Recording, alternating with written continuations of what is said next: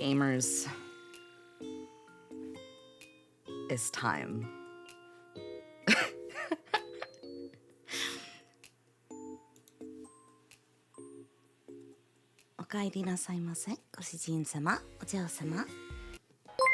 Now, one thing you might notice, and thank you so much for gifting 5 subs, thank you, is that my voice is kind of scratchy today.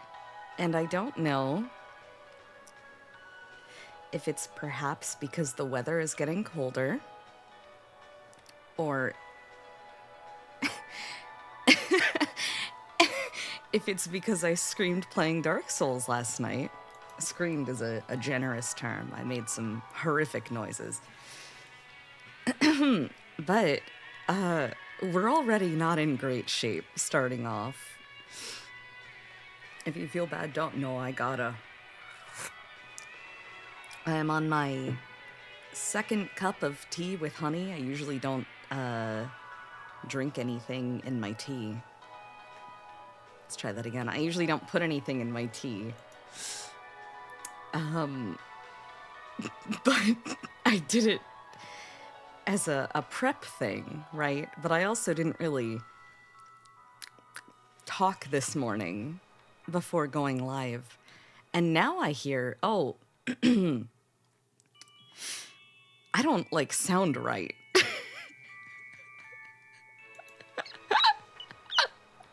Which I was, worried would happen as a result of doing an endurance reading stream because of the thyroid shit. But, we do what we must. We gotta finish this game. It's been sitting around for far too long. So I got some nice tea. I'm in my comfy jammies. I got the window open. There's a nice breeze. Earlier this week, it was like $80. Oh my God, 80 degrees. But now we got like a more fall draft, I'd say. So that's good. Hello, Karen. Hello, Panis. Hello, Cronus. Hello, Lobbying Group. Hello, Wolfborg. Hello, Mark. Hello, Thunder. Hello, Hiyori. Hello, Scarf. Hello, Ophil. Hello, Garden. Hello, Felius. Hello, Niano. I'm gonna do something silly crazy, I think. Like, what? What a threat! Hello, Lop. Wow! It's my favorite VTuber maid, Takamura Takako. She's playing Myth, the 2008 visual novel by Circle Tempo that is currently 40% off at $8.99 on Steam, with the translation by Manga Gamer. That's true. So true, in fact, that I pinned it. I back-pinned it. Hello, Garden, in the pipe 5x5. What does that mean? Congrats on your 5-stream streak. Hello from Work VPN. Is that okay? I'll try not to make any crude jokes so you don't get in trouble. I'm sure my model won't get you in trouble. Hello, DJ. Hello, Corbin. Oh, I'm streaking to the Takamura Takako starting screen while eating dinner at 3 a.m. because I accidentally took a nap after work today. Oh, is that good? Was that a good Corbin impression? Good morning and also good night, sir.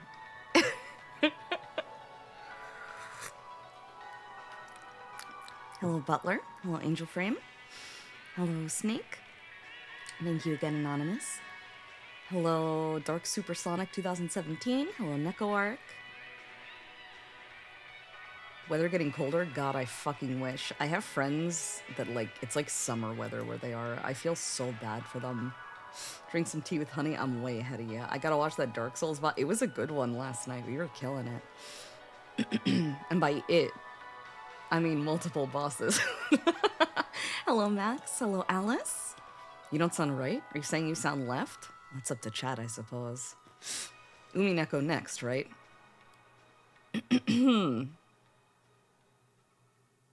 Yeah. Oh, yeah, for sure.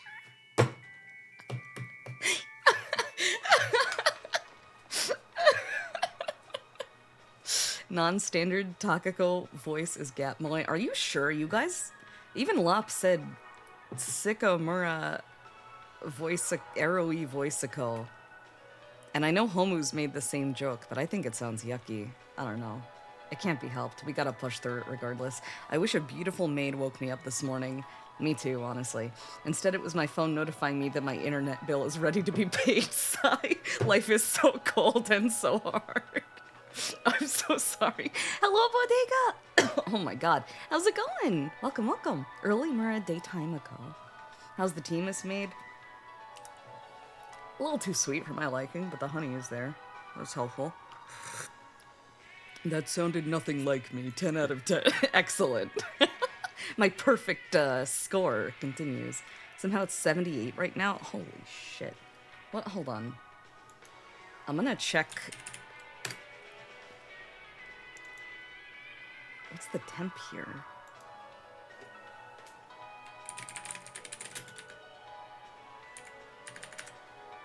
Wait, I can never remember my zip code. Oops. Okay, so it's so it's over 80 here actually. The breeze was a little lulled me into a false sense of security. Hello, Anika. How's it going? The deeper tone is a nice variation of surviving. Yeah, boy, don't I fucking know it. I understand. I just search weather closest city to me. I wonder which city that is.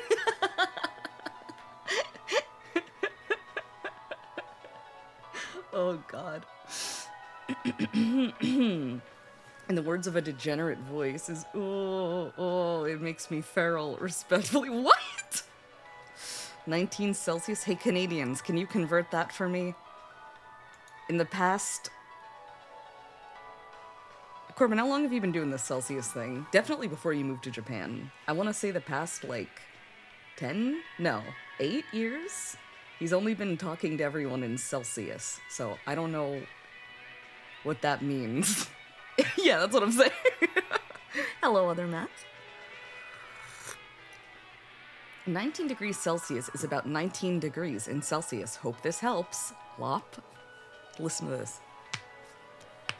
That's the sound of my knuckles cracking.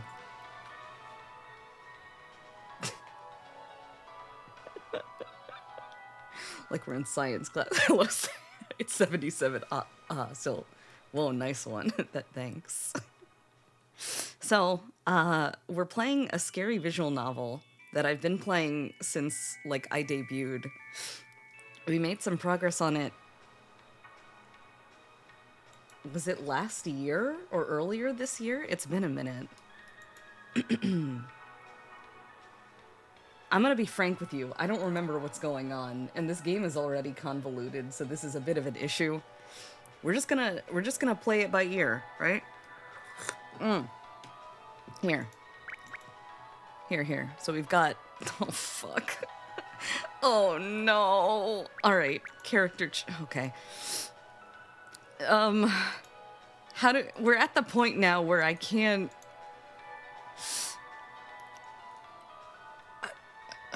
There's meta-narrative... Yeah, what Nano said. Listen, the playlist is up on YouTube if you... It's... Angel, I don't know how to tell you this, but Myth is about 10 times more complicated than Umineko lore-wise. Girl who's read 3 out of 8 games. Playlists.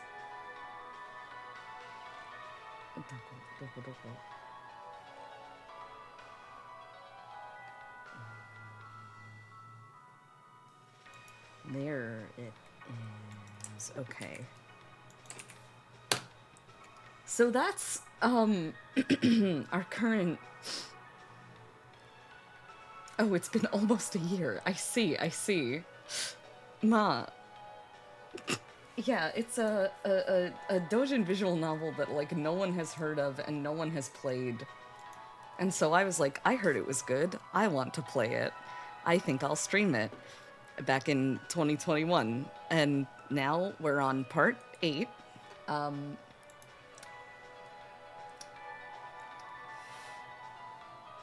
We should just start, I think, and we'll fill it in when we go. Yeah. 11:28. Wait, did they get back to the...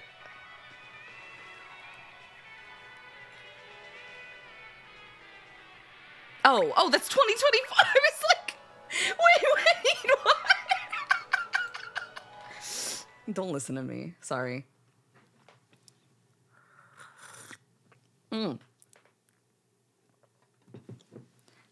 Fuck, who's talking? I know it's 2016 Tokyo.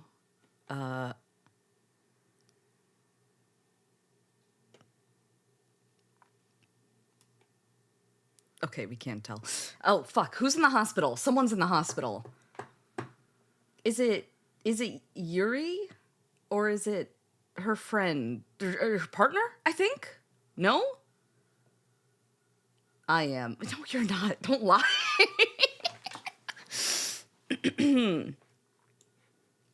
I chose philosophy as a means of staving off boredom. Whether I was lying in bed, reading a book, or eating a meal, I tried to be thinking something at all times. When I did, I inexplicably came to find that mindlessly lying in bed wasn't as meaningless as I had thought. Even when you do nothing, you're doing something. For example, when you sleep so much that you stop sleeping and you're merely lying with your eyes closed, you're still living. That's a way to think about it. Considering things simply from the broad categories of being alive and being dead, my life here wasn't much different from life in the office. In which case, why did I go to the office? Why not spend the whole day asleep? She had an episode at the police. Oh, yeah, she had like a panic attack. Is she? She's in the hospital. Okay, all right. Trying to determine the reasons for things rather than taking them as a given was an optimal way to kill time. Another interesting experiment was to consider what defined the difference between art and trash, or brilliance and madness. The differences are reception, situational luck, and technology, I think. When my words followed my thoughts, I finally noticed someone was there. Picasso is a prime example. With no knowledge of his reputation, his paintings look like little more than scribbles, but they're highly praised. I'm sorry, but what is this about? Oh! Okay, wasn't there some kind of hostage situation with Soul, and then Riri got killed by Shimon? Which isn't even a spoiler because it keeps fucking happening. Right? And then the loli from the village, Uni-chan, is like the niece of, I think, Yuri's partner? Right? And he's keeping her company in the hospital, I think. I'm sorry, but what is this about? Uni-chan seemed unhappy with the interruption. Never mind. Sorry I haven't called, boss. Camry came to visit in the afternoon. How are you feeling? I'll be fully recovered in 2 or 3 weeks. Haven't been too worried, have you? Camry gave me a peerless smile in return. When I heard you were Oh, yeah! Her, her old college friend joined a cult and kept coming to her house, and then she stabbed her, right? Okay. We're so back. When I heard you were stabbed, of course I was worried. I called him to say how it was going the day after the incident anyway, but worrying is in Kemmery's nature. So, how are things at the office? All as you ordered. I'm taking care of the simple matters. We haven't gotten any big jobs, as you could guess. The news of my stabbing seemed to be fairly widely publicized. Being connected to the police does make information spread like nothing else. I hoped I wouldn't lose too much trust after this incident, though. I'm not here to visit today. I have a special report ahead of even the newspapers. Hello, Craigie. How's it going? I asked what it was. There hadn't been any news that particularly stood out lately, so I was curious. Your stabber was captured, apparently. I think they'll be announcing it to the media tomorrow morning. There was a prickling pain in my chest. So they got Yukihime. Good. That's good. Yes. I whispered, as though I was trying to convince myself. She was an attempted murderer, but she had been a friend. A pretty good friend at that. I'll be off now, then. I was actually on the way somewhere, so I can't stay too long. After telling me to look after myself, Kemery rushed out. Actually, hold on, my windows are messed up. Okay, there we go. Hiro-san? Yuni-chan returned with a look of concern on her face. She had left while Kemari was here to avoid interrupting us. What's wrong? You look a bit pale. My assistant came to tell me that the woman who stabbed me was arrested. Really? All of Yuni-chan's worry melted away. Now she was smiling like it was someone's birthday party. That's great. I'm sure Uncle worked really hard to make that happen. Yes. Looking at her smile forced me to smile myself. I'll tell the doctor. He'll be happy to hear this. Yuni-chan ran off. No running in the hospital. She probably didn't hear me. I silently closed my eyes. It was an attempt to restrain the complicated emotions I was feeling. In any case, this was a good thing. Yukihime committed a crime, so she should receive the proper punishment, regardless of how much of a ditz she was, regardless of how she wouldn't even hurt a fly before.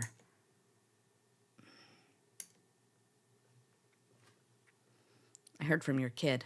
Sounds like the culprit was arrested. Good for you. That night, the doctor came for my checkup and congratulated me as such. Thank you. I responded without clearing up the misunderstanding about Yuni-chan. It wasn't a particularly problematic mistake anyway. Hope this means more good things to come and you can get out of the hospital soon. The doctor grinned.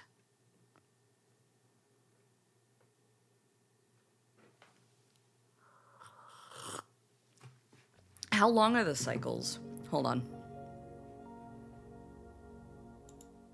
Do we remember? Wait. 20 days. Okay. That's how long the loops are. Eeh!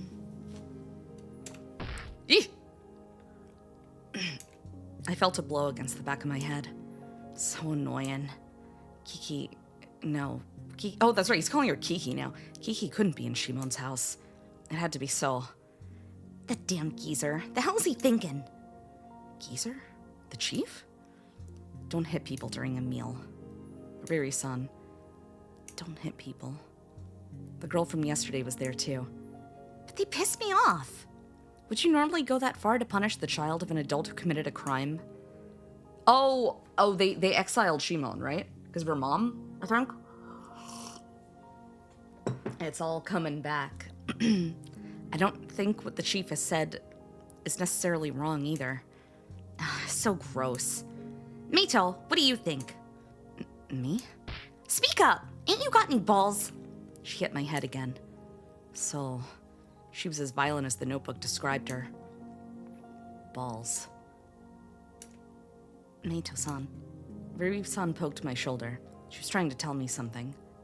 That must have been a sign for something. I wasn't sure what, though. Anyway, it's time for dinner. Can't fight on an empty stomach. Getting mad will use up your energy, too. Let's eat. Let's eat. Eat. The grasslands at night were bathed under the unnaturally strong moonlight. The scene had abruptly changed. Is that so? Riri-san was beside me. Riri-san. Why didn't you say anything? She seemed a little mad. Why? I know you're just looking out for her, but I wish you would have told myself and So-san. I'm sorry. I had no idea what she was talking about. Did Shimon-san know? Early Mito, hello, Chilean. I see. I can imagine as much.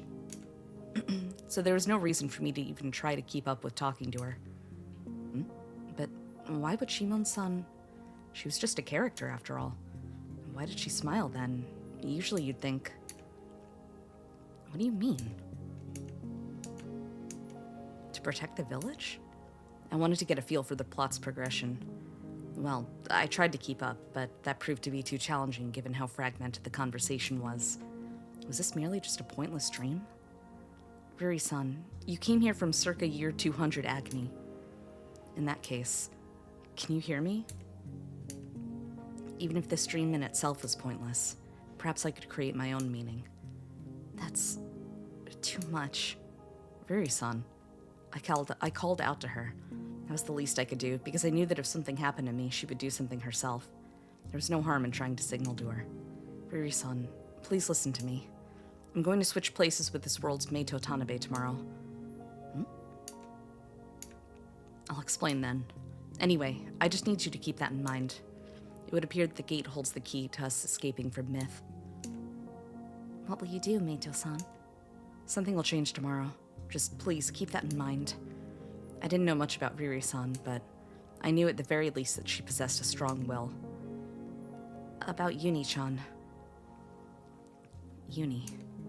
I was curious about what she just said. She couldn't have said that of her own will. Uzumaki Beat, thank you so much for following. Welcome to the White Rose Cafe, thank you. Meaning it was something she said as a character. Uni. Uni-ichi. Odin. Did she exist within the main plot as well? And the truth is, Riri-san hesitated. She was clearly about to say something that was important. Uni-chan is the one who stole the whistle. I saw her with the whistle the night before the chief came. The whistle? You mean this? The old whistle was in my pocket. I took it out. Was this what Riri-san was talking about? That means that Uni from this world is Uni from my world. Is that whistle really that important to her? It must be. I couldn't imagine her stealing it otherwise. Damn it, this isn't working. Hey! Shinjuku. A bit away from the front of the station, I recognized where I was. Hey, are you okay? Yeah. The span of time was disrupted in those dreams. That was something I could easily tell when I was in this world. It was too late for me to go to school. But it was definitely still morning for me. Huh? Wait. Isn't that like 7 o'clock at night? No? Am I stupid? No, okay. Well, that's okay. I'll do what I have to within this limited amount of time. First up. My heart raced the more I tried to think calmly. The key to tomorrow that Valkyrie showed me, that was something I could never actually imagine doing under normal circumstances. But I had no choice now. I had to search for him.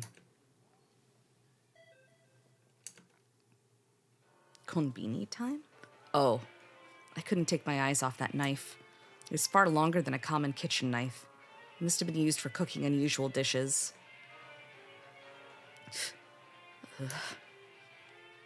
This was the most dangerous weapon I could think of that I could easily obtain in this peaceful world. Is the game volume okay, by the way? It looks a little quiet. Let me turn it up a bit.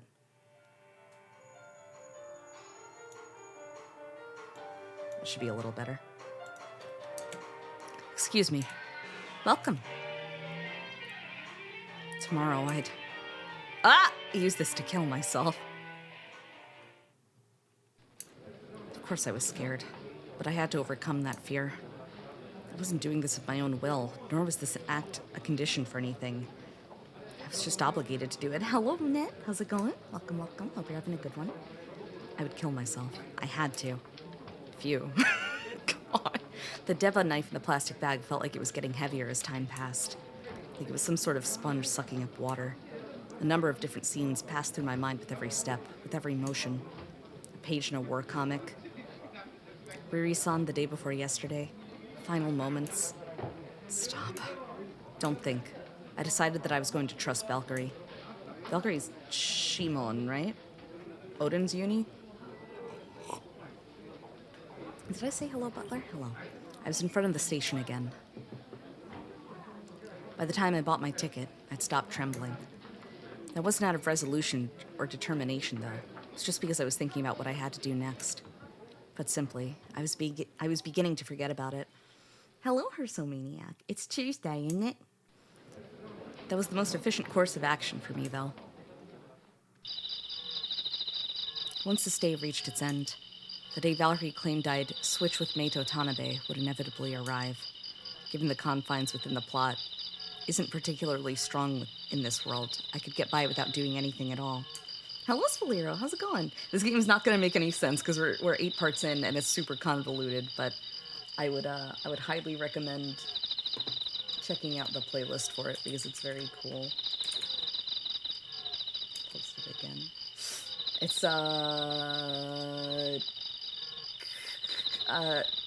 metafiction. It's very like characters within a story are aware they're in a looping story and are trying to like figure out how to get out of it.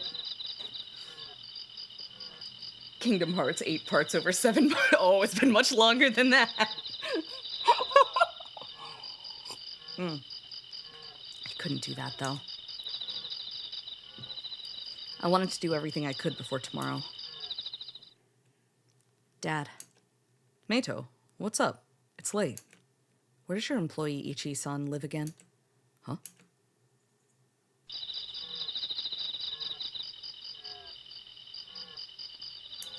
The apartment building she lived in seemed new, though it looked dirty on the outside. So you know Shibamiki Residential Complex. This is where Ryoko Ichi lived, apparently. And that's, Riri in this world, right? I checked the nameplate. Ichi. This had to be it. Who is it? I vaguely recognized the voice coming from the door. Ryoko Ichi. She was holding a baby. She looked very similar to Riri-san. No, near identical. Her face and even the clothes she was wearing were just like Riri-san's. Meito-kun? Did they meet? Let me brew some tea. Ryoko invited me inside without hesitating. She seemed to... Oh my god, that's loud. Okay. Thank you, Dojin Game. Thank you for your... highly variant audio levels. Oh, not Mist. I've heard good things about that one, though. She seemed to have just returned from shopping, or at least that was the impression I got from the bags strewn about. Sorry for the wait. She handed me some Darjeeling tea. Thanks. I took the cup and wet my lips with the tea. You surprised me. I wouldn't expect you to just show up without calling first. She smiled. What's up? I get it. Have you come to kidnap Uni again? Wait. Hold on. He saw a video, right? Like a VHS, a spooky VHS. That was family footage of him and her and their baby, right? Yes? No? Right? Okay. There's like 5 different universes in this game, so I can't... What's a VHS? Don't do this for me. Or don't do this to me. Off-shoulder cream sweaters with tank bra straps showing. It's true! It's so powerful! I didn't have time to joke with her, though. I got right to the point. Have you spoken with Uni's father at all? Huh? Oh! Was that a different...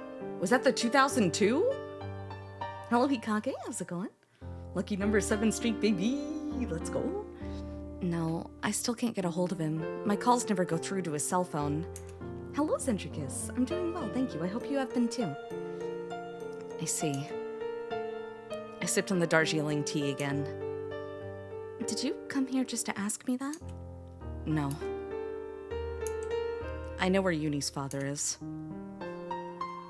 Huh? She seemed half convinced that I was telling the truth. I continued without delay. He's very far away. A place that I think you've been to before. Where? The world of shadows. Huh? You can't remember? Anything at all? Wait a moment. I'm not really sure what you mean. Please remember. Riri-san.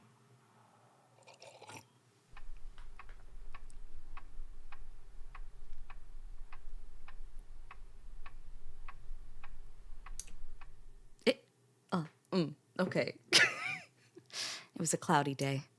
Near the end of visiting hours, I had an unexpected guest. He always had to pick the worst times to show up. It had to be when I wasn't in the mood to talk to anyone. How you doing? Uni giving you any trouble? Edogawa asked as he removed his coat. I couldn't even be bothered to sit up in bed, so I answered lying down. Are you sending Yuni-chan here to give me trouble? Well, no, the opposite, said Edogawa. Then it's the opposite, I replied. Sounds like you're in a bad mood. Hospitals don't do much to heal your mood, unfortunately. I bitterly smiled. Edogawa returned a similarly stiff grin. Is this about the stabber? Edogawa asked with displeasure. Yep, they were arrested, apparently. When I revealed the cause of my sulking, the tension in Edogawa's face gradually relaxed. Then he sat right down by the bed. After which, he fell silent. What is it? Something was unnatural about Edogawa's behavior. He wore the unsure expression of someone struggling with being forced to arrest and investigate someone who, while not a friend, was an acquaintance. Well, what I'd been planning to do was ask for details about the crime, but he immediately got over it. Edogawa went on. I couldn't tell if he was only pushing his concern aside for now or not, but he sounded disappointed. Don't get mad at me. We've got evidence, witness testimony, and the weapon all lined up. Just trying to see what else we can get, Edogawa said in an attempt to appease me. I felt like we may or may not have been on the same page. Maybe it was just my imagination, but it felt like something wasn't connecting. Hey, can I ask what you're talking about? The stabber, obviously? Right, about Yuki. Huh? Edogawa's eyes widened. Have you not looked at a newspaper or anything? I don't typically look at the local news, nor do I particularly feel like it right now. Seriously? His look instantly told me the source of the confusion. It turned out that whoever the police arrested for this crime was... You got the wrong guy? I glared at Edogawa again. His bitter smile and reaction made me sigh so hard that the breath hit his face. Did what I said on the day I was admitted to the hospital somehow result in the wrong arrest? I said we've got evidence. Witness says they're positive about it, too, and the knife we collected has your blood on it. Everything points to him being the culprit, Edogawa declared like a middle-aged man on top of a political party's rallying car. At some point, he'd taken out an electronic journal to help explain. I took the journal and looked over Edogawa's so-called proof. PN Koichi, age 37. Weapon, 16-centimeter kitchen knife. Victim's blood detected on the blade. Witness testimony. Description of the man running away with a knife matches the suspect. DNA analysis in progress. Nice. Who's this? I told you, it's the culprit. I can't believe this. I was so shocked that I couldn't do anything but stare at the ceiling. The victim's telling them she saw the culprit. This mystery man who appeared out of nowhere contradicts that. Isn't it obvious who they should trust in this case? Well, I'm not surprised if you're shocked for now. Thing is, no amount of testimony from you can stand up to hard proof. I'm sorry to interrupt while you visit your wife, sir, someone said before I could argue. Oh, didn't see you there. It was my doctor. My checkup was supposed to be done for the day, though. Why, if it isn't the doctor? Thank you for taking care of my wife. I clawed at Edogawa's leg. His strenuous attempt to not groan in pain made me feel a little better. What a nice couple. The doctor smiled. A child who looks after her mother, and a husband who visits his wife. Well, I can't say the misunderstanding is unexpected. Are you about to perform her checkup? Edogawa asked the doctor, such that I'd lost the chance to clear things up completely. No, she's already had her checkup today. I'm here to inform her that she can leave the hospital. Wow, that was fast. Should still be about a week, shouldn't it? I was as surprised as I was ecstatic. It was as though I was being released from prison. It's because she tried so hard to get better, the doctor said and took my hand. That's what happens when you do what the doctor says. It sounded like a bit of an exaggeration for someone who took 2 weeks to fully recover anyway. Regardless, what was important was I was getting out. Get your belongings together, you two. Please leave the hospital by 10, the doctor said in a businesslike manner and left. He must have had other work to take care of. I didn't want him to be around for too long either. So he'll think I'm your wife forever now. And he thinks I'm your child. Yuni-chan appeared with a flower and used it to replace an old one. I was still bothered by all this. I heard from the doctor. Congrats on the speedy recovery, hero. Oh, fuck. I can't do a lowly voice while I'm sick. I'm sorry. I heard from the doctor. Congrats on the speedy recovery, hero-san. Thanks. I felt faintly dizzy. Too much was happening at once. Maybe it's a side effect of being trapped in such a boring place for so long. Anyway, I took out what I valued most from the event that was inflicted on me. As I glared at Edogawa, he blankly glanced at the vase. I'm having you take me down to the police department tomorrow. I'm sure you cops want to talk to me, too. Edogawa gave me yet another bitter smile.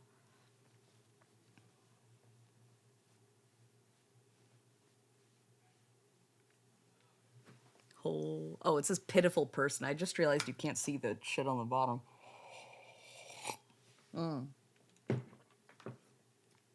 Riri?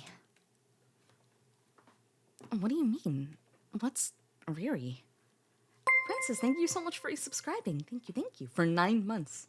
Almost a year ago, Shijin. Okaeri?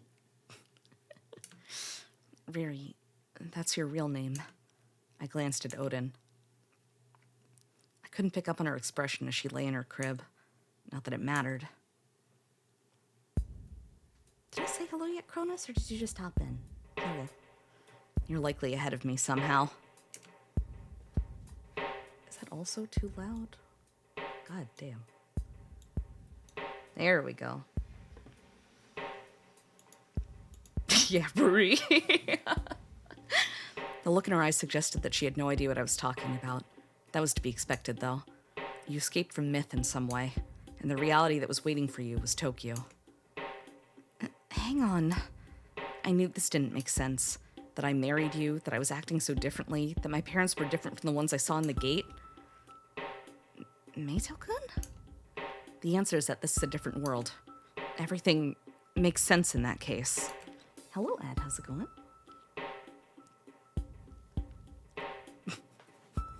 I've been here. Oh, hell yeah. This isn't reality.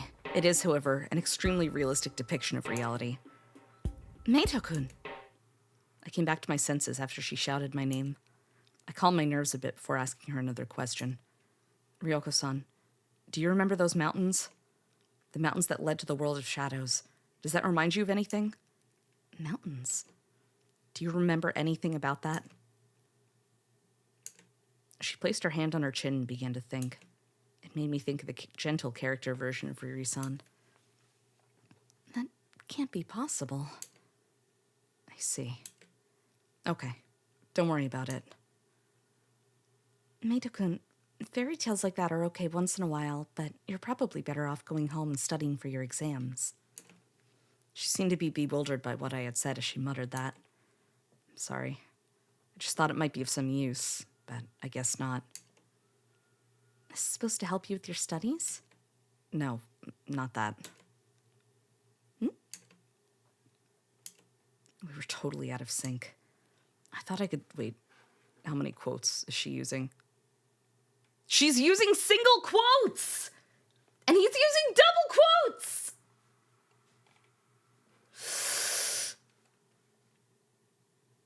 Okay. I thought I could stimulate her memories as Riri and potentially learn more about what was to come, but actually, wait, hold on. Has she the whole time? No, he's been talking in single quotes too.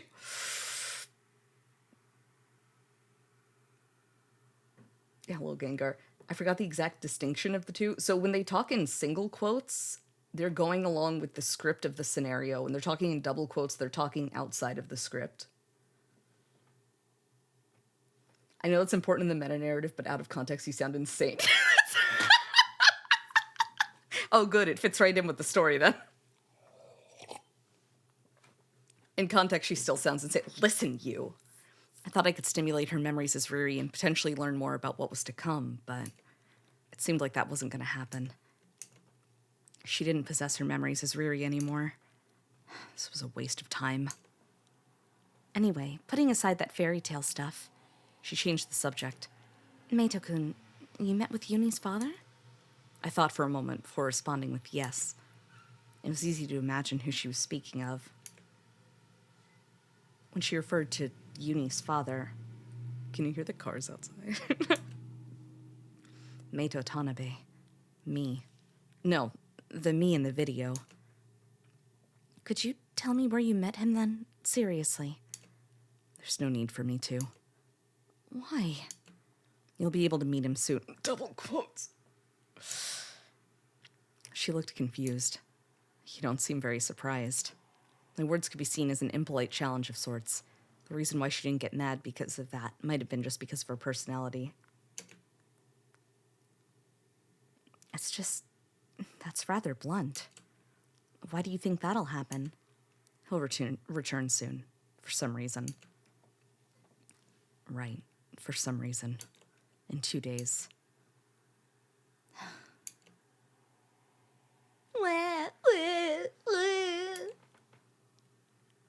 Yuni began to make a commotion from her crib. She wailed and cried.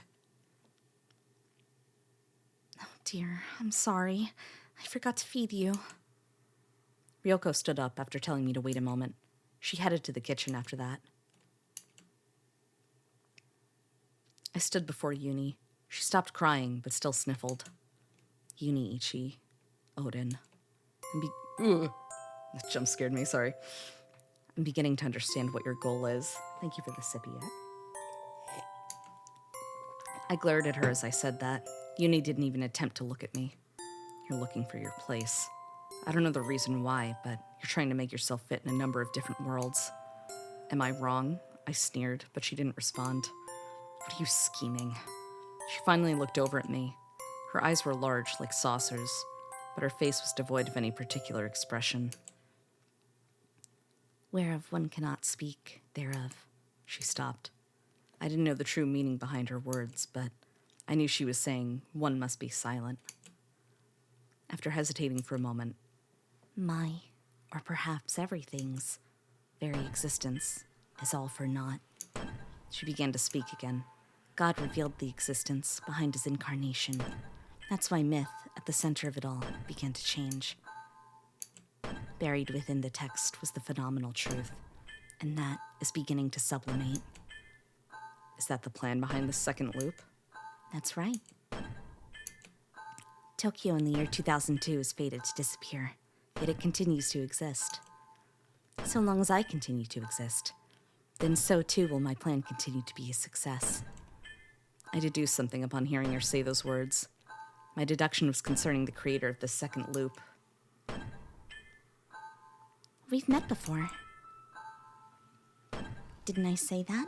That we've met... Whoa! That we've met before?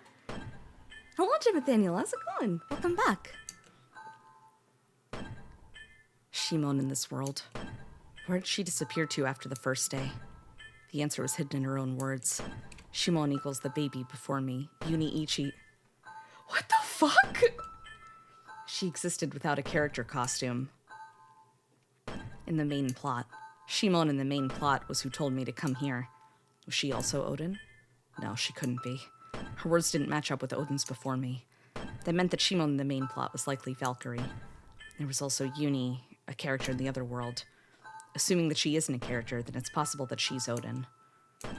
Meaning, the person writing the main plot for Myth would disappear. Whoever wrote Myth this time couldn't have been Odin? That seemed to be the most likely outcome. This was the most probable synopsis. And some sort of deal was arranged between Odin and whoever the author is this time around. Everything went as Odin wanted up until now, but Shimon in the main plot, or rather, Valkyrie, told me as much in that dream. Soon. You'll be moved soon. And there, you'll be killed by the hands of a new Ridari. Are we going back to...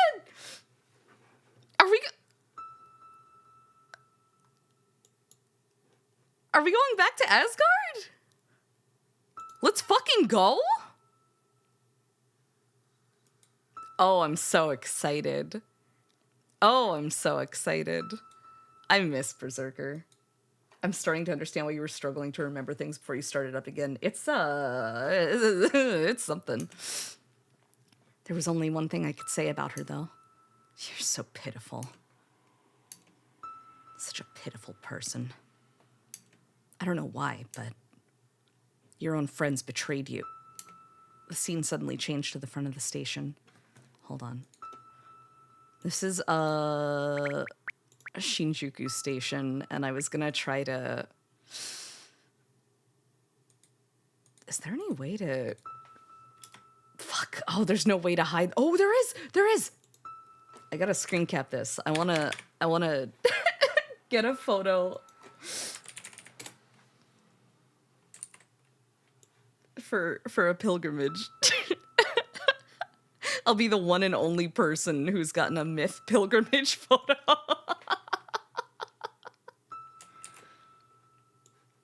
My love for you is like a truck berserker.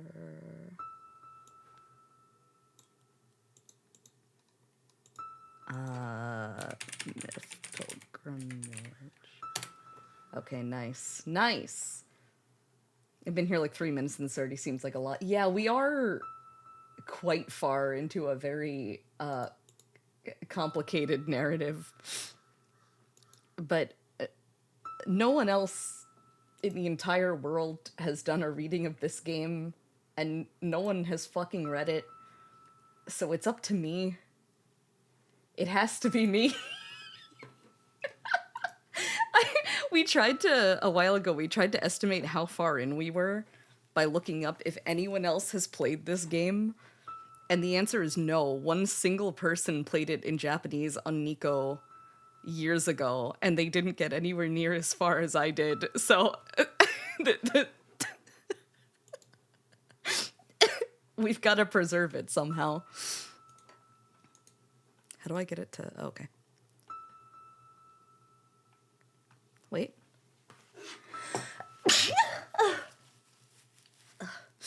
Sorry. Copyright laws with visual novels. I mean, it's a doujin game. I don't know if circle tempo still exists even. Bless you. Thank you, Dipster. You're a trooper, Takako. Good, thank you, Jolly Grunt. I hope you're doing well. I mean, I like it, so it's fine, but this is the first sudden scene change since I arrived in this side plot. Was everything finally coming into place in the other world?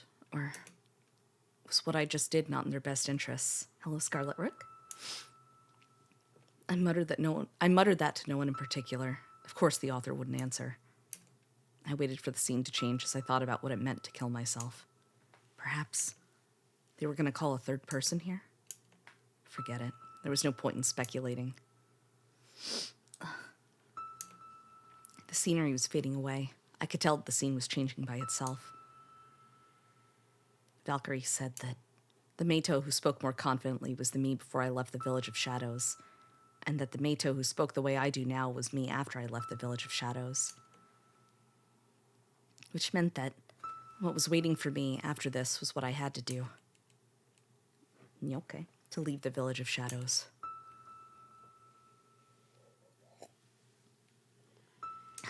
Sorry. I have no choice but to kill you. Oh! This is, fucking... what is this? Was this Berserker? Who had to kill Meito? And he was like, wait, you look just like me. Was that it? Is this what the kids these days call Denpa? Yes.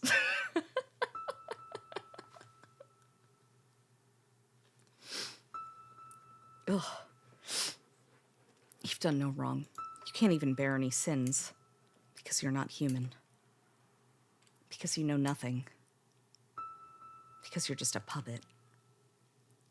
Because I'm going to be your substitute. And I'll escape from here. So...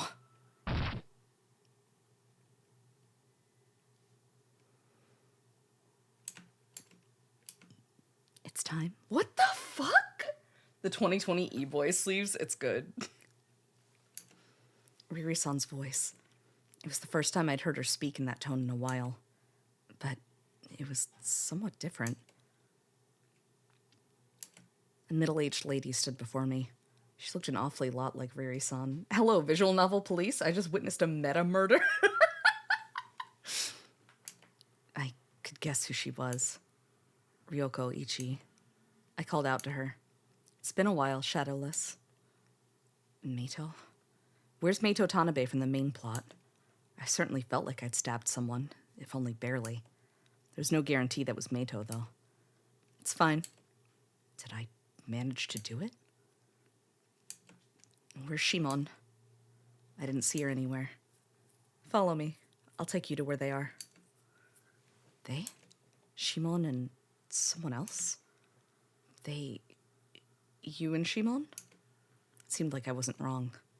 Ryoko ignored me, though, as she began to walk. Hey, listen to me. Like it makes a difference if I tell you anything. Space-time dictates we should never meet one another. Are you that fascinated by the idea of idly chatting with me? I'll change the future myself. You once told me that. That was you then, and here I am now. Therefore, conversations aimed at the future are worthless. So long as you think that, it means we'll never interact. I'll tell you of tomorrow once you've given up on everything. So long as you hold ambitions of returning to reality, though. Reject me, and accept yourself. Find happiness with your own two hands. Beyond all the struggles you must face. If you can, that is. Oh, we're so back. We're so back. I miss Berserker. It was so bright.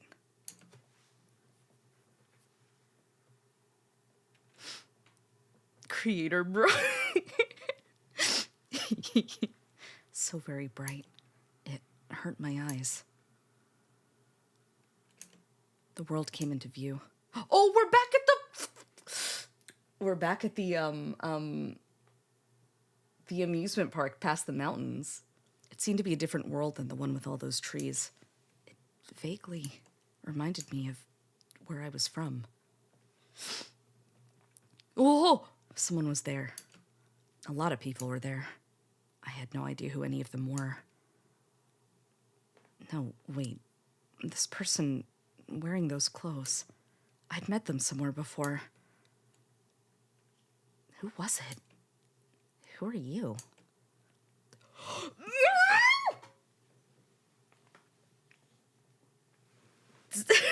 I'm fucking pogging, dude.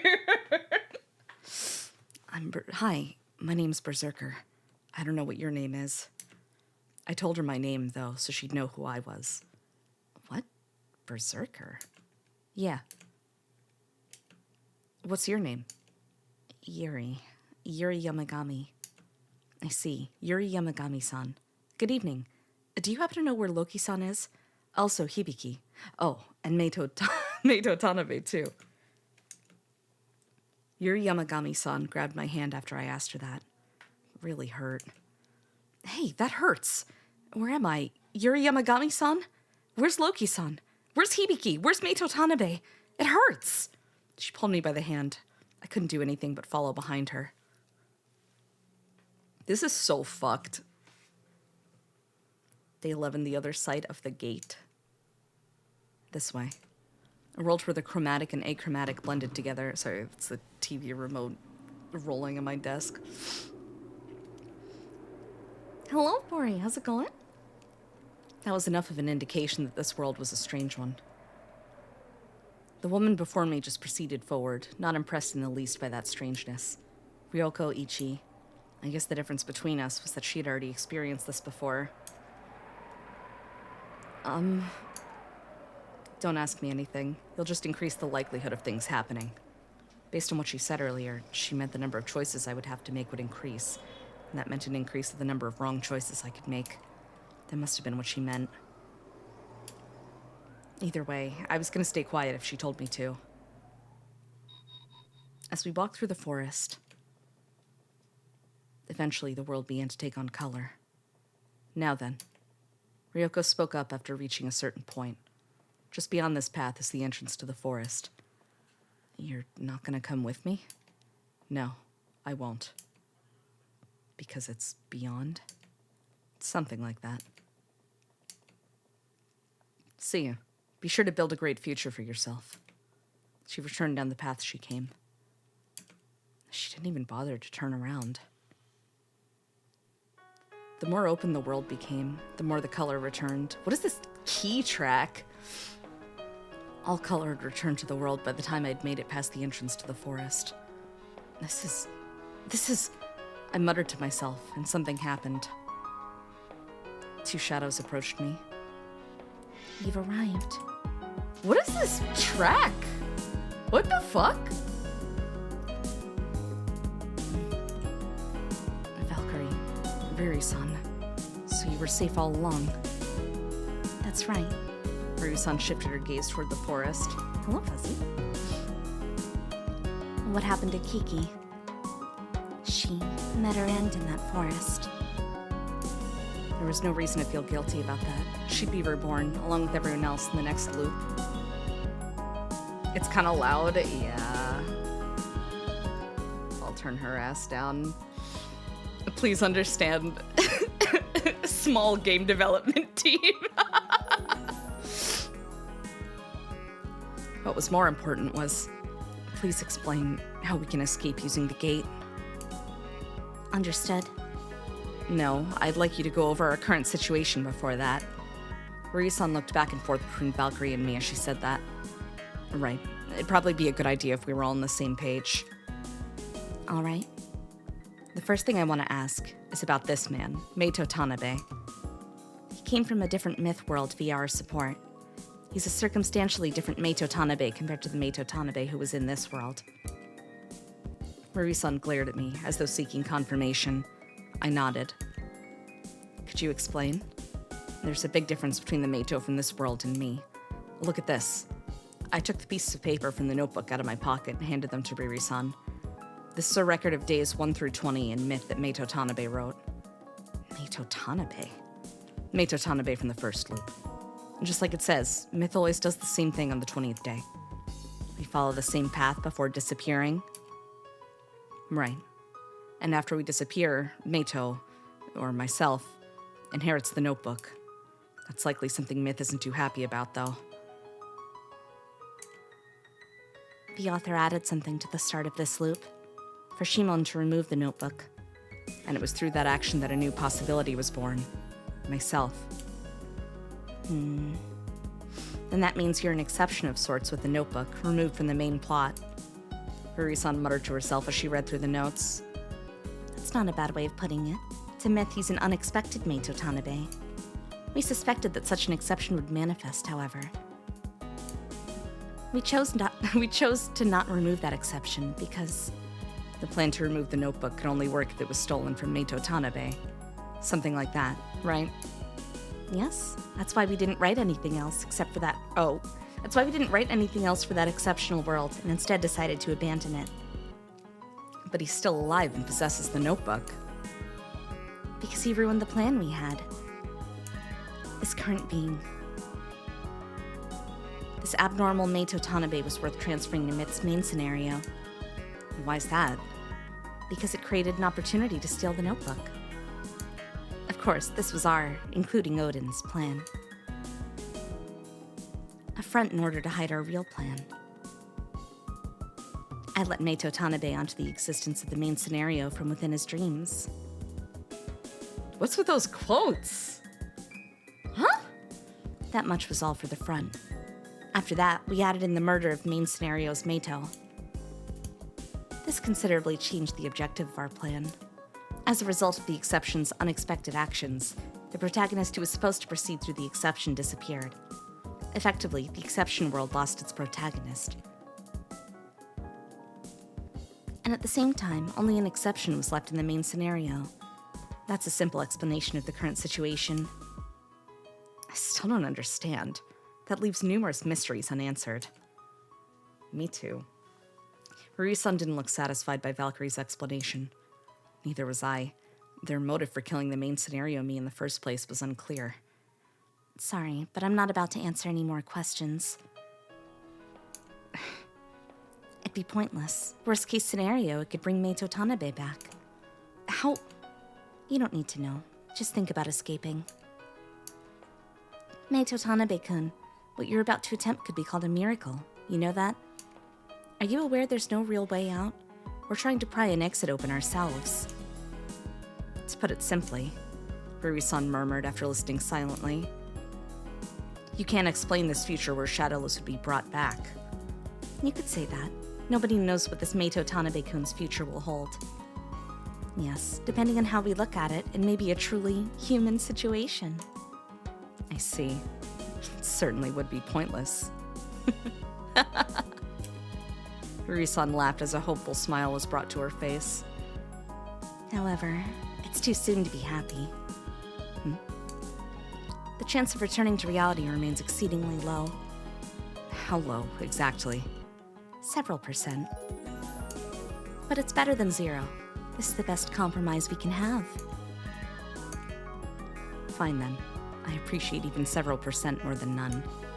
Riri-san said, cementing her determination. Yeah. After coming this far, all we could do is believe. Believe in Valkyrie, the administrators, and that small percent chance. Wait, did I skip a line? Hold on. No, okay. Now, shall we go? One last thing. Valkyrie had started walking before I could answer. I called out to stop her. Is the clicking of the enter key too distracting, by the way? Is it better if I click? We'll see. Can I ask why you all betrayed Odin? That has nothing to do with escaping either. You can leave out details that cause problems. Could you tell me anything? Just think of it as small talk. Because she was using myth for herself. That was the last thing she said. Then she walked off by herself. Seemed like she was done organizing the current situation. For herself. Have any idea what that might mean? You're looking for your place. I don't know the reason why, but you're trying to make yourself fit in a number of different worlds. No. It was only a guess. Coming to that conclusion was better left until I had more information. Let's go, Riri-san. We followed Valkyrie. Wait a moment. This time I was stopped by Riri-san. You forgot something. She handed me the notebook she was holding. Oh, I'm sorry. This was what we were depending on. I couldn't let myself leave it somewhere. 5, huh? It was the number of sheets left in the notebook. 3 were used, while 2 were still blank. Riri-san, take this. I handed her 1 sheet, just in case anything happened. She silently accepted it. We arrived in a familiar blank location. As I looked back on my memories, we proceeded towards the gate. I felt stares on me, cold, sharp stares. Hey, we were met with an old man. He's the village chief, the actor in that role, rather. Now that he has his hands free, he's nobody, though. The person who was apparently the chief glared at us with his big, piercing eyes. This ain't what the plan said. You got some other goal in mind? The chief's heavy voice echoed. This is Maid Tanabe. I'm returning into reality. All the villagers started talking amongst themselves immediately. Alrighty, but why? You felt the disturbance from this man yourselves, haven't you? Even now, in this cycle, chaos is happening. You know that as an administrator of myth, I can't let this be, don't you? Okay, but is that safe? If he ends up changing something... It's fine. He's from a dimension that doesn't change anything. We've already done research into it. The commotion stopped. Valkyrie tried to proceed, but the chief wouldn't move. Get out of the way. Sorry. Oh! Sorry, but I can't trust you. Valkyrie or not, you... The chief's head hurtled through the air. Sorry, but there's no time. Disappear now or on the 20th day. It's your choice. The town returned to silence. Smart decision. We passed through the massive shadows and resumed walking.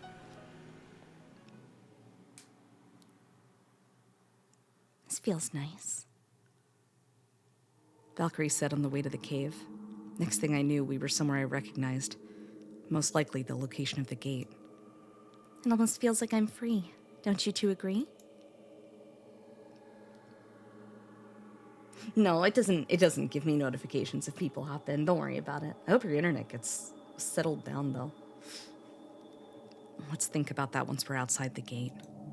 Agreed. Well, I'm glad you're driven. This was our only chance. A chance we were only getting fooled by Odin. We couldn't let it go to waste. Valkyrie. What? Should I thank you and the other administrators? I wouldn't say should. We don't know if we'll succeed or not yet. Is that all? Yeah. Valkyrie turned around and began chanting a spell at the wall. Shadowless. As I watched, Riri-san called to me. If reality's beyond the gate, this is probably goodbye. Maybe so. Hey, About what you mentioned the other day. Huh? About Kiki. Why'd she ask you to tell me to forget about her? Did the main scenario me tell her this? Dunno. Don't lie. Kiki was starting to accept myth. She said she'd keep waiting to see the end of the story. Please change this, Ruri-san. When you return to the world of Agni, please look for the source of myth. If you destroy it, I'm sure Kiki will come back too. Not that there's any proof of that, but I was planning to do so anyway. Another dimension floated in front of us. It was the second gate I'd seen. Now, enter the gate. The gate was about as wide as the average person is tall. It was too dark to determine what lay beyond it. Let's go, Shadowless. Right. We slowly stepped towards the gate. Oh. I'm depending on you, Meito.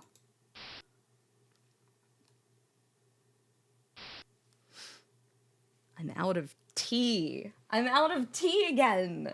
Hold on. Let me refill. Chotto. One sec. It'll be quick.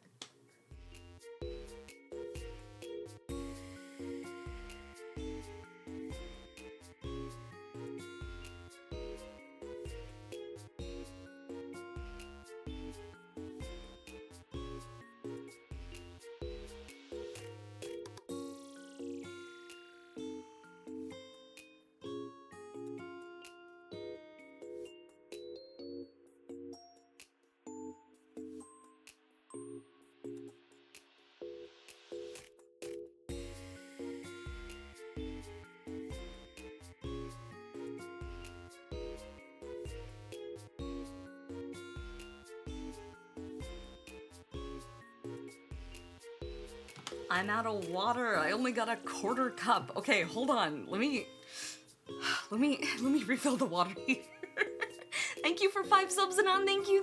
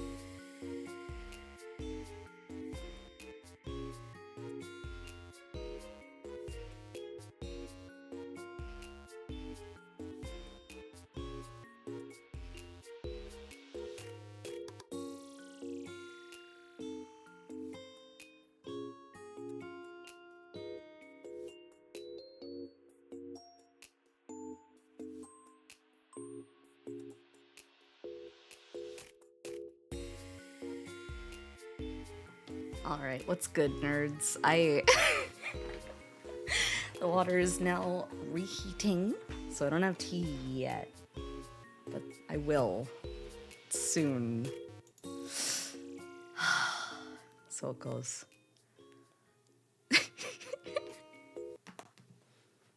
Okay. I miss Takako.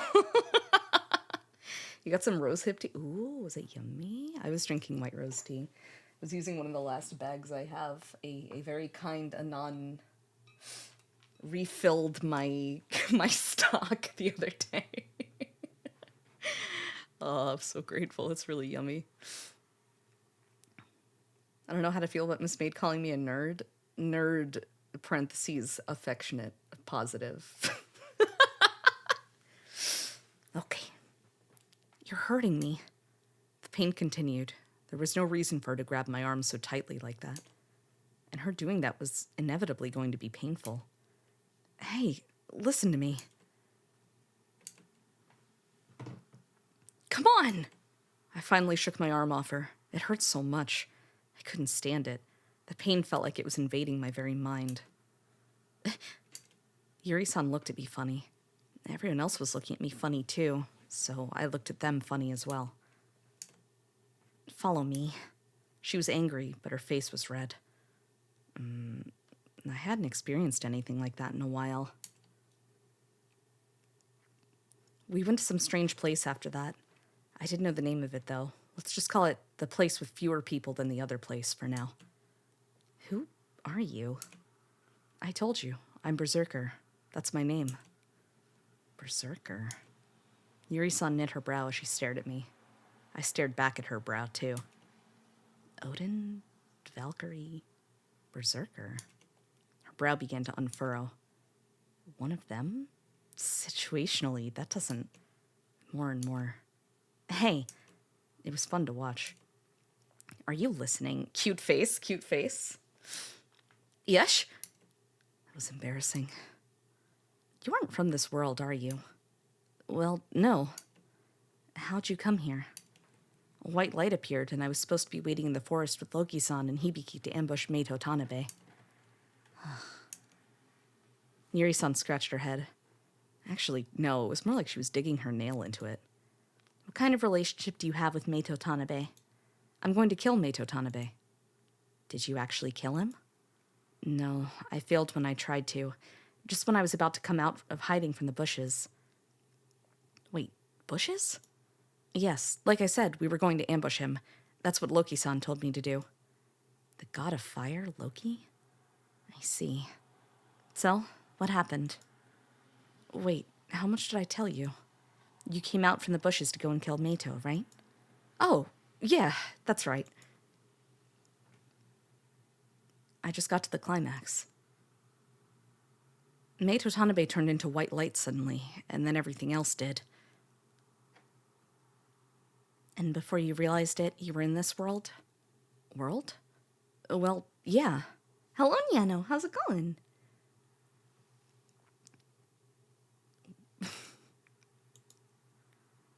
Yuri-san put her hand on her chin. She must have been thinking to herself. I had nothing to do, but there was something that looked fun nearby. A seat hanging on 2 chains. Whoa. Whoa! Whoa! Hello next time. Oh, Berserker is so cute. Berserker is so cute. Okay, I'm bored. I'm gaming, hope you are too. Hell yeah. I guess I'm going back. I told Yuri-san that. She still had her hand on her chin. Going back? Where? Back to my world. Your world? Oh, I'm sorry. She must not know what I mean. I'm going back to Asgard. That's where I originally came from. That's why I'm gonna go back. To go back. How can I go back? Was there some way to go back? Oh, shoot. I have to remember. They won't stick around for long. We have to do something quick. Not that. not that either. Listen up, Berserker. This. If you see a girl before you, say this. My name is Berserker. Introduce yourself. After that, you have to go to the Hoinkyo headquarters with her. Huh? Huh? Huh? Hoinkyo. Go to the Hoinkyo headquarters. Hoinkyo? Yeah, that's what Loki-san said. That's where I have to go. Right, all I have to do is go to this Hoinkyo place and I can go back home. Oh, wait. What now? Do you know where that is? Oh no. I think I forgot. Let me try remembering again. No, Cronus, he got to attack Mato, and then as soon as he was about to, he got sent to 2002, and he ran into Yuri. Let's go. I'll show you where it is. Huh? I was going to ask her if she really did know where it was, but I stopped because she began to walk away. Is this Yuri Yamagami-san a good person? I don't know, but she might be. I proceeded to follow behind her. What a mess. Oh boy. Day 12, who's the strange one?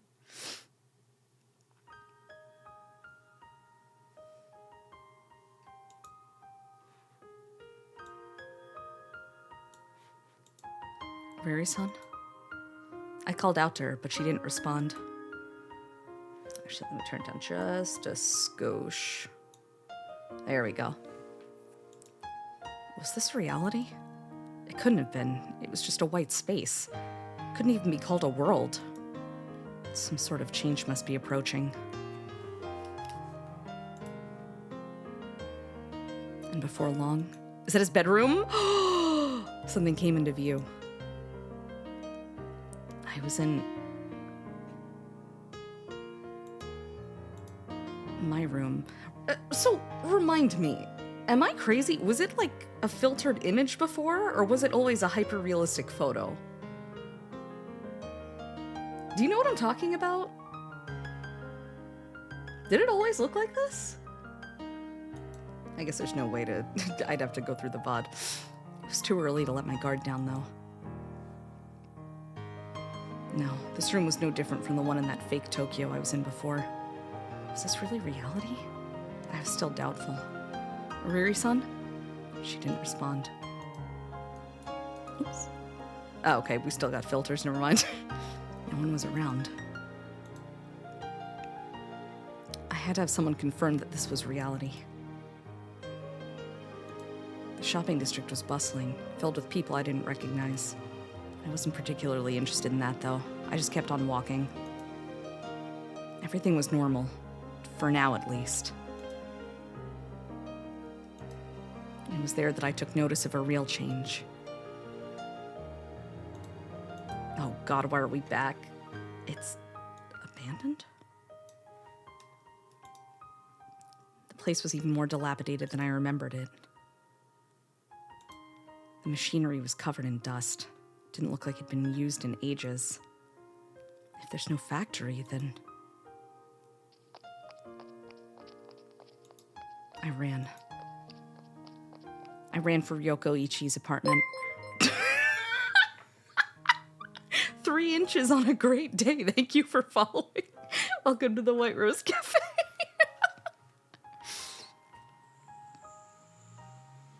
It, too, was empty. Was this really reality? This was clearly different than Tokyo up until the 10th day, at least. Hello, Flea Flicker. Welcome back. I really wasn't sure if this was reality or not. I tried to think of a way of checking whether it was or wasn't. There was a change, though. I recognized someone among the throngs of people. Yuri. Yuri was walking with some high school girls who seemed to be her friends. She was wearing her school uniform, happily talking with them. She seemed like your average high school girl. There was nothing. Getting in the way, like myth.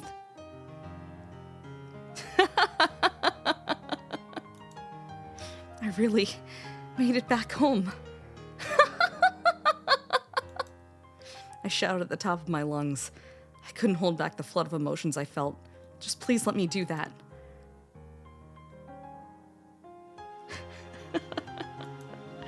I looked down again. The world hadn't changed.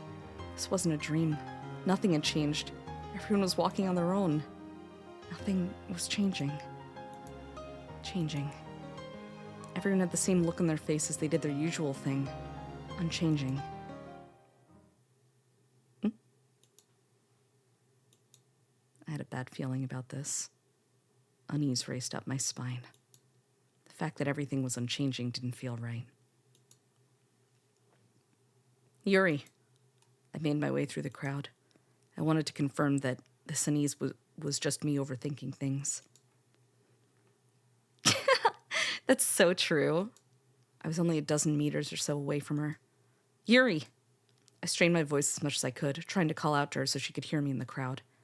Yeah, well, right. Just a few meters away from her. Yuri! 2 meters. Yuri, it's me! It's Mito! Yeah, Keiko's totally right.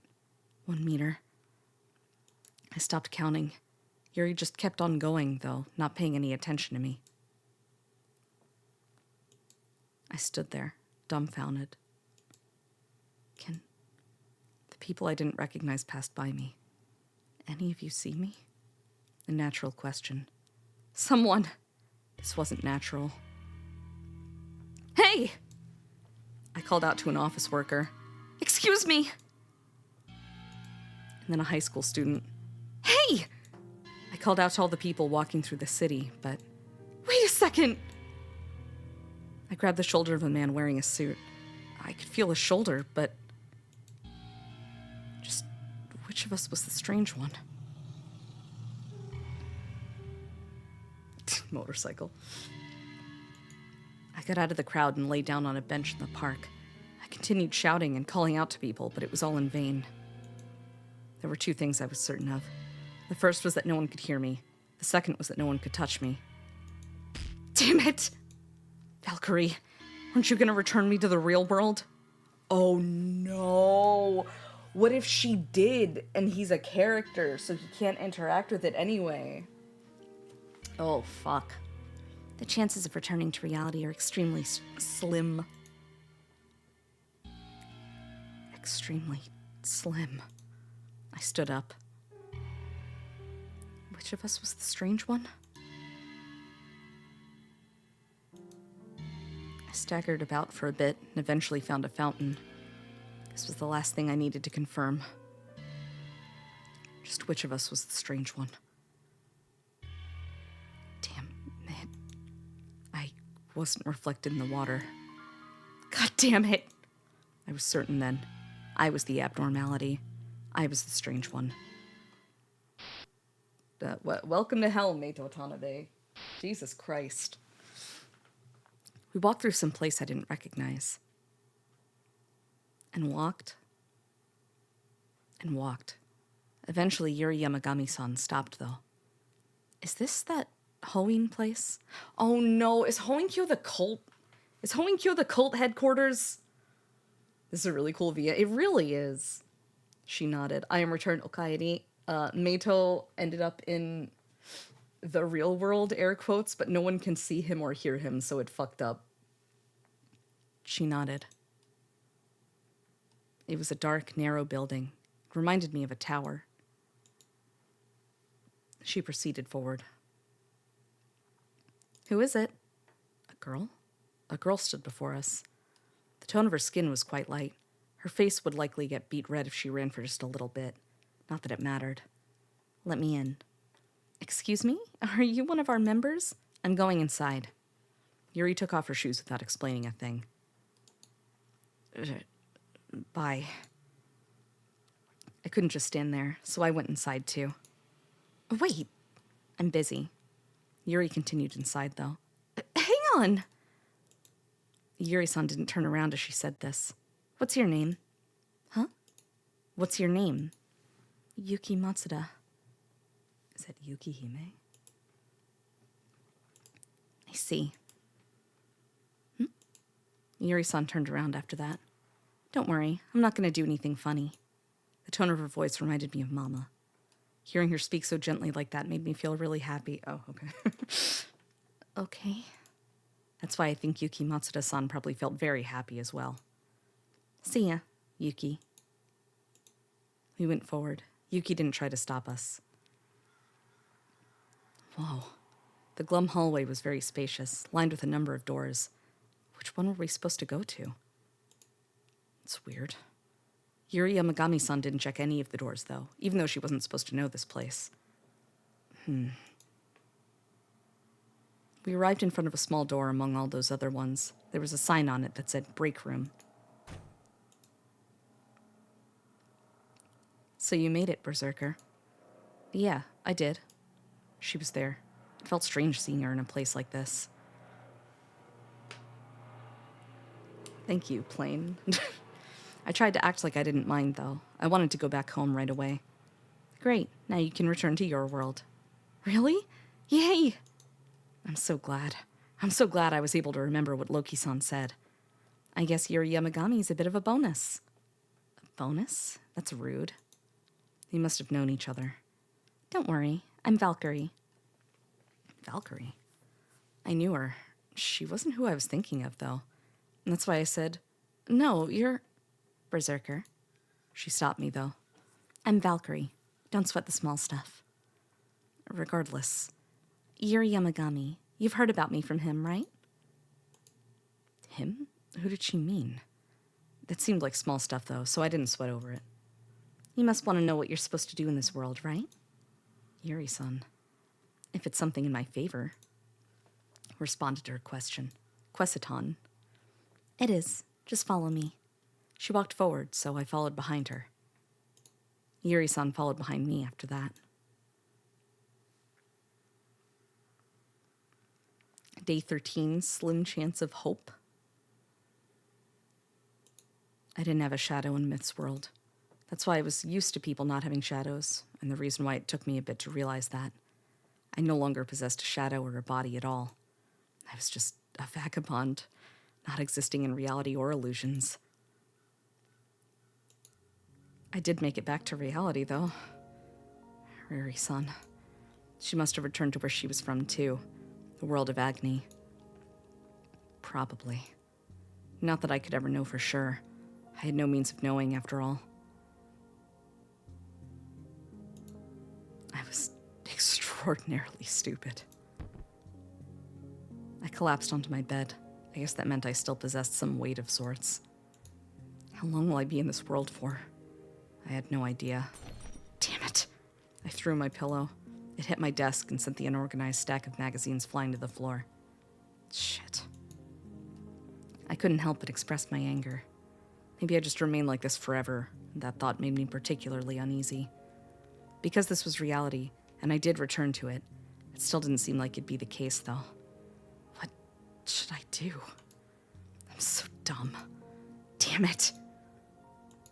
I was out of words to express my anger. Valkyrie gave me this chance to return to reality, but I had no foothold here in this world. It was like having bad reception. I couldn't speak to anyone. I couldn't actually live in this world like this. Think. There had to be something I could do. There had to be some way I could connect with this world. The magazines on the floor caught my eye. No, that was bigger than a magazine. A map? I had something like this? I reached down from my bed and picked it up. Tokyo, Saitama, Chiba. It was a map of the 47 prefectures. One of them was marked with red ink, though. Someone wrote on it. This was my house, my room. The X mark on the map must have been something I wrote. Did I write this when I was still in this world? There was a small range of mountains in that area. Oh boy. I guess I have no choice but to check it out. I opened the door. It was the only clue I had in this world. Something might have been waiting for me if I went there. I had to take that chance. It was better than doing nothing at all, at least. I raced towards the station. Something might be there. I had to seek that possibility. This time for sure I'll make it back. I ran. Valkyrie spoke of a slim chance. If I go there, perhaps I'd find the answer I sought. I flew through the ticket gate. Of course, no one said anything. The unease I felt earlier faded away, giving way to hope. It felt like the goal was in sight. Yahoo!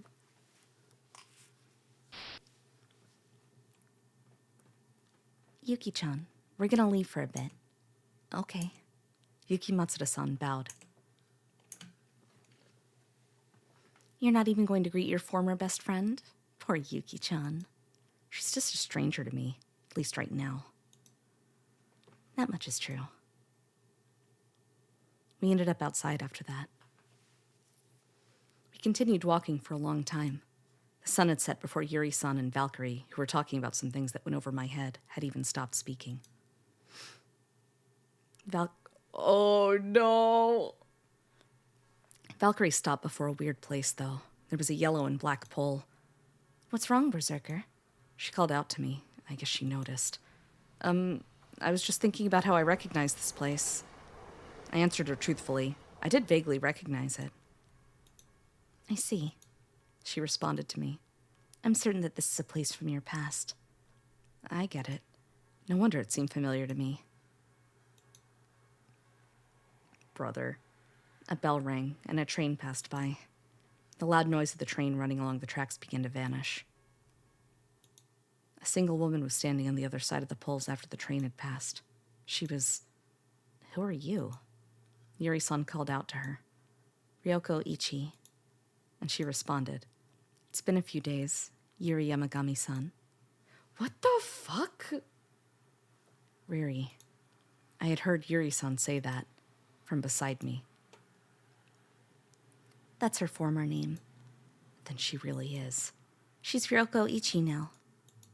Don't forget that. Yuri-san walked up to Ichi-san. Are you on our side? That was the first thing she asked her. Probably not, at least from your point of view. Ryoko-san responded to her. I'm his ally, though. She patted my shoulder as she said that. What are you trying to do? Hello, dimmed weather. Hello, licorice tarts. Yuri-san questioned her.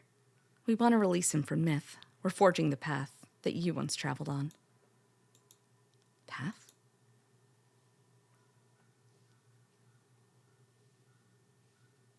Day 14, sign leading to hope. We're fucking flying through it now, Jesus. The train departed with a number of people on board. I moved to one of the cars where the least amount of people would be boarding. The end car. I could count the number of people in it on one hand. Perhaps that was because we were headed for someplace out in the middle of nowhere. I reclined into the corner seat. This might have been the first time I actually left the city. I didn't particularly remember due to my fragmented memory, but the scenery seemed new at the very least.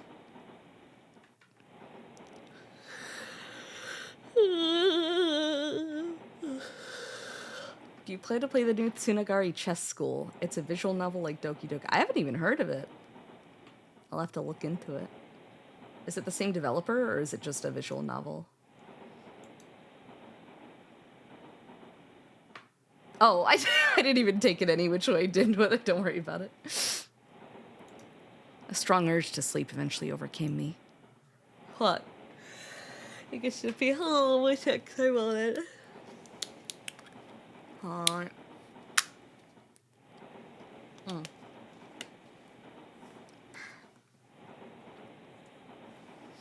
It's coming November 4th, but there's a demo. Oh, I've seen people play it. Is water boiled? Good question. I've got my headphones on, so I can't tell, even though it,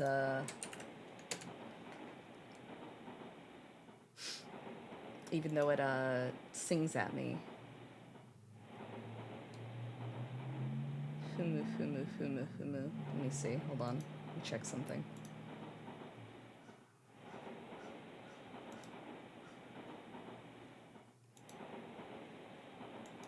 Doesn't look like they've released anything else. I might check it out in my free time. I don't think I'd stream it. I'll have to look into it then. I prefer shogi and go. I'm not very good at chess, but no, don't worry about it, Tim. I didn't take it that way. Let's see. Set my shit back up. All right, all good. I wasn't expecting that. I smiled for a moment before deciding on taking a short nap. My destination was the last stop anyway. I didn't need anyone to wake me up or anything. The sounds of people in the train eventually disappeared. I didn't even see the conductor around, and it didn't seem to be deadheading. All right. I got off the train. The station was quiet. The sound of crickets was more prominent than people. The town was empty, but that was part of its charm, or so I thought. I took the map in hand. I was headed for the mountains a bit further away.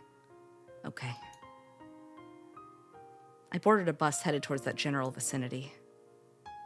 Then I began to walk towards the mountain trail. Eventually, I had to follow an animal path. A cultured Maid-san, we meet again. Hello, Nevermind. How's it going? Welcome, welcome. Welcome back. Hope you're doing well.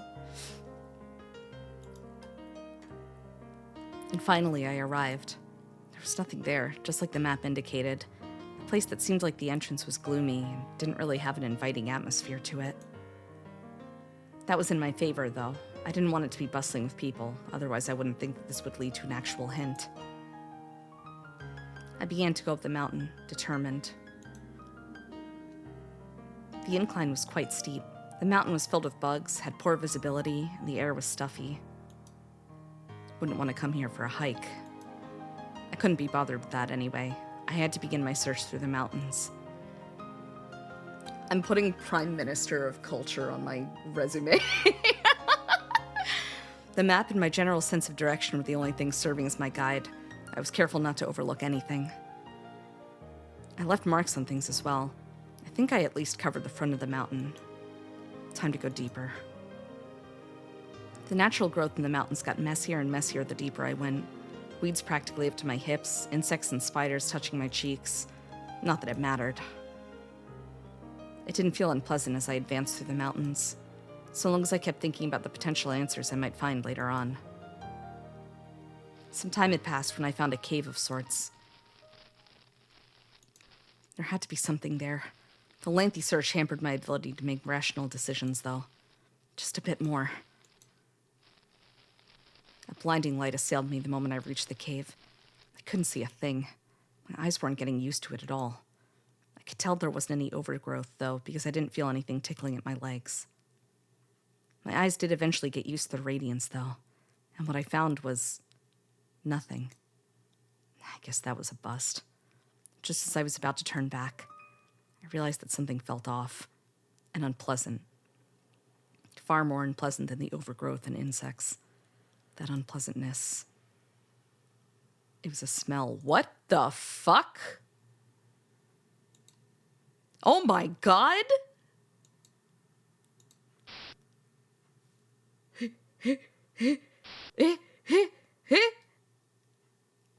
A path? Yamagami-san repeated what Ryoko just said. You must remember being here before. I don't. Yuri-san immediately responded. I see. Well, that might be so. Ryoko-san drooped her shoulders as she muttered to herself. Is there any point to me helping with this escape? Yuri-san questioned Valkyrie. There is. I was about to type sniffer, but...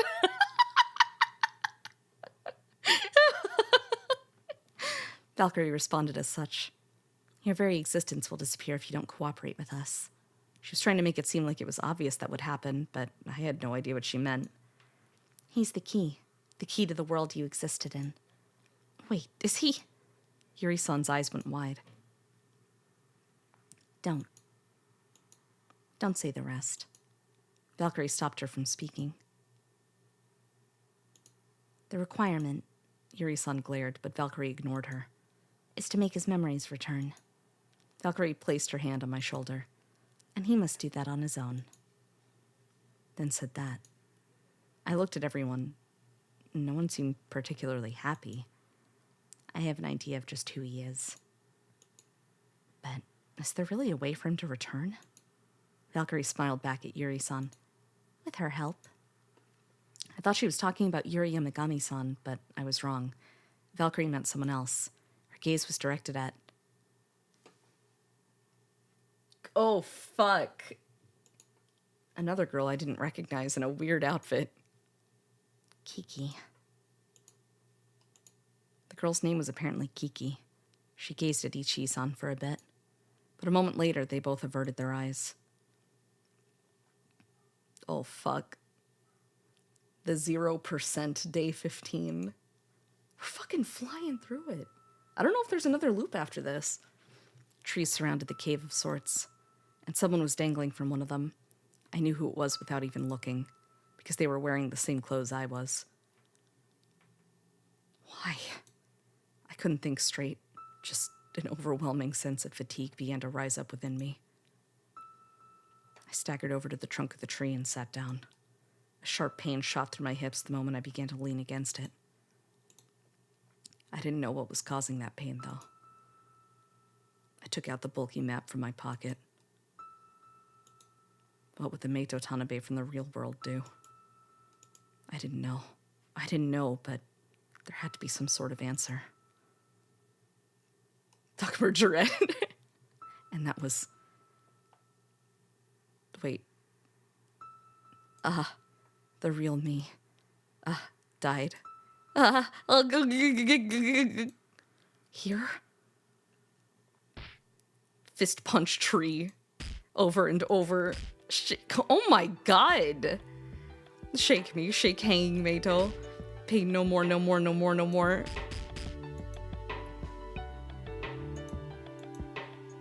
Above me was myself. Or the real me from the real world. Why did he meet such a fate? I didn't know, but how could I? Because he was me upon returning to reality. Well,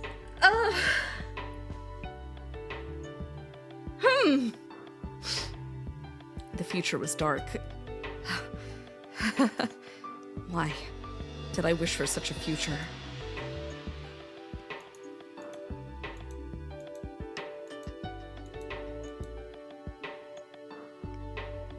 Let's go on a date once this third-rate story is over. We'll meet at the station. I'll be waiting, but not expecting anything. Words to gain hope in the real world. No, I just want to go back. I don't want to live in a world someone else controls. What's most important is for us to get used to myth. Words to justify oneself. The chances of returning to the real world are extremely slim. How slim? Several %. Words to escape from them. And my answer to all of that was this. No quotes, mind you. Several %. No. I didn't wish for this. Right. I definitely couldn't have. How could I have? What was waiting for me in reality was school, friends, family, my love. Waiting for me?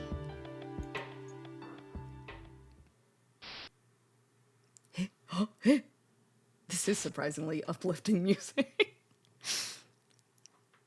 Try using your power. Valkyrie said as much. Kiki. Ichi-san's sharp eyes darted towards the girl known as Kiki.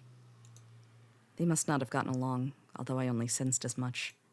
I wanted to ask about it, but I decided not to because I thought that they'd get mad. You know the reason for that, yes? Your prognostication. By forecasting his future, you'll bet on him gaining something. Ryoko-san closed her eyes after she looked at Kiki-san. I do believe I can use my power here. However, Kiki wore a mixed expression on her face. Will anything change by using it? Ryoko-san was still expressionless. It will. She responded, though. It must. even putting aside any reasons to or the situation we're in. We were able to meet again, after all. I hold Riri's soul, and you're you, Kiki. Right. Kiki-san muttered to herself. You're right. She gently smiled at Ryoko-san this time as she repeated herself. I couldn't tell if they got along or not. I felt something funny between the two of them, though. It's Yuri. As I thought about that to myself. Oh, day 16, the several percent's conclusion. He's been there for a full percent. Several percent. I repeated what Valkyrie said over and over like an idiot. Maybe what she meant by that was the chance of me attempting to return to reality even upon seeing myself in that state. That would explain why the odds were stacked against me. If the future's unmoving, then several percent possibility. I haven't watched Spice and Wolf Sonic, but I've read the first volume of the light novel and I liked it a lot. Possibility. A slim possibility existed for me. I still had a chance, even if that meant encountering the same fate he did. A chance of returning to reality, and my future upon returning to reality must have been different. In which case, the setting sun shone upon the corpse, coloring him madder red. No, I just had to convince myself of that. I won't accept this, I shouted at the corpse. I'm different from you. I had to convince myself otherwise. Even if I meet the same fate you did, I don't care. Convince myself. I need to get out of here. Before night comes. Think logically. My body insisted. Several percent. 90-something% chance that you'll meet the same fate he did. But do you still want to return to reality? Yes. I want to believe in that slim chance. This is the first time I felt such strong emotions at that moment. The first time I've ever felt alive. It makes me feel like I'm actually Meito Tanabe. Like I can proudly claim as much. To return to reality. Doing that is my reason for existence. For now. That's why I step forward. Another step. What a hassle. One more. It's hopeless. I weaved through the trees I walked past to get here. The chances of you changing your fate are several percent, right? Several percent. Otherwise you'll end up like him. I know that. Then why fight against it? Just accept death.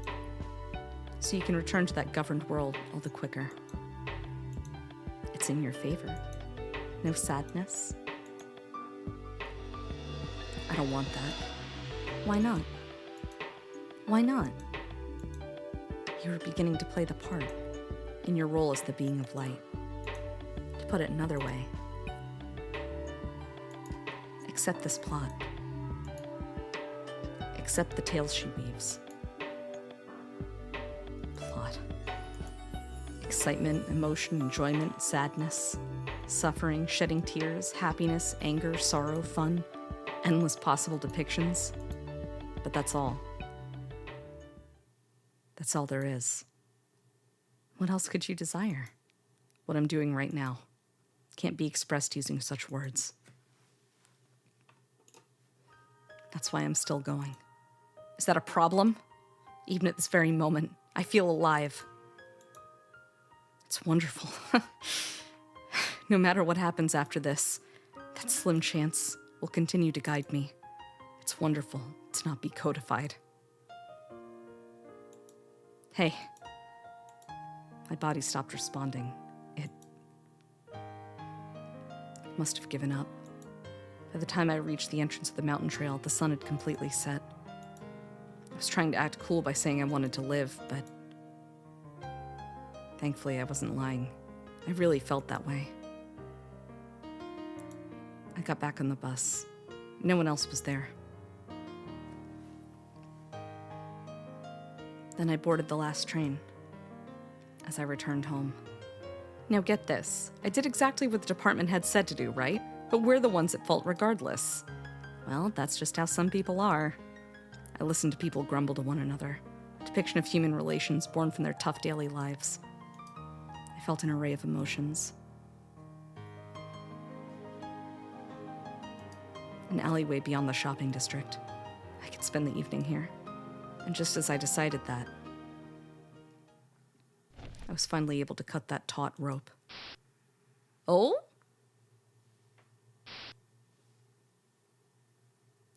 Let's go. Kiki-san said that to me. A bunch of things had been decided before I even realized it.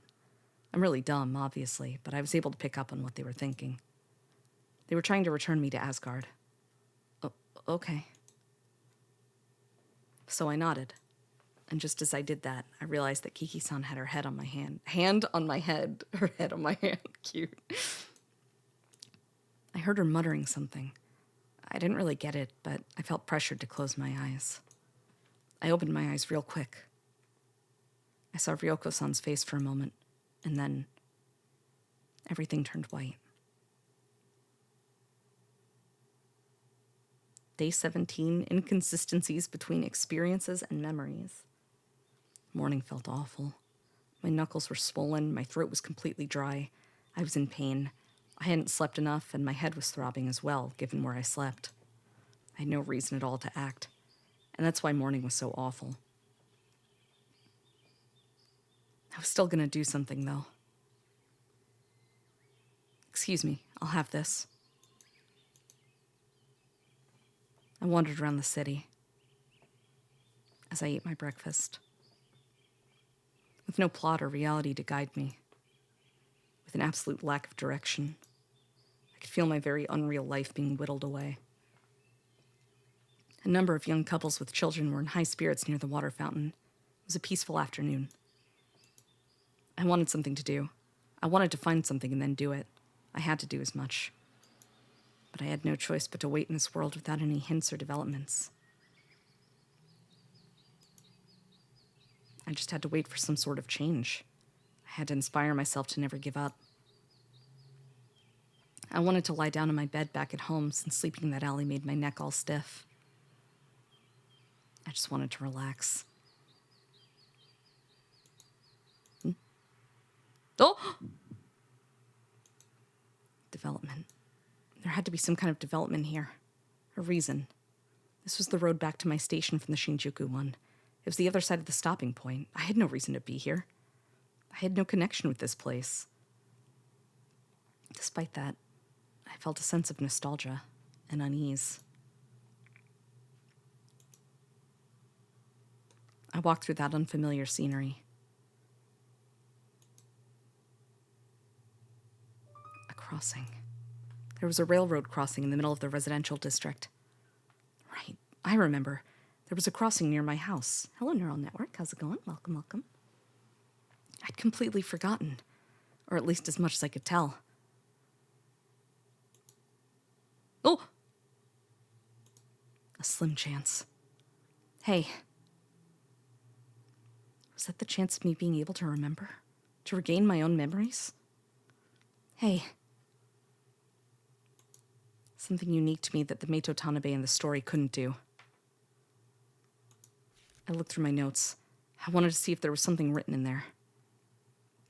Something about my past. No. My parents, my mama and papa, they hold the key to my memories. My mama spoke of Ragnarok. And to unravel something. Unravel. Do not fail to unravel it. Just noticed his dad's character tag name is the same color as Loki's, so that's something to think about, I suppose. Unravel what? I tried to think as hard as I could. I had to come up with something. I had to remember something. Listen, Meito. More. Listen to what your mama and papa are about to tell you. Guide me. Sure. Only I can change your future. Huh?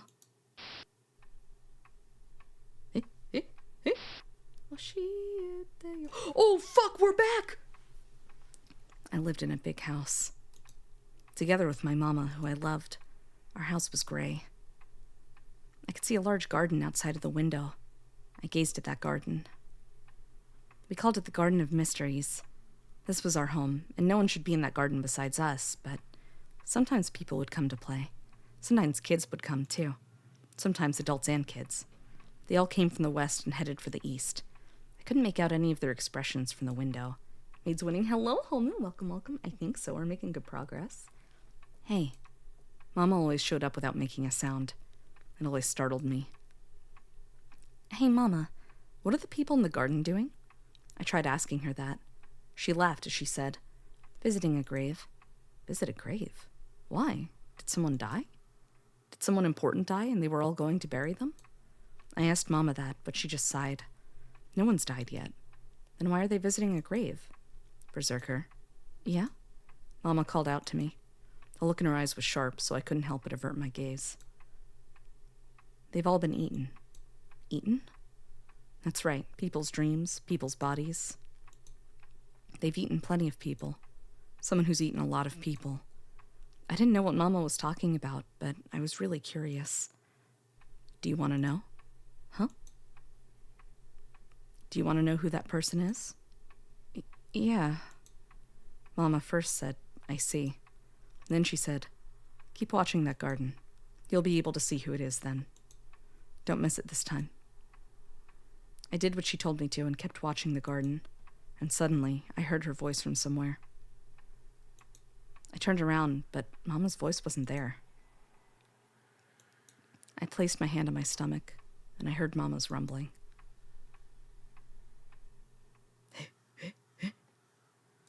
Day 18, the ends of my memory? My parents called me to that railroad crossing. You're 18 now. Enough with that. Oh, enough with that. Tell me what you want. My parents are both bizarre. You're already an adult. They had never... Are you telling me to get out? Made sense. No. It was always a hassle. We want to know what you intend to do. Intend to do? Will you enter the faith? I hated them. The source of their madness, a shady religious group. One that didn't revere or celebrate anything in particular. And my parents had no idea what they revered or what their goal even was. You're old enough to make the right choice. How did I respond? No, that wasn't it. All right, that wasn't it either. Silence? Why? Why didn't I answer right away? Did this nut 5 thank you for following? Welcome to White Rose Cafe. I know you don't think highly of Hoinkyo. Then why are you asking me? Because you're my son. And we're your parents.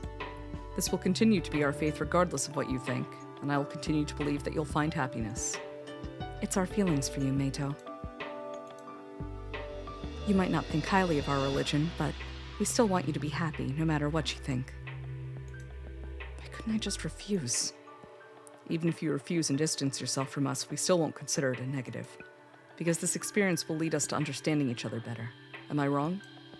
We won't complain if you distance yourself. Things will just go back to how they were before. Refuse. Refuse. Love, compromise, desires, guarantees. Those words surfaced in my mind. Meito. Meito. I never had love. I never shared feelings with my parents, never felt a connection, a bond, a chance to understand one another. And to be able to go back, feel at ease, a lack of negatives, possibilities, shallow logic. All those things gave inertia to my thoughts. And muddied them. All right, the right choice.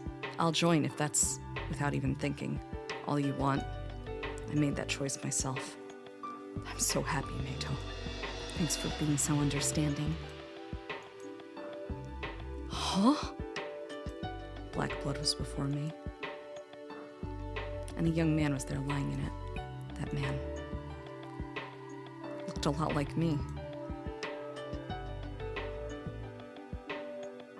Got it, Meito? Yeah. He nodded as he lay in that black liquid. What the fuck? Mama and Papa will return. Oh no! The woman who called herself Mama seemed sad.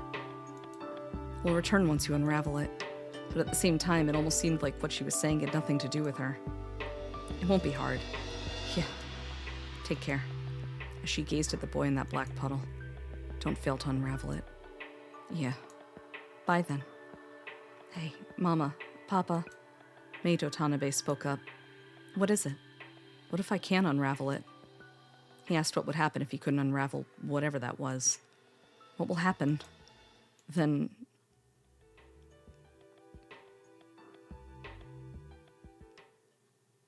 Ragnarok. Papa? Mama? Papa. Mama. They really left. I hate this. I can't unravel it. I can't do this alone. Alone. Coming here. Why did I come here? I couldn't find a reason for that. Why would I go to my apartment in that story? I can't do it! My mother and Meito, my father, Meito Tanabe, muttered that upon hearing me scream. They saw what happened to me and knit their brows, as though they just learned of someone's death, and wore an expression on their faces befitting of grief. What the fuck? Stop. I reacted to that voice and turned around. I noticed someone with pink hair that I recognized. Valkyrie? There's no point in imagining anything else. You don't have to think anymore. She declared as much. But I have to remember, otherwise... That's not for you to do. Huh. That's what it seems like, at least. Eerie? Only he can stop Onin's plan. Meito-kun, wait for the other half of reality to form. Kiki. Ryoko? You fulfilled your role. My role? All that's left is to wait. Her pink hair swayed about. Wait for someone to notice. What the fuck is going on?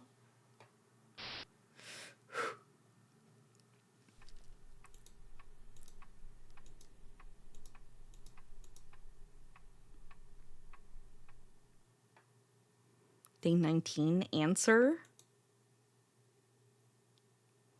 Valkyrie, what did you do to me?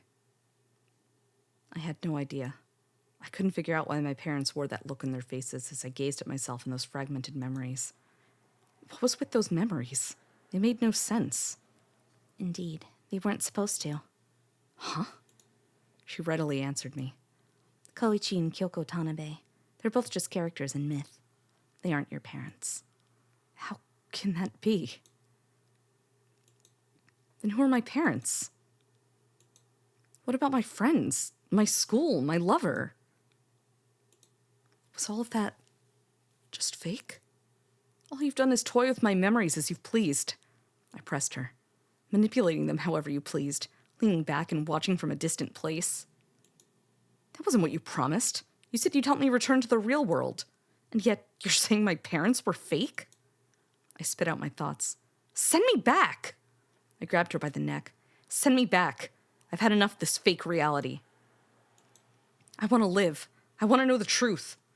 I was so upset I couldn't even think straight. Please, send me back to the real world. My grip began to loosen the more I screamed, though, and Valkyrie easily shook off my hands before long. I said this before. Then muttered, You did your best. That's why you've attained it. Attained it? By the Einherjar Kiki's power. And through your own actions, you've managed to create a new future. Huh. You've succeeded. The slim chance of that path forming happened. Valkyrie wore a dreary look in her face before sitting down on the side of the road. You're being manipulated. Huh? Einherjar?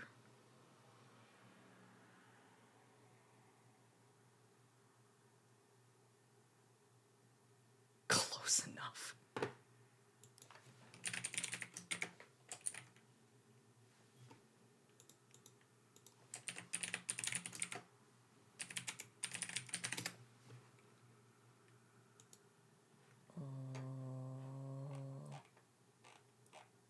There's no pronunciation button on either on either Wikipedia or Google. Don't do this to me.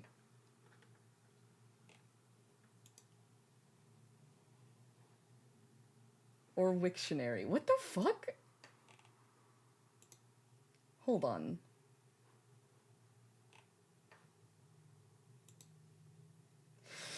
There's a listen option on kids.britannica.com, but it's for subscribers. Oh my god. Your dictionary? Nothing. Holy shit. She suddenly spoke up as I gazed at the road. What do you mean? Your very existence, from its beginning until the present. You've always been in between two different things. Between myth's significance and Odin's desires. Myth's significance? Odin's desires? You were born to destroy myth. Destroy myth? That's right. All of your actions. From the Valkyrie profile games? Oh shit. No, that's wrong now. Valkyrie, if what you say is true, then I'll be returned to the real world after this. Then tell me. Einherjar?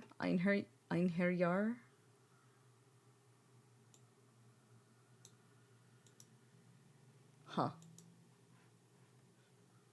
Shut up! Please tell me already. What is myth's significance? What are Odin's desires? What am I? Please answer. A character Odin created. Not an... Einherjar.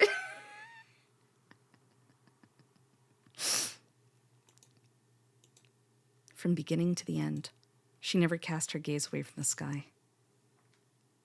That was really good that Shut up. It was almost like she was waiting for something. As she gazed so intently at the sky, and before long, I was too. The one human above the sky. He, too, has put up his own resistance throughout this tale. The sky was colored orange. Searching for his own meaning. No answers appeared, or so I thought. Far up in the sky, deep in the dark clouds, in a place I couldn't see very well, shone a faint light.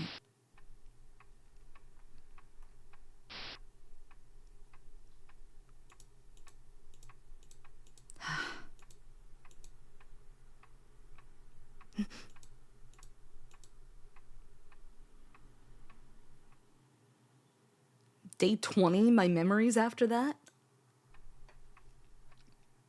Movement? Wait. What? Oh. It was like a meteor shower. All of my memories, ones I'd never even seen before, all appeared in the sky and flew by. And just when I thought the shower of memories had ended, I saw him looking at me, gazing at me and Valkyrie from his home. Completely confused. He seemed just as isolated and listless as I was at that very moment. Meito Tanabe? He muttered. I see Meito Tanabe. It was like he was delirious, like he'd given up on everything. I questioned him. I didn't know who he was, but why are you up there? Why? It was a strange question. No one had ever asked me that before. What the fuck? Why was I here, or why I was here?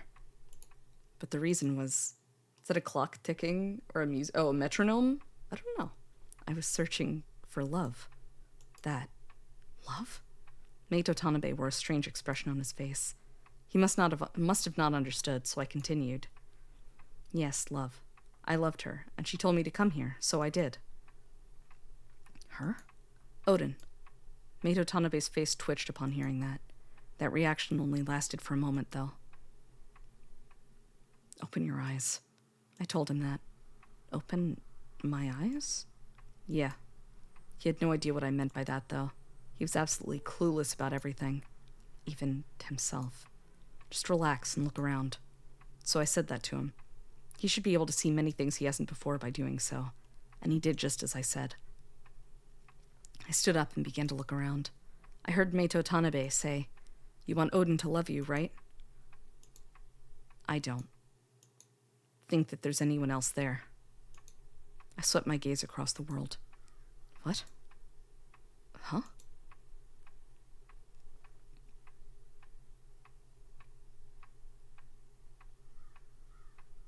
He finally seemed to notice.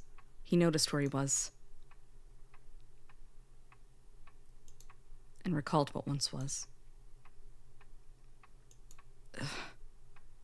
A gray world, but one far more real than that world he was in now. How's your throat? It's doing okay, thank you. Do you see it? Do you see reality? I had to explain that to him for not realizing it until now. Up in the sky was a wasteland. A world where no signs of life existed.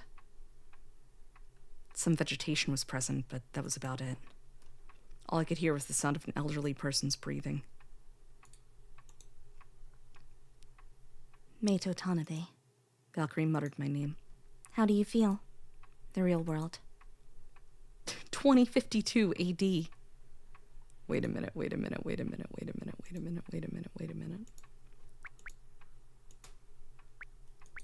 You hold on 1 second.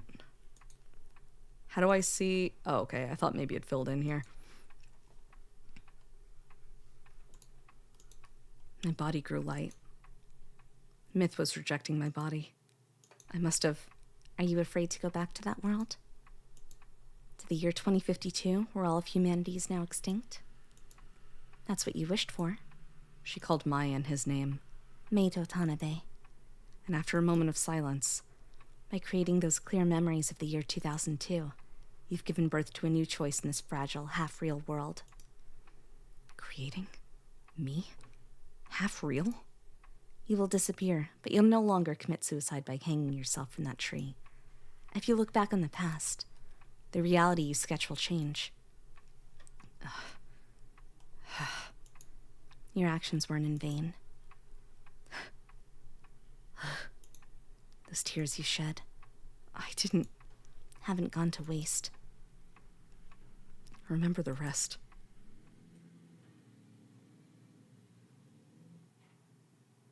Is it over? Yuri spoke up in that world without sound. He returned to the real world, and will. Just a little longer. Valkyrie said that.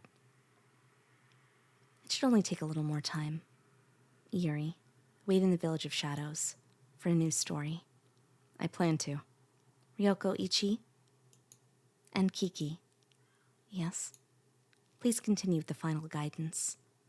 And what will you do? I still have things I need to take care of. She left for that boundless space. What the fuck? With those parting remarks, she would no longer speak with him again. That's what Valkyrie believed, at least. The business she needed to take care of was to bring Myth to its end. The boy who traveled to that world removed from Myth's dropped something. She gently placed that object in Riri's hands so that they could see the end. Huh? Huh?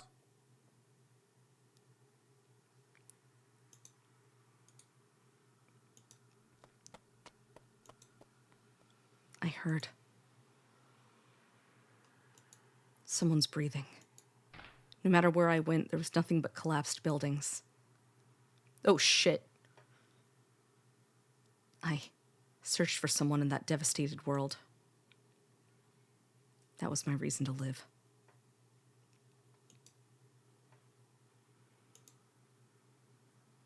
There was a whistle on the ground. I received this from Uni at some point in the story. Something about not being able to go to the amusement park without this whistle. Holding this meant that I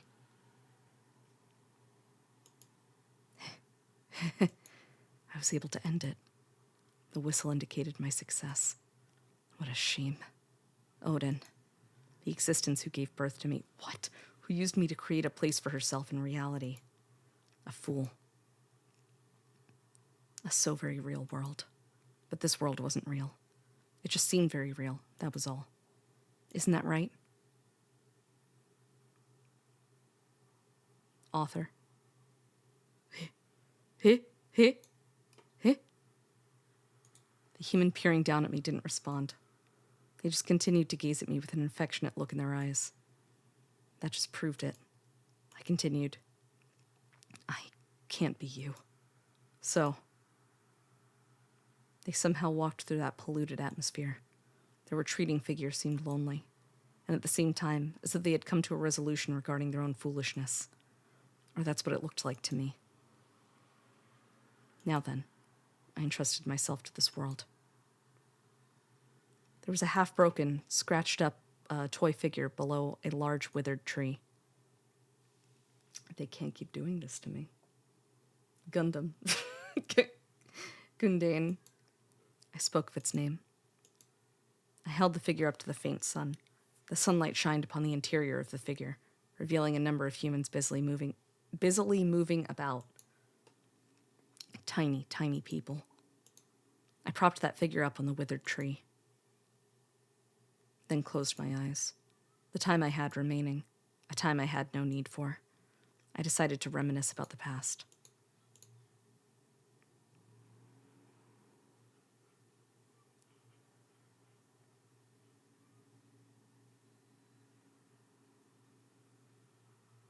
Hey? I don't want to. What the fuck? Meito's loud voice echoed about near the crossing. Why not? Two adults stood before him. Why would I ever want to join some weird religion like that? He turned his back to them. He had nothing else to say. His parents glared at him, and then they grabbed hold of Meito. His father was holding a vessel containing liquid. Hey, stop it! Meito frantically resisted. Cut it out! He shook them off.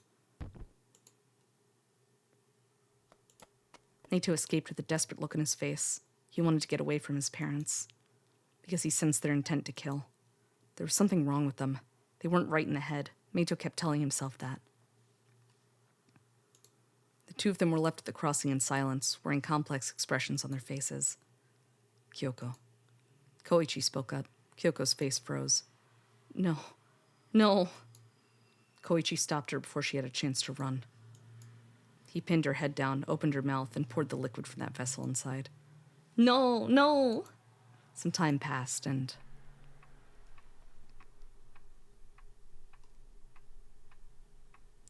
Hey. Black blood began to trickle out from her mouth. This was for the best. Someone had to be sacrificed. Koichi kept telling himself that this is what had to be done for everyone's sake. There was a young woman's face. Mr. Tanabe, what's wrong with Mrs. Tanabe? A girl wearing a school uniform was looking at Koichi. Dang. Dang. Did something happen? Oh, wait, is that echoed? I'll turn it off. Sorry, don't say anything.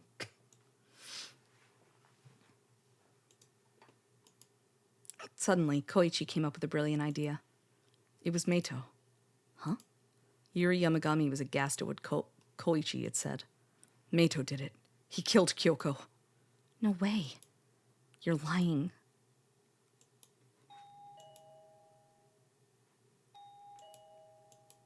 It was a nightmare. One I'd been having over and over as soon as I got out of the hospital, unfortunately. It was probably at Ogawa. I promised I'd go to the police department the other day.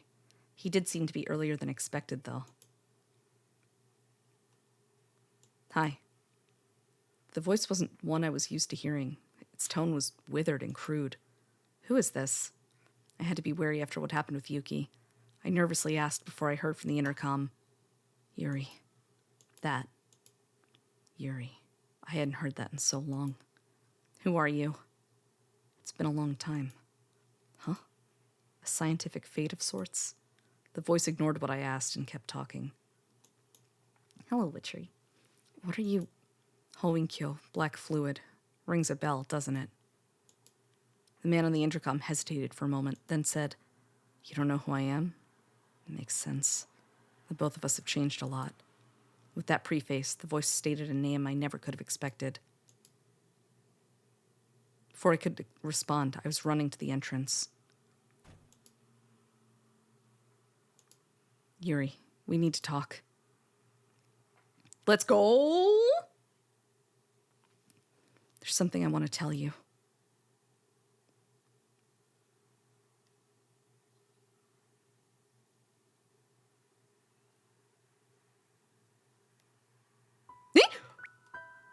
Huh? Huh? Huh? Huh? Wait. I can't tell if this means quit or the end game.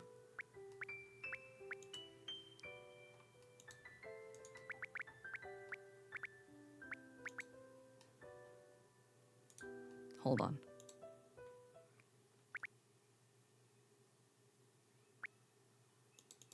Ooh, okay. So there's still more. Hold on. I'm gonna BRB. I'm gonna use the restroom, and then we'll be right back.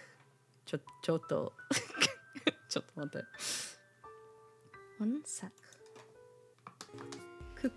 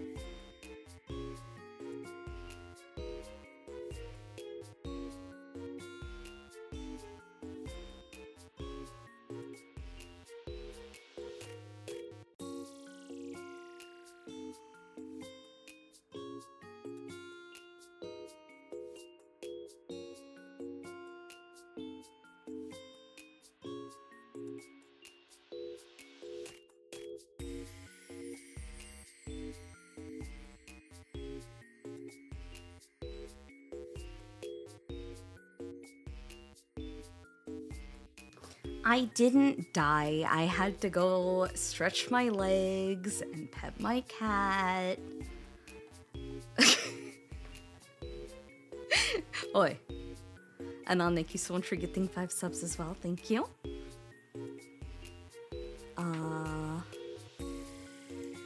Let's see.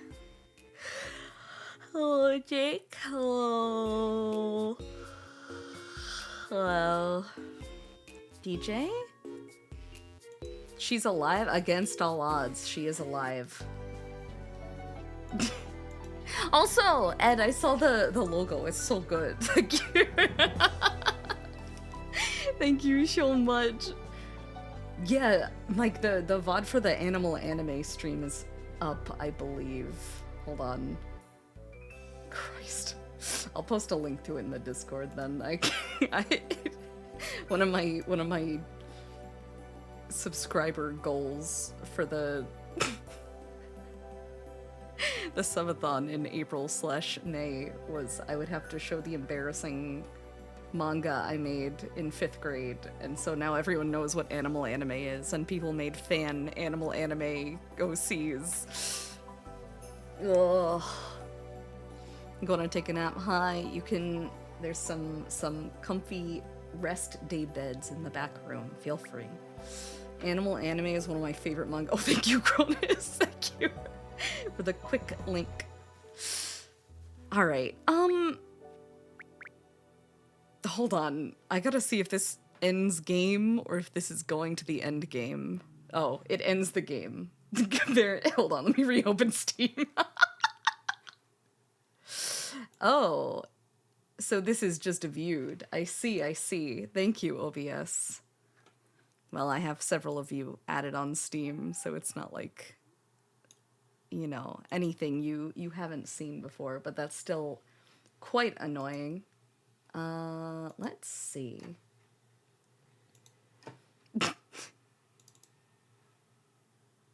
Time to edit the VOD. There's no need to edit it. There's nothing bad showing.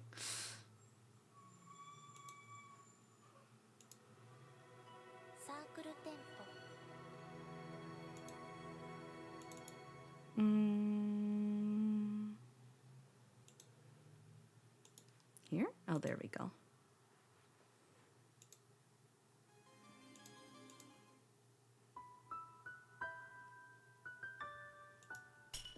Jesus. Okay. I can't wait for Animal Anime Man get to become a real anime. Over, let's go. Hello, Mars. How's it going? Let's see. I guess we start, huh? Oh! Answer EP1?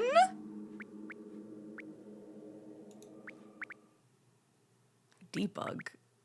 I probably shouldn't be there. Oh, shit. Hold on. I gotta check some...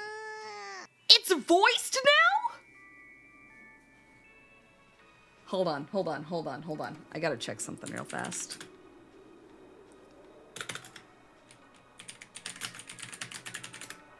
Oh no, what do I do then?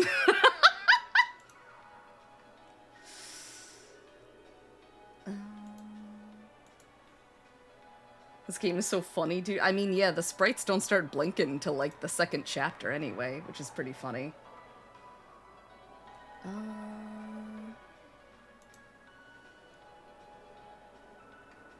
Okay.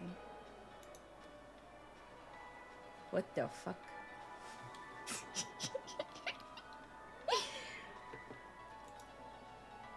Me close my windows. The developer, I literally just bought it off Steam. I didn't work on this game.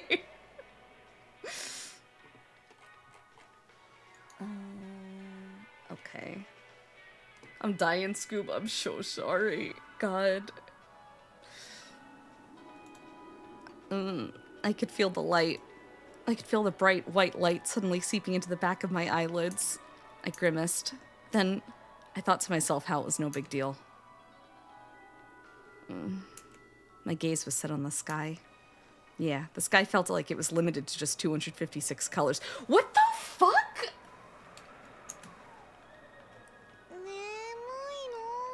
So sleepy. The soft grass tickled at my earlobes.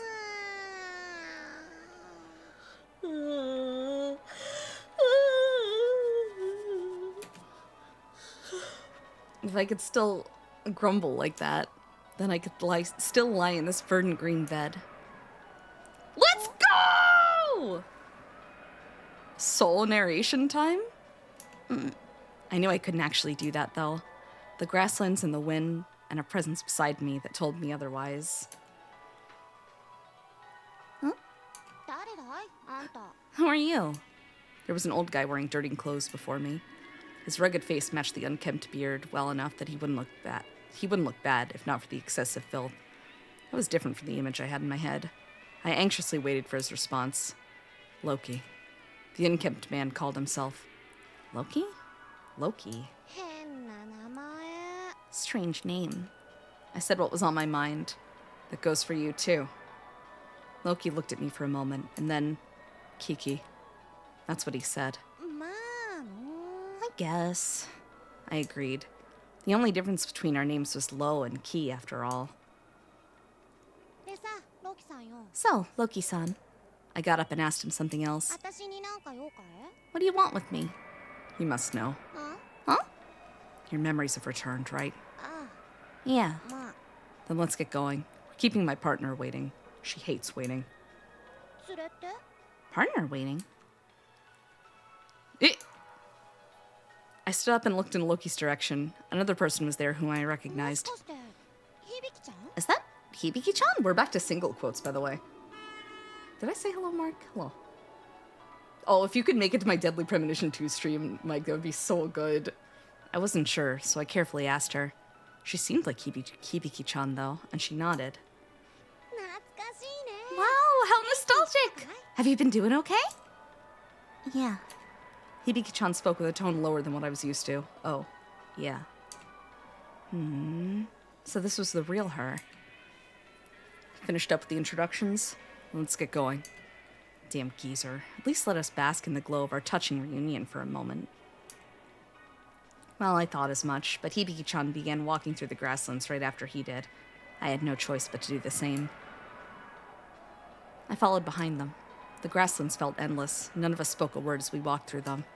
It's a little awkward, but I expected as much. Because we weren't friends. And just as I suspected, the two of them stepped into the cave beyond the grasslands. Beyond that cave was... So it was only Soul Kiki voiced right now. Hibiki isn't, and Loki isn't, but that could be because dudes don't get voiced in visual novels, and Hibiki isn't a main character, so we'll see. A bunch of buildings I'd never seen before. Nothing looked familiar to me. The ceiling, the floor, the stairs. It's been so long. Loki muttered to himself as he gazed at the scenery with an almost nostalgic glint in his eye. Ayakos, thank you so much for resubscribing. Thank you, thank you. I hope you're doing well today. Okaeri.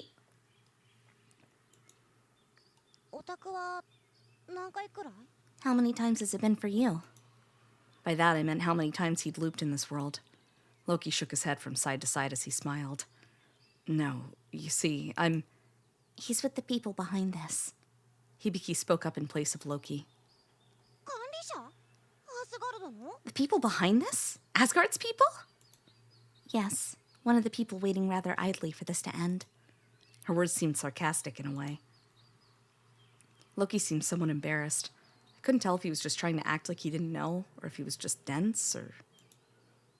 It's not like I was messing around all that time. That was all he said. True.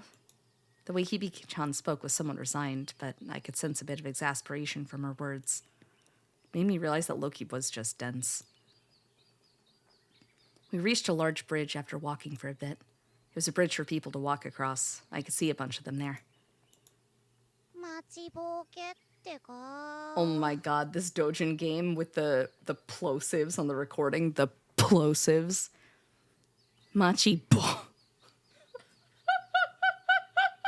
This rules. I love how low budget it is.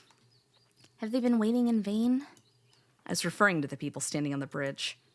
None of the people responded to my words, although I suppose that was only natural. It's like a surreal work of art. We should learn from this. I guess. Because in the end, we'd probably end up just like them.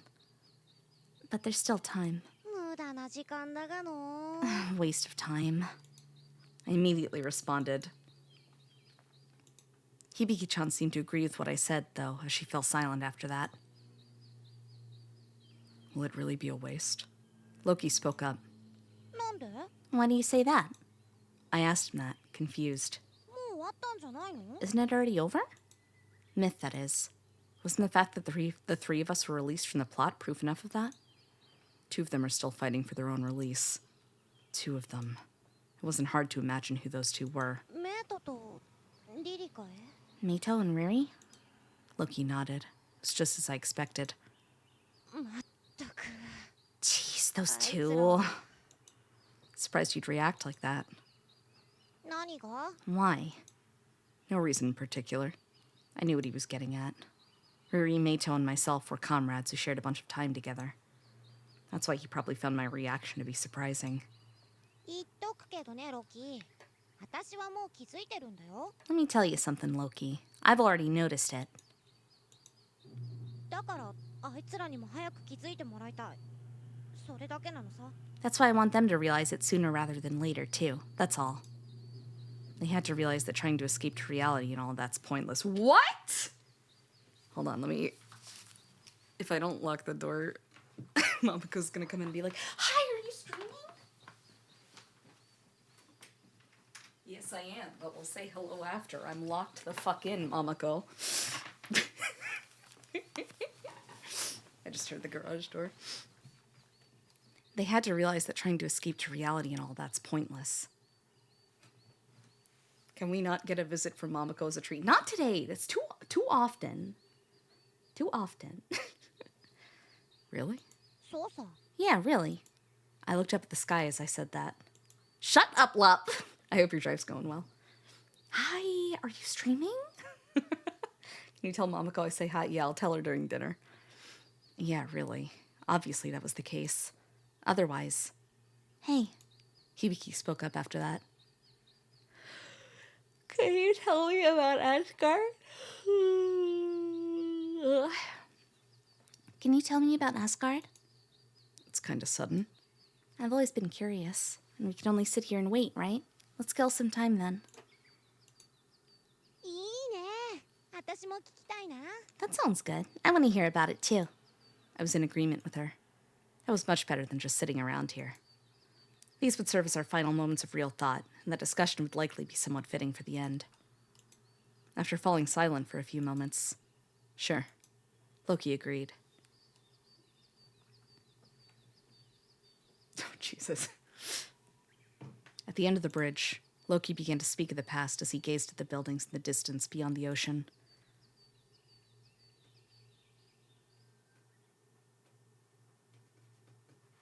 Oh. Let me preface this by saying all of this is real. And while it's real, well, it's up to you to decide whether it's the truth or not.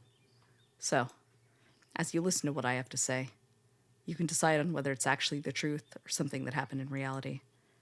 Not that it matters in the least to me. Just do what you please. Sorry for the long preface. All right, so about Asgard. The year 2002 is a good starting point.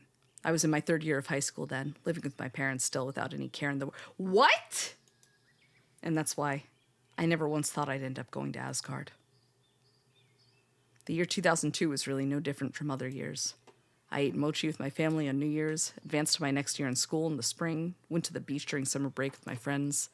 There was just one thing I didn't do that year that I normally did. That was Christmas. Now, every year we typically had a Christmas party, but we didn't in 2002. We couldn't, really. Most of 2002 was the same as always, but one day, something did change. It was the beginning of November, if I recall. That was when my older sister went missing. My family searched for her throughout the rest of the year. We didn't have a bad relationship with each other. We were all really worried about her. It didn't seem like she was depressed or had particular problems interacting with people or anything. I didn't think anyone held a grudge against her either. She was just your average second-year college student with a love of biology and Neville Shute novels.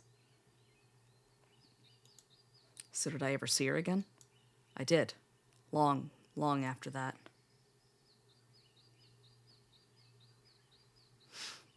We had grown far older by that point. Really was a long time after that.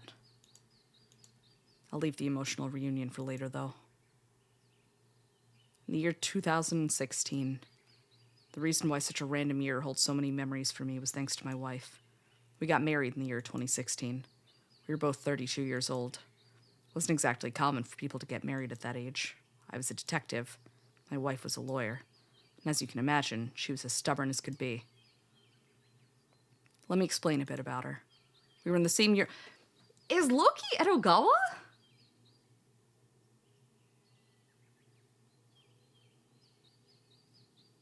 Wait.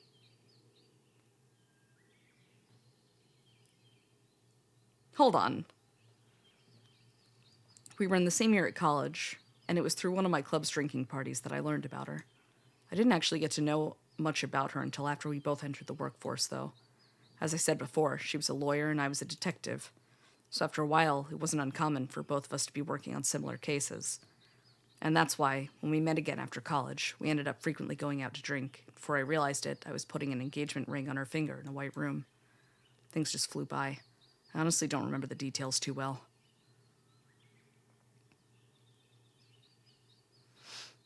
I do remember our wedding, but I don't remember the year our kid was born. That's why she used to get mad at me all the time. Oh my god, hold on. Anyway, we had a kid around the spring of 2020 or 2021. And while I don't remember his exact date of birth, I can tell you I spoiled that kid. Or maybe it was a bit different than that. It felt a bit more natural. Kind of hard to explain. It's not something you'd really understand without having a kid yourself. Anyway. Life has sweet and sour moments, but I do think I was on the luckier end of the spectrum. My kid was adorable, and my feelings for my wife didn't change much at all. Even before I had a family of my own, I recall having a particularly enjoyable life. It wasn't until I began to live with him that I really started to appreciate that sort of thing. Yeah, I had a happy life. Perhaps that was why, when everything fell apart, I lamented and cried like I did. Have you ever thought that there's an end to this world? I mean, that the world would actually come to an end. This was hundreds of times worse than the kind of thing you'd see in sci-fi movies or whatever. I actually experienced this. I'm not lying. The world was actually coming to an end. It was obvious because it was written in the papers, because you could tell as much just by being there. Hello, bastard. How's it going? I gotta keep changing the volume on this. I don't know who first came to realize it, but it must have been something really minor. It's colder or hotter this year compared to usual, something like that. There's sweltering heat during the day and freezing cold at night. The Earth's temperature became more and more erratic over time. Anyway, this does lead to what I was getting at, about my life breaking down. To put it simply, my wife wasn't able to endure that erraticism. I don't remember when that happened, but she ended up getting sick more frequently, ended up having to quit her job, couldn't do much besides lie in bed. She'd vomit blood about once a week or so, as well. I got CC Lemon? Oh, hell yeah. Of course, she had no choice but to quit her job. The doctor said she was seriously ill. I don't recall what the name of the disease is that she had, but it had something to do with radiation. Anyway, she ended up dying because of that. How does this have anything to do with Asgard? Just wait a little longer. I'll be getting to that soon. The illness she had wasn't quite rare back then, but soon enough it became more common. Many people ended up falling ill. And naturally, while my wife contracted it before us, my son and I also ended up sick. We kept on fighting till the very end, though. By the time we started vomiting blood. Half the world's population had already fallen to this illness. I had to quit the force by then. I didn't actually do it formally or anything, though. There was no public to serve by at that point, and even if there was nothing us police could do for them. So I quit. So what did I do then? I took care of my son. Around the clock. It's not like I had anything else to do, or anything else I should have been doing either. So I nursed my son for as long as I could. During the day, I'd use what little electricity we had to help cool my son off. And at night, I'd warm him up. And eventually, the end came. That wasn't really an end for me either. It was more the end for the world. I really think I did my best. That was thanks in part to the remaining people in the government putting some environmental support devices in place. By the time there was no functioning government left, though, I knew it was the end. I'd look outside and see nothing but dead insects and vegetation, sometimes humans too. And all of them turned into black, charred hunks. The sun would melt them during the day, and they'd be refrozen at night. And they'd have no choice but to be subjected to that day after day. It was only natural, though. There were no television broadcasts anymore, no newspapers, no way of telling what year it was. Anyway, sorry for the wait. Let me get to the point. I met up with my sister again. It was all very sudden. She showed me her business card. She said that she was part of a religious corporation. Whether that was true or not, I didn't know, but she showed me that and said, "Have you ever thought about your happiness?" After that, she told me what she'd been up to. It sounded completely pointless, but in the end, I ended up taking her up on her offer. I ended up going to where she'd been living. It was some kind of institute. She'd apparently been doing some sort of research there. She'd completely changed. After meeting her so many years later, she reminded me of some sort of mad scientist, both in looks and personality. She proposed something to me, though. She said that she put half her life into that machine, and that a number of human souls lived on in it. Then she said, there was a machine, some sci-fi thing long ago about being able to hear the voice of the dead, right? The idea for this machine came from that. Now it's being turned into a database. A database of the dead. The program known as Myth. How to put it? By this point, I had already gone mad. I'd been living next to death for so long that her proposal was incredibly appealing to me. This is what she said to me. "Let me use your memory of someone special for my research. And once I'm done, you can meet her again in this machine." That's what she offered to me. So I agreed to it. You don't have to believe me, but that's the truth I possess. I had my brain placed in that machine, apparently. After I agreed to let my sister do that and went inside that machine, I was in a completely different world. Together with my son. That world wasn't much different from the real one. There were still charred humans lying about on the road. I went to the place my sister specified, and I made friends there. The majority of them weren't charred like the others. They were survivors who lived in Asgard. Two of them called themselves by fictional names, though. They were supposedly tools that my sister created to grant people hope within that machine. One was named Odin, the other was Valkyrie, if I recall. Valkyrie ordered me to be chained up in an underground cell. She said that I'd be able to meet my wife again if I did that. I was there for ages. But eventually, I met a certain person. A very strange person. He spoke in a peculiar way as well. He ended up eating me. Valkyrie told me to let him do that. I had no idea why, though. Then she asked me to aid him, and once again said that I'd be able to meet my wife if I did so. So I did just that, and ended up aiding him. And just as Valkyrie predicted, he disappeared. I ended up meeting with Hibiki, and here I am. Kind of a long story. Not a bad use of our time, though, right? All we can do is wait now. Silence is painful, after all. What, you didn't know? That's right. My sister was behind all these illusions. It's all thanks to her. That we're all living here like this. Even now, she's working on her own. Crazy story, right? That's why I said all of this is real. But that it's up to you to decide whether it's the truth. So, it's all on you to decide whether this is true or not. What? Hold on. Revolvers. I wonder what'll happen tomorrow. I said that, even though I knew there was no tomorrow waiting for us. I wonder. Riri-san continued with her act, though. Maybe they'll come back. Who? Hibiki.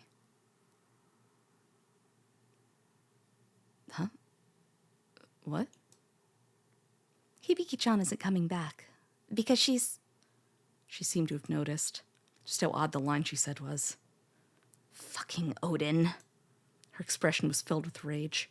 She must have known what happened to Hibiki. Shadowless, the notebook. Grab the notebook.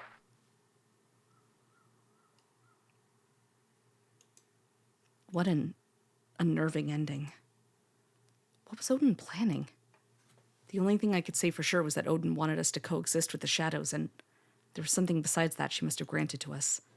I had no knowledge of the truth behind Hibiki's disappearance, and the answer was buried with Riri. Riri would probably use her power to regain her will again, but it was unlikely that she'd regain any memories from the previous loop, because it wasn't like she could recall what would happen in the future, or now. What was the meaning behind what Odin was showing me?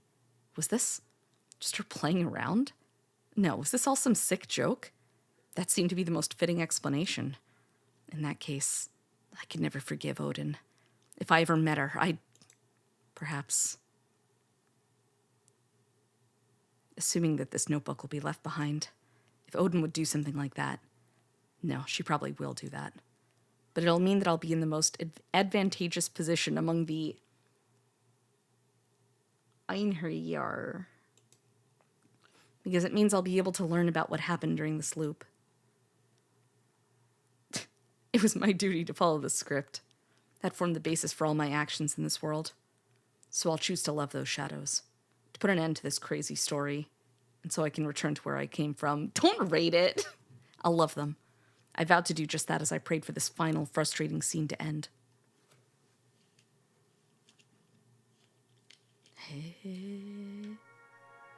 Huh?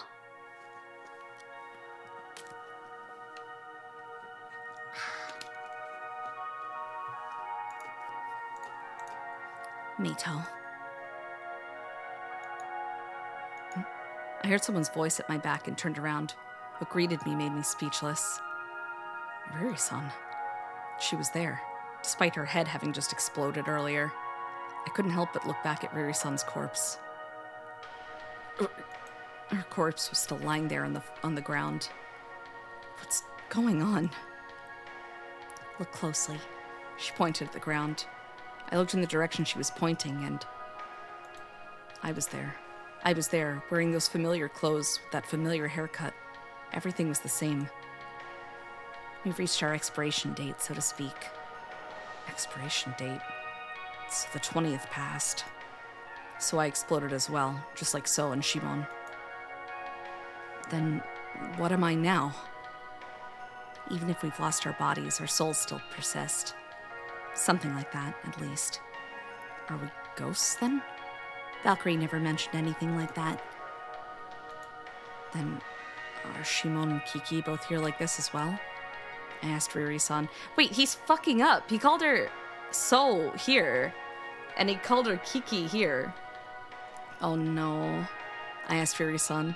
She didn't respond, though, and instead began to walk away. This way. I followed behind her. Meito-san. So was sitting on the cushion in the living room. So. No, I'm... Kiki. Riri-san immediately corrected me. I apologetically lowered my head before continuing. You're still in myth, even after what happened? That's right. I was still conscious of everything even after losing my body. I tried to talk to you and everyone, but it didn't work. The reason for that is likely because we're nothing but spirits on the pages. Why?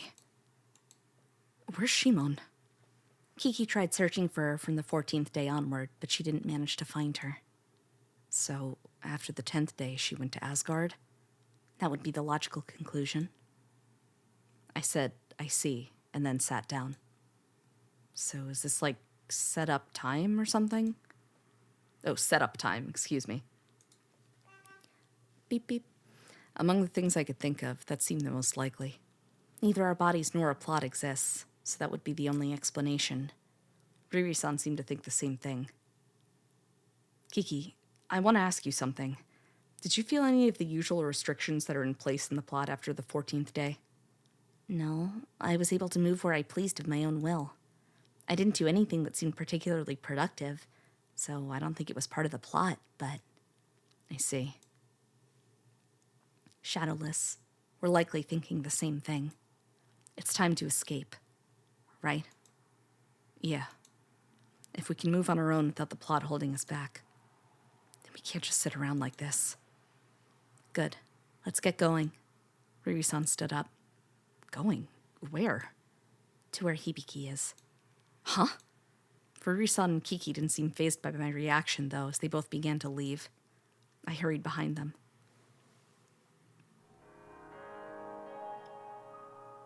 You really can't think of anything? You were the one who brought up her location during the plot. We were in a space that could truly be deemed nothing, as Riri-san muttered that, her body but a wisp. Right. However, I tried to remember what I said back then, but I couldn't think of anything. It was like I'd never said anything about it to begin with. Just before I was about to disappear, the plot began to speak of Hibiki. Riri-san didn't wait for me to respond. Whether that was just Odin fooling around or a trap, I don't know, but regardless, I still remember it. So, where is she? Asgard. What? I tried to keep up with Riri-san, using her voice as a guide to stay within a reasonable distance of her. It wasn't long until we reached a forest. Asgard is beyond this forest. This was the forest where Syl got lost during the plot. But wait a second. How can you have the place where the plot is being written inside the actual plot? That I don't know. All I know is that this is where Hibiki is. Hibiki-chan isn't coming back because she's returned to Asgard. We'll figure it out soon. So long as Asgard is actually beyond this forest. Riri-san said that with a sharp tone.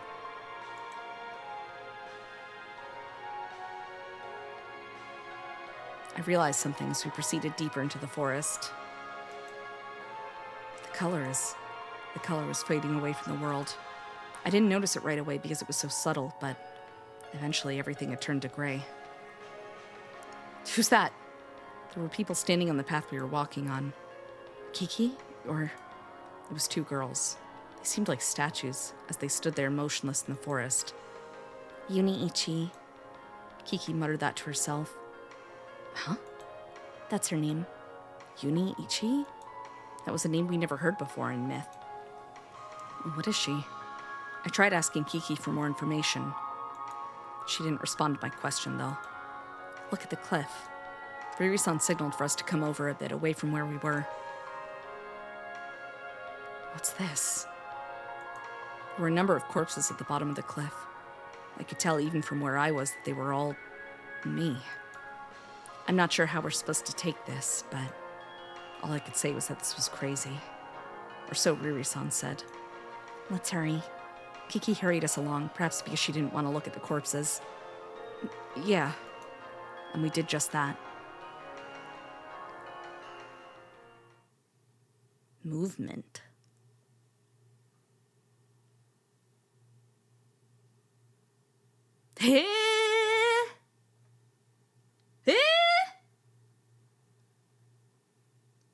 Huh. Your parents are missing? I talked with Mato as we headed for the nearby park. Yeah, I've been on a journey ever since then. A journey. So that's why I was never able to get into contact with him. Because his parents went missing?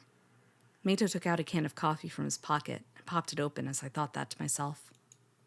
A journey, huh? Seems kind of cool when you think about it. Mato's hand slightly quivered as he held the can. I couldn't sense any excitement from him, though. His hands were scratched, swollen, dirty with mud, and they told the story of his journey. Honestly, it was extreme. It's a mystery how I'm even still alive. Mato spoke a bit about his journey, reflecting upon it. For example, you know how when you drink something warm on a cold day and it's so rejuvenating? Yeah. That thought will change once you've slept in a park for the duration of December through March and had a warm drink after.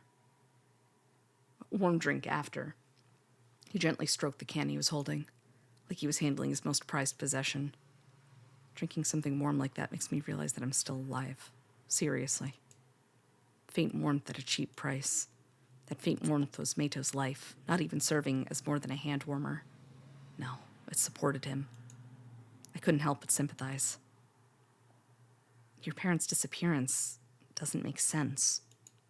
I would never express my sympathy for him, though, because I knew full well that he wouldn't be happy upon me doing so. Are you saying it's more that my father disappeared?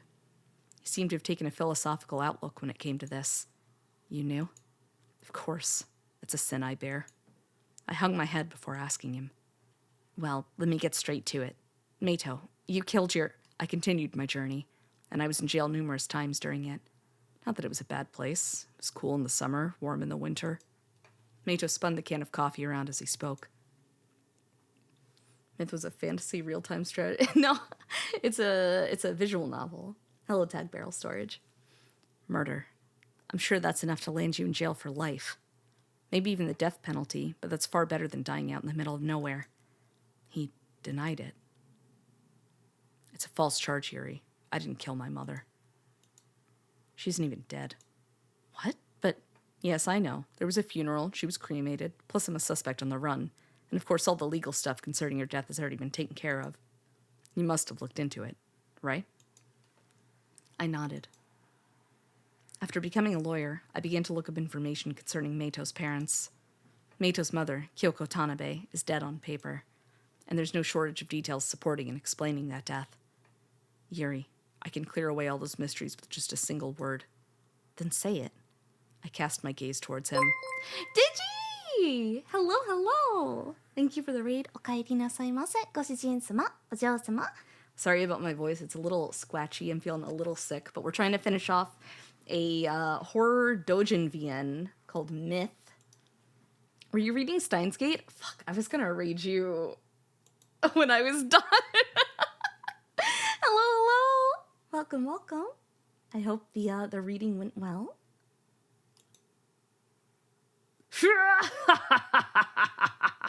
I can't do a good Hoin Kyoma laugh. Shut up. We are currently watching Steins Gate in an anime club, actually, in the Discord. Did it go well? Do you hear those cracks? Do you hear my shoulders crack?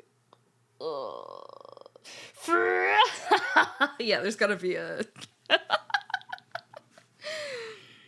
Honestly, I'm kind of expecting you to still be reading when I get out of... No, we're so close to the end. I can feel it. For sure, I can feel it. For sure. Surely. Anyway, we're doing an endurance stream. I started reading this VN when I debuted in 2021. And then I made progress like a little under a year ago again. And now we're doing an endurance stream. So I'm just going to keep streaming and reading until it's done. It's a very good game, but it's very convoluted. So I would, rather than properly summarizing all of it, I would highly recommend, if you are interested, you watch the VOD playlist for it. To simplify it, it's about a group of characters who are aware they're in a story and are trying to escape from the story. With the plot fighting against them. It's very, very cool. We are, I think, in a pretty late chapter. But there's, like, at least 5 different timelines going on. It's got the same characters playing different roles. So it's very, very cool. I'm a big fan of it. But no one has read it at all. So I wanted to read it. If you look up this game online, you just don't find anything except like the store listing. So that's what we gotta do. The people who worked on this went on to join 7th expansion later on, which is really cool. Is it on Steam? It is on Steam right now. It's on sale for 40% off. Would recommend it. It's quite good. But we will resume. I hope you had a good stream. I hope you get to relax. Thank you again for the raid. Hope it's on Mac too. It might be. It's possible. I gazed at my former lover as he said the following without batting an eyelash. It's a conspiracy. The world was completely gray, and with every step it began to get darker and darker. Within that darkness was a faint bit of gray as well. though it was too muddy to be called a source of light. That was where we were headed. As we pursued that gray light of sorts.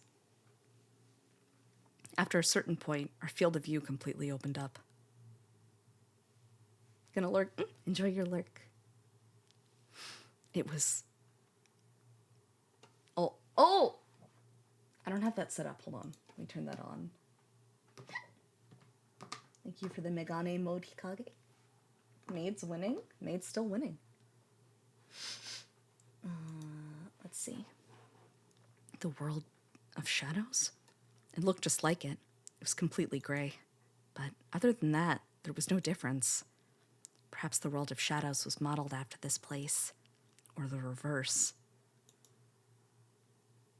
We reached it after passing through the grasslands. Upon seeing it, I was convinced that this looked far too much like that world of shadows.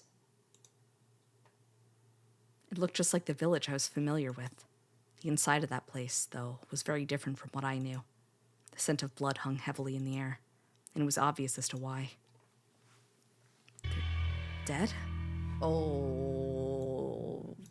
Alright, we'll lower it a little bit. What seemed to be corpses. A little more.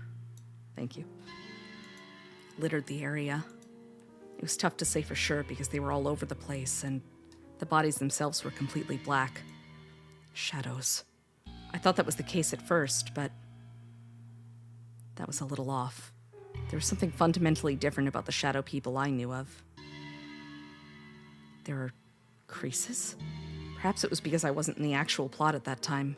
Perhaps it was because I voluntarily looked at them, but... Huh? The man that was split in half opened his eyes. He shouted. He was raging. I could sense his lust for blood. I'll kill you. Kill you. He kept on repeating that like he was possessed. I'll kill. He looked like a zombie as he writhed on the ground, screaming such utter nonsense. Why were they here? Riri-san wasn't fazed at all by those people, though, as she searched for Hibiki in the market. Kiki began to do the same as she looked through the shops. I decided to go ahead. I wanted to resolve the things I had on my mind. And the answers to those things must have been somewhere in that village.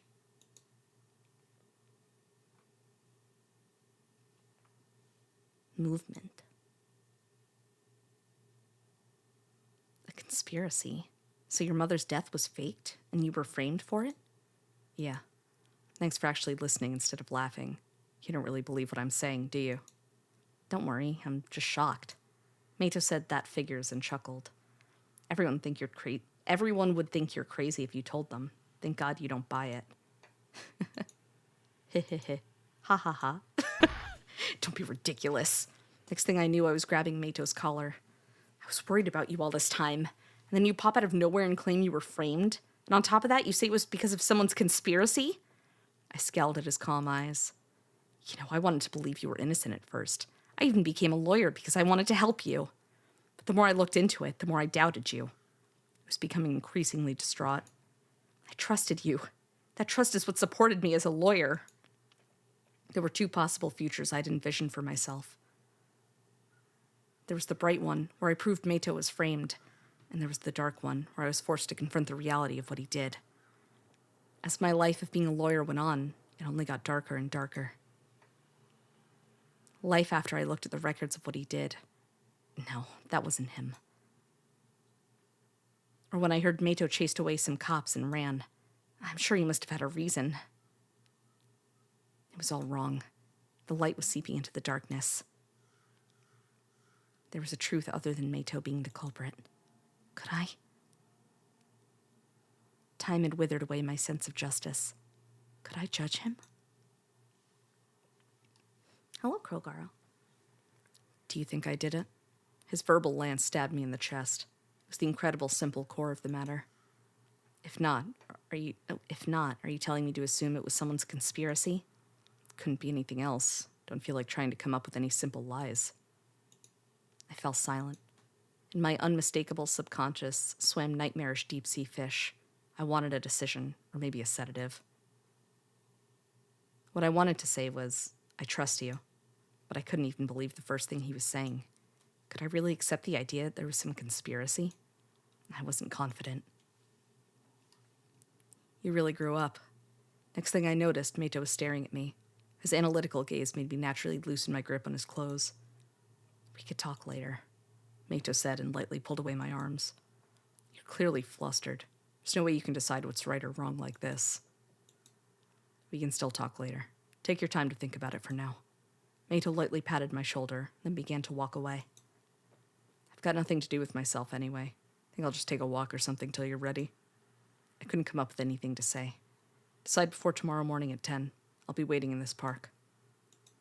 You're visiting the police, right? Phew.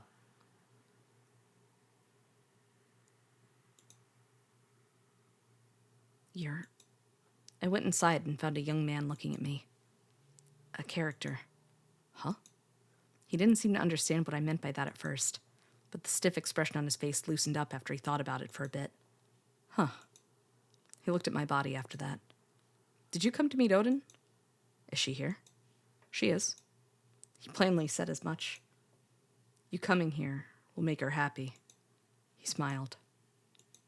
I walked in silence through the entrance I was so used to seeing. I was headed for Shimon's room. And there she was. Oh, and she was there. So you came. Oh, that's loud. What the fuck? That's not Shimon, that's Yuni. So you came. Someone I didn't recognize said that. No, I did recognize them. They weren't exactly the same, but she resembled... My cat is crying outside the door. She wants to be let in. Miss Maya. Miss Maya. Come on, sweetheart.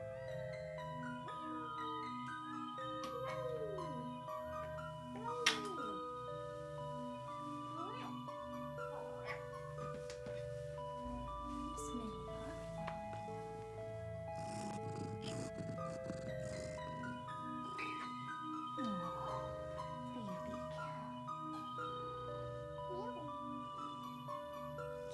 Maya Tomo. Maya baby, you okay? Hey. You okay? You smell like kitty food. Did you just have a snack? Did Mamako give you a snack?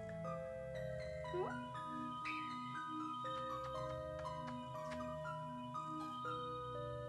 Listen to her go. Holy shit.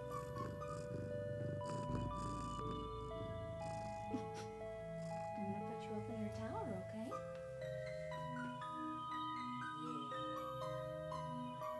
Yeah. It's a comfy spot for cats. I gotta keep reading, okay? You can show them here if you want them.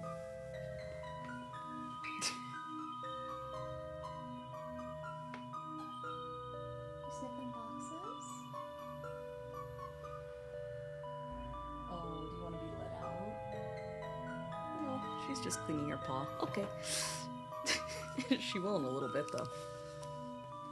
Also, this is super loud for me. Hold on. Where is my shit? There we go. What? What is it, dear? Huh?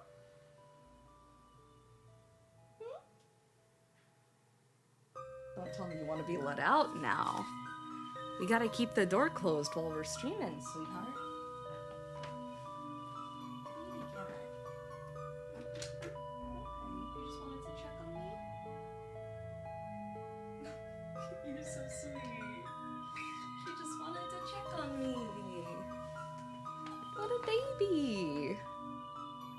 Yeah, chama. 100 scream squeak. Holy shit, Hobo. Congratulations. Jesus Christ. Let me read a few pages. Congrats, Hobo. Wow, wow. Jesus. Don't flip her! Cronus, how dare you flip my cat? Don't rotate.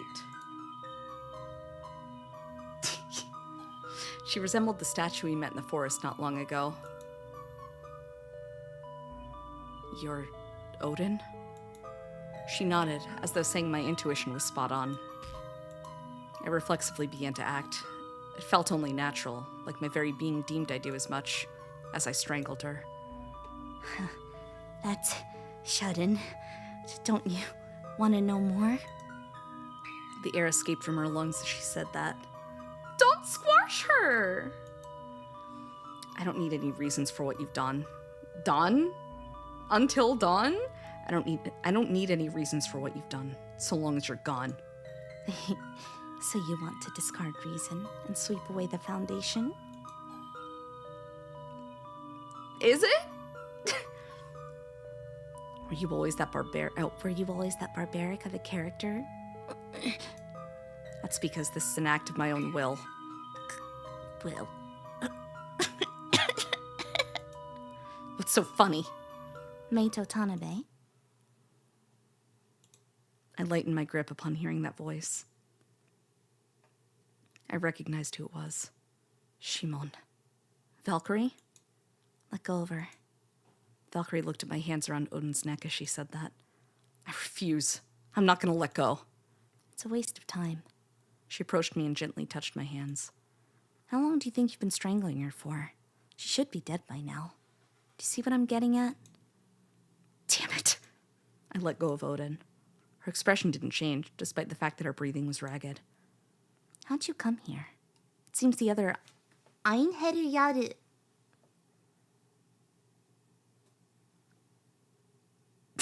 are outside as well. You gave us the bait. Bait? That Hibiki was in Asgard. You made Riri-san say as much on the 20th. Valkyrie's sharp gaze seemed to get even sharper. She wasn't glaring at me, though. She was glaring at Odin. What are you trying to do? What do you mean? Odin shrugged it off. I'm asking what connection there is between fulfilling Ragnarok and giving information to Einherjar that will lead them to Asgard. There's no connection. What? Valkyrie, the Ragnarok you desire is not some grand thing. Don't you agree with me? I don't. Valkyrie immediately responded. Didn't you have hope when you were born? Hope? That we could be bringing about Ragnarok in some other form. One even more grand than the author wishes for. Hang on. I butted into their conversation. You just said author, right? Odin glared at me. She stopped that after a moment, though, and instead wore a sinister smile on her face. Haven't you noticed? The you who opened that gate, the you living in Tokyo, you and myth, all of those are beings I created. You haven't realized that yet? What are you saying?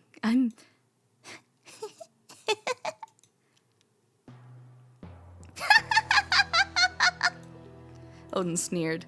Why haven't you realized that yet? Why haven't you realized that no real world exists here?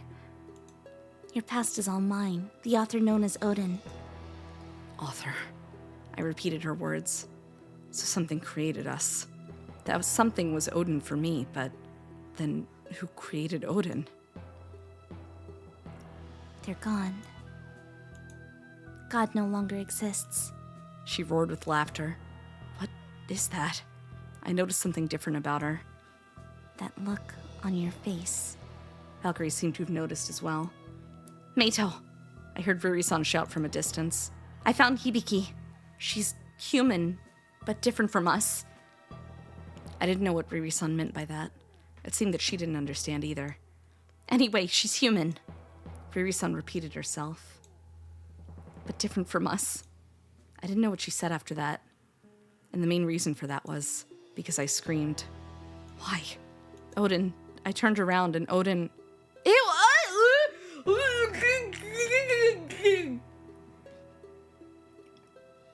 Oh, I feel so yucky. Oh... Her eyes and... mouth were completely different from what I was used to. She's human. Damn it. Riri-san continued on and on. As I stared at Odin's mouth, it It's like I was possessed. As Odin said,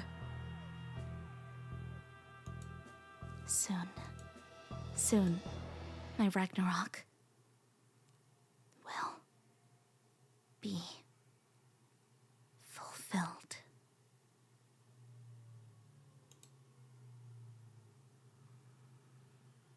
Audit? huh? Eh?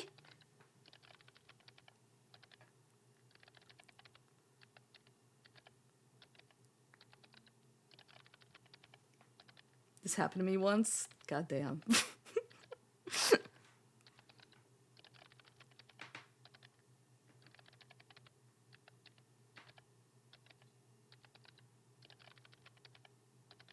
I'm sorry you keep hearing this.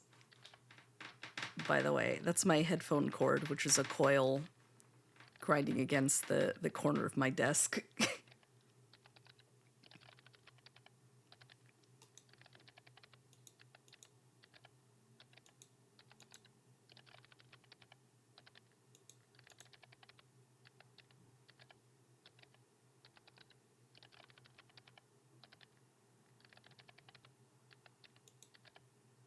Is that Mato?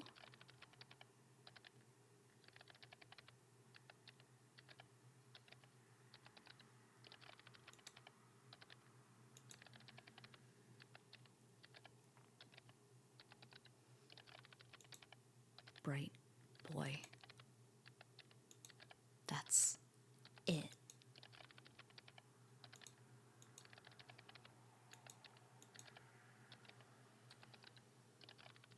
Movement. You're pretty late. Edogawa was smoking in front of the entrance to the police department. Sorry. I was about to say more, but I didn't. A flurry of emotions was halting my speech. Well, let's go. Huh? Edogawa started walking away from the department. Kind of cramped in there, you know. I got permission to talk some more better. Now then.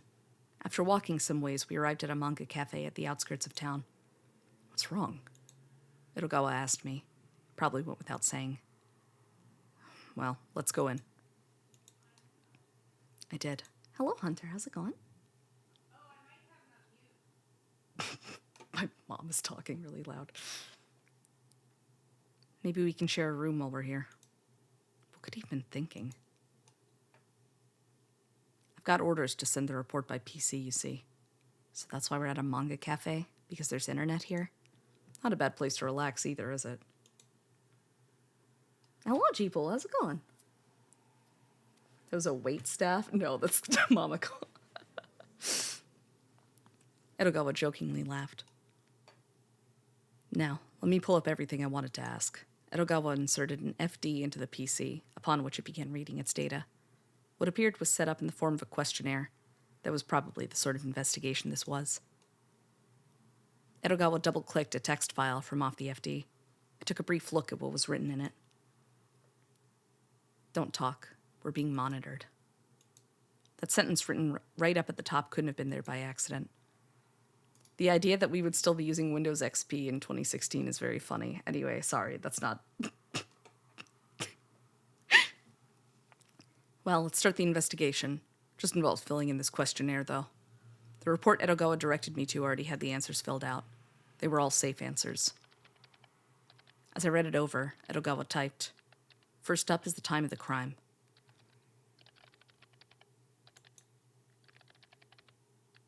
Respond with the answers I'm providing. If you want to say anything else, type it." It was around 7 p.m., I believe. I typed the following question myself. What's going on? Who's monitoring us? I see. Around 7 p.m. Got it. Hello, Meteora. Higher-ups from the police. Seems like you made some dangerous enemies. Yes, I remember the time being reported on TV. I'm pretty confident that's when it was. Pretty confident. I tried looking into Yuki. Then I learned something interesting. Any details you can offer about the culprit? What? Yes, he was a man around 30, I would say. Nobody's seen Yuki since your incident. Remember seeing his face? No. Oh, I see. Why's that? Has anyone requested a search? Has there been any investigation at all? What was he wearing? Gray sweatshirt and jeans, though I only vaguely remember. None. In fact, on paper, she's not considered missing. I think he was wearing a knitted cap, too. What's that mean? Oh, what's that mean? The person with the PN Yukihime is still living her life as normal, but that person's not the Yukihime we know. Did you run immediately afterward? Is it an imposter? What reason could anyone have to do that? Yes, as I recall. Remember the case with PN Oz? A few months before the incident, that guy joined a cult. Hoinkyo. I took the keyboard from Edogawa and wrote the response in. Right. Probably the ones who pushed these two to do what they did. Was anything out of place when you returned home? No. Hoinkyo has the power to silence the police? Dunno. Not like I could know. A normal cop like me had enough trouble just finding out Yukihime is a different person. So he didn't steal anything. What an unusual case. Maybe it was the work of a madman. Come to think of it, he was acting a bit odd. Oh, thanks for that info.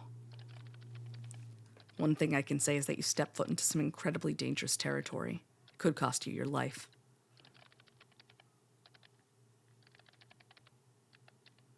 Now, let's put all this testimony together.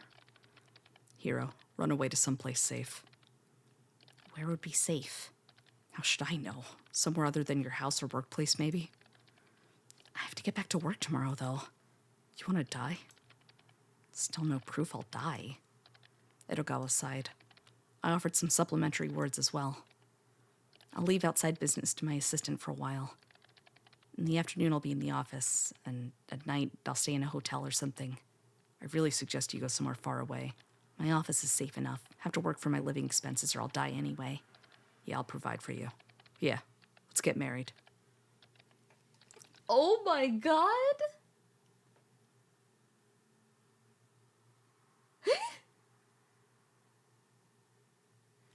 Are you done questioning me now?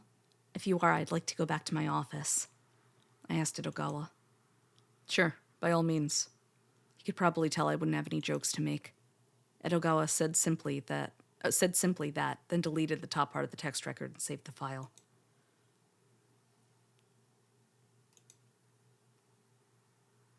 Brother.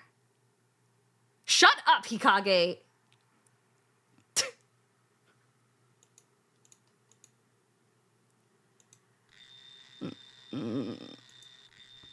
Meito! Someone was calling for me. The haze over my consciousness began to fade away as I listened to that voice, along with the loud ringing of a bell. Oh, Meito, get up. I opened my eyes. My mom was shaking me. It's time to get up already? When's the ceremony? Never! You heard the alarm, right? You'll be late for school if you don't get ready soon. All right, thanks. My mom went back downstairs after that. I couldn't just sit around in bed. I had to get ready, or else I'd be late. I'm leaving. All right, be careful. I left after I had breakfast. The scenery was the same as always as I headed down the road I took to school. There was an elderly person taking a walk, a young housewife taking her kid to the park, an office worker heading for the station just like I was. Everyone had their own respective destinations in mind as they walked down this road. Felt kind of silly for thinking that. But it was those sorts of thoughts that gave warmth to the scenery and made these long similar days easier. Meito. I heard someone's voice I recognized calling for me in front of the overpass. Hey, good morning. Masahide Oshiro, my classmate. We usually met up around here because his house was close to mine. Sup? Do you think about what I was telling you about the other day? You're wasting no time cutting it straight to the chase. What was it? Don't be dumb. The meetup we were supposed to go to. Oh, that. That roused my memories. Masahide said he was going to introduce a girl to me at some point. Apparently Masahide's girlfriend's friend was also a fan of an indie band I liked. It was hard to find people who liked indie bands like that. And plus, she was a girl who was into that same band. Of course, the busybody Masahide was going to try and make something happen. His girlfriend and he seemed to think that we'd get along, so they just wanted to do this meetup so I could meet this Yamagami girl. Honestly, it was less of a meetup and more of a double date. Nah, I'll pass. I told Masahide I wasn't gonna go. Huh? Why not? Not interested. Whoa. I better keep an eye out for my... Not that. We're supposed to be studying for exams, aren't we? Oh, that. Yes, that. I tried to make up some excuse. It did actually make sense, but I really didn't care about exams to begin with. What a sad tale, though. An 18-year-old guy spending his final winter in high school, just studying for exams. That sucks. My final winter in high school. At least let loose a bit for winter, you know? I'll think about it. Do it. Studying's for losers anyway. Your youth is more important than that crap. Hey, what was that word? Nothing that I want a clip of me saying out loud. And the people saying that will surely regret their decisions in the future. Be sure to write that down. You're given a printout during homeroom. It's one of those printouts for putting down what you wanted to do after high school. I gazed at the blank paper. You finished already, Meito? Masahide suddenly spoke up. You're so lucky the Goshujin is broken right now. And I'm not gonna fix it. You disgrace. How dare you? Cut it out. You got no tact. No, the Goshujin outplayed you. Takanobu Shibayama, our class rep, collected the printouts that the other students already completed. Isn't this just a waste of paper? Sorry, isn't this just a waste of paper? I'll write down what I want to do if it's actually going to come true. Better gather the 7 dragon... Yeah, that's it. Anyway, you're the kind of guy who'd say that a report on the national budget is just a waste of paper. I just gazed at the two of them as they talked. Meito, are you at a loss? Takanobu spoke to me. I guess he realized I didn't know what to write. Yeah.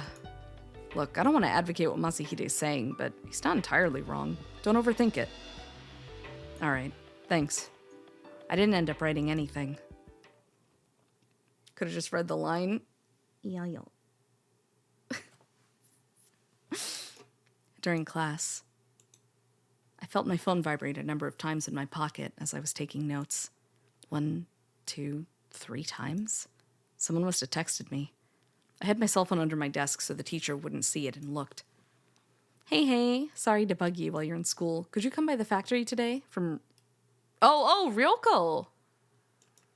My final winter as a high school student. Should I really let loose and try out this love stuff? Shopping again? Well, whatever. I'll head to the factory whenever I'm out of school. I don't think that sort of thing suits me.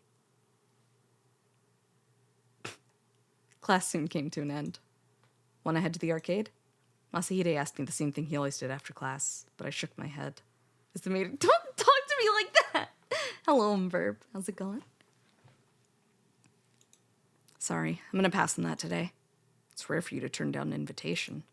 Takanobu spoke up beside us. Just not today. Gonna see some chick? No. I stuttered. I wasn't expecting that. Masahide caught on to that, though, and immediately began to tease me. No wonder you turned down that double date. I'm telling you, it's not that. She's just some girl who works at my dad's factory. How old is she? 24? Whoa, so she's older. I'm gonna hit you. Oh no, I'm shaking in my boots. Takanobu finally stepped in. Just let me deal with Masahide. I'll beat his ass in some fighting game. You've said it now. Studying aside, I ain't gonna let you get the best of me in video games or computer stuff. I'll prove to you that I'm superior to you in all respects. See you later, Meito. See ya. I bid them farewell as they screwed around. Movement. Unsure how to feel, I walked through Shinjuku at night. What a horrible day. Too much happened. You're clearly flustered. There's no way you can decide what's right or wrong like this. Don't talk. We're being monitored. Just what did I do? I was just working like normal when Yukihime attacked me. I was hospitalized, I reunited with Meito, and now on top of all that, I'd been marked by the police. It didn't even feel like real life, more like a manga or something. Honestly, I wished that were all it was. I wanted to go back to just being a lawyer. I wanted things to be easier. Why was I so selfish? Please state your PN. PN, blah, blah, blah, blah, blah, hero. Welcome back, Chief. Maybe that's why I wanted to go back to this office so much. It was the workplace and castle I built for myself. Nobody could bother me here, not him or anyone else. Oh, you dummy. It was where, jeez, I could relax. Stop. I'm exhausted. No more, please. Cut it with the jokes. Quite a welcoming party, Kemery. Who? Who? I've already had enough surprises. Could you wipe that blood off and raise your smashed-in head? Was that her assistant? Wait a minute. Wait a minute. Oh, no!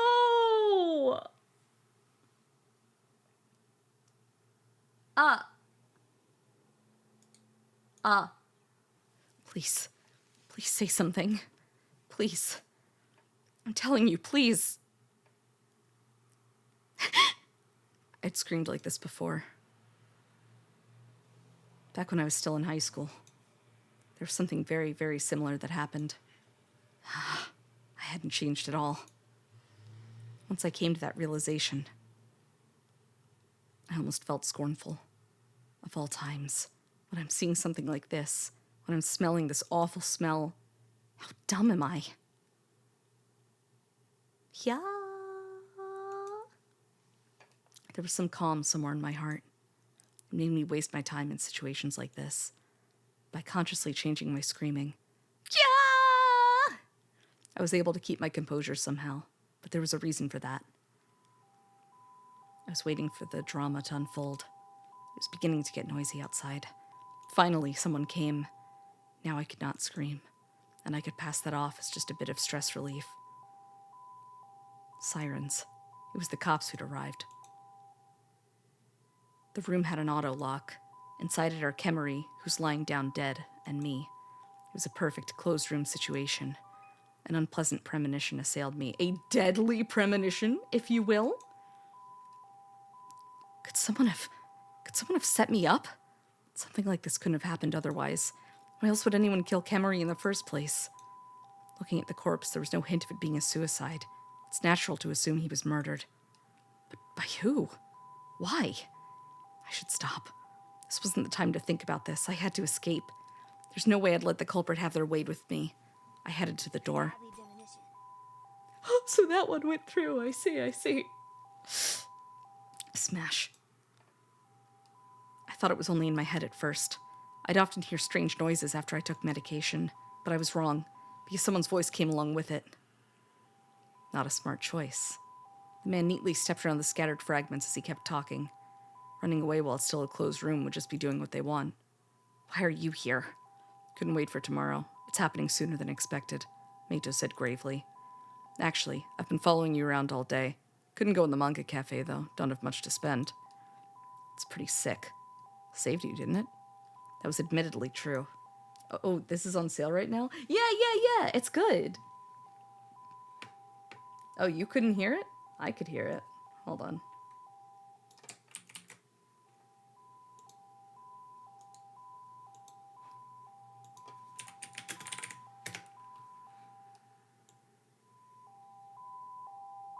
Oh, I think it played. It's just quiet because the game is loud. Periodically diminution. Yeah, there we go. Come on, let's go. Meito and I escaped out the back door.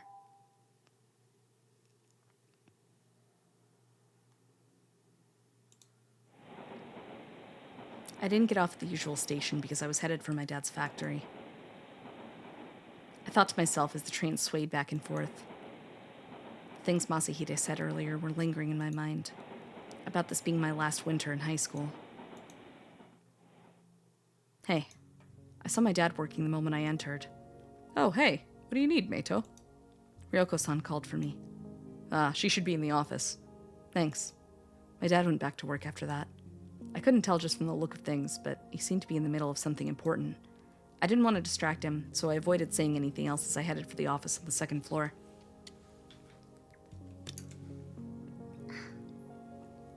Ryoko-san? I called out to her from the office door, but she didn't respond. That's strange. The office was rather tiny. She should have been able to hear me. I decided to step inside. In the back was Ryoko-san sleeping on her desk. She must have been working all day. I didn't want to call out to her again, so I lightly shook her shoulder instead. She groaned a little bit. She looked around for a moment. Her eyes met mine before long, though, and she then proceeded to smile at me. Sorry, I fell asleep. Don't worry about it. Thanks for your hard work.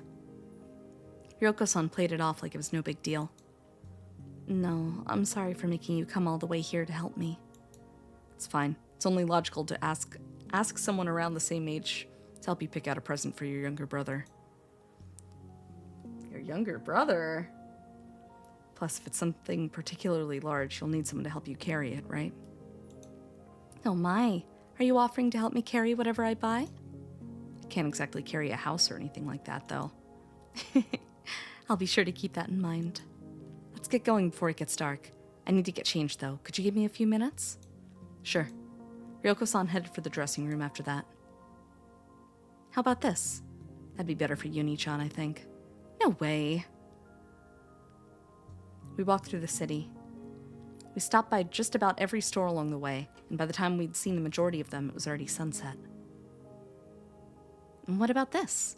The final store we dropped by was a bookstore. Ryoko-san pointed at a magazine for the paranormal. Does your brother like this kind of stuff? He's a weirdo. He knows about lots of different things. It's kind of surprising. I see. She ended up going with that for her brother's birthday present. Thought that was kind of a lousy present, but I decided to just let her do what she wanted. See ya. Ryoko-san. On the way back from shopping, I stopped her before she had a chance to leave. What Masahide said earlier kept on repeating in my head. Final winter, let loose. What? Don't be creepy. She smiled as she gazed at me with a concerned look. Want to go out sometime? You, me, and Uni-chan? That's how I started things off. Go out? Where? But sure, if you insist. She agreed, though, as I stood there in silence. Is it something important? Yeah. My room was dark. I decided to sink deep into thought once I returned home. I ended up asking her out. I could see the printout I received at school in my backpack. What I wanted to do after high school, I had to think of something. But in the end, all I did was shove the printout into my drawer. Huh. The sirens blared and drew away in fixed intervals. We were a few kilometers away from the office. As long as we were safely hidden in an alley, we took the time to sit down for a while. This date got kind of crazy, huh? Meito joked. I couldn't respond. So much was running through my mind that I couldn't get out. You okay? Yes. That was the only thing I could manage to say. I remembered something Rei-senpai told me. It was from back when we worked at the same place. No matter how much we cry and struggle, we can't beat the results. He'd say that frequently. The man was all about looking at results rather than thinking about theories. Now, more than ever, I wanted to embody that ideal. Meito. Nothing would be solved by being confused and distressed. I had to take things as they came and have a grasp on the situation. Tell me your story. I asked that of him. So you believe me now? Meito laughed, then started to quietly speak.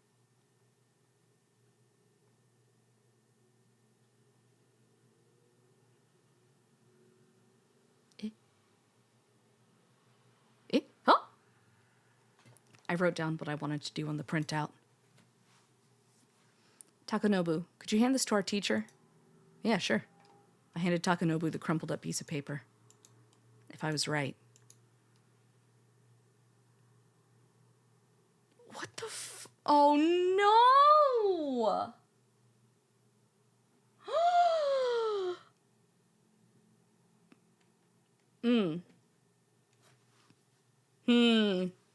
How much longer till we arrive? Hey, are you listening? Ryoko-san spoke to me as I held the video camera. Once we reach the top of this hill, we'll be past the foot of the mountain. Man, all this on my day off. Meito, how's Uni? She probably needs her diaper changed soon. Let me see. Does she hate me? She probably did. Don't be stupid, Meito. Let me look. What a dumb father, right, Uni? Father? Let's get going. I kept on moving forward. And after we went through the forest, we arrived. Where are we? Ryoko seemed shocked as she held her baby. The world of shadows. The world of shadows? The world we lived in. Ryoko didn't seem to understand. It's loud again. But I ignored her as I stepped out into the grasslands.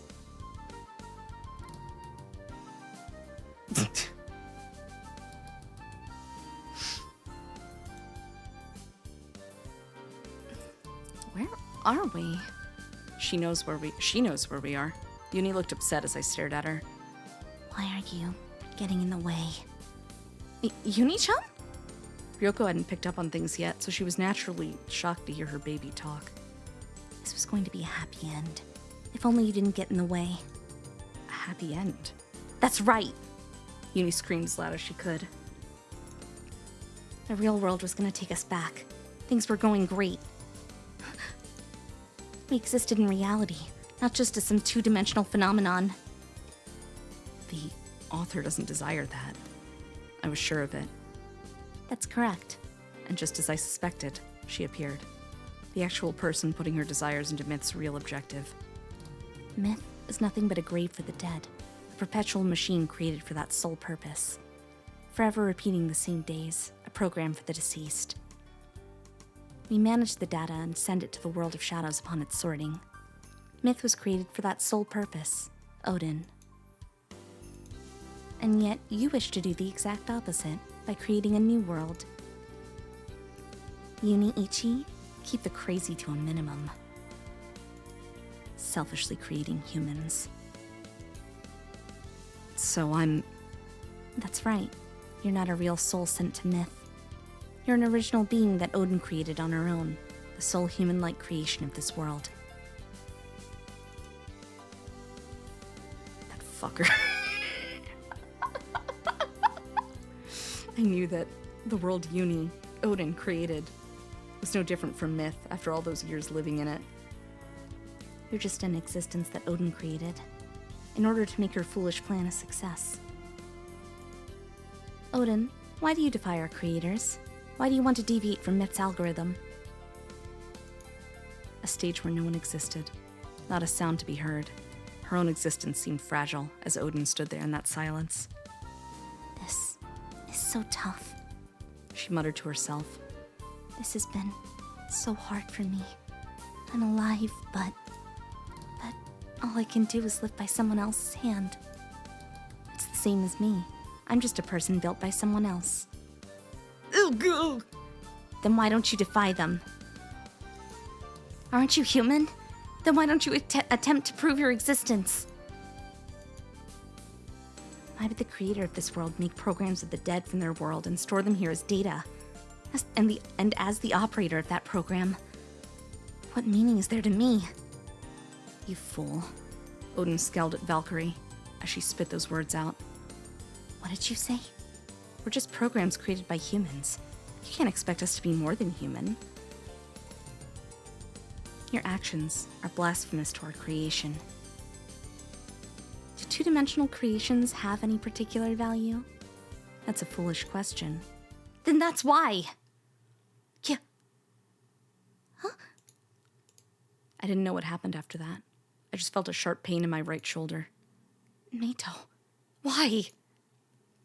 And after that, an unimaginable pain assailed me. Look at him. That's all there is to a creation like him. I can do anything I want to him, by my own hand. Mato, why? Why are you... I could hear Ryoko screaming. She held no memories of myth, only those from the real world. You worthless existence. Worthless. Lower being. Kya! My left arm disappeared. My right leg disappeared. By the time my head had disappeared, I could barely think from all the pain. I won't let this happen to me. I found a way to return to the reality everything came from. Don't lie. Only one person is left in that. That's right. That person's left. I will connect with God. And I'll create a half-real world. A number of new worlds where various phenomena exist, built off the remains of the real world. Ragnarok. Odin drew near me. All I could do was lie on the ground. Maito Tanabe, you'll help me achieve this. I'll be taking this videotape. It's recorded part of that half-real world after all. It'll be very valuable data. Did you want to use it to your advantage? To record this and show someone the truth? You're a fool. You're nothing but my pawn. Maito, that's how you should be. A pawn of my will, put in place to divert Myth's trajectory. And once that's over, we'll go together. You to a higher dimension, me to reality.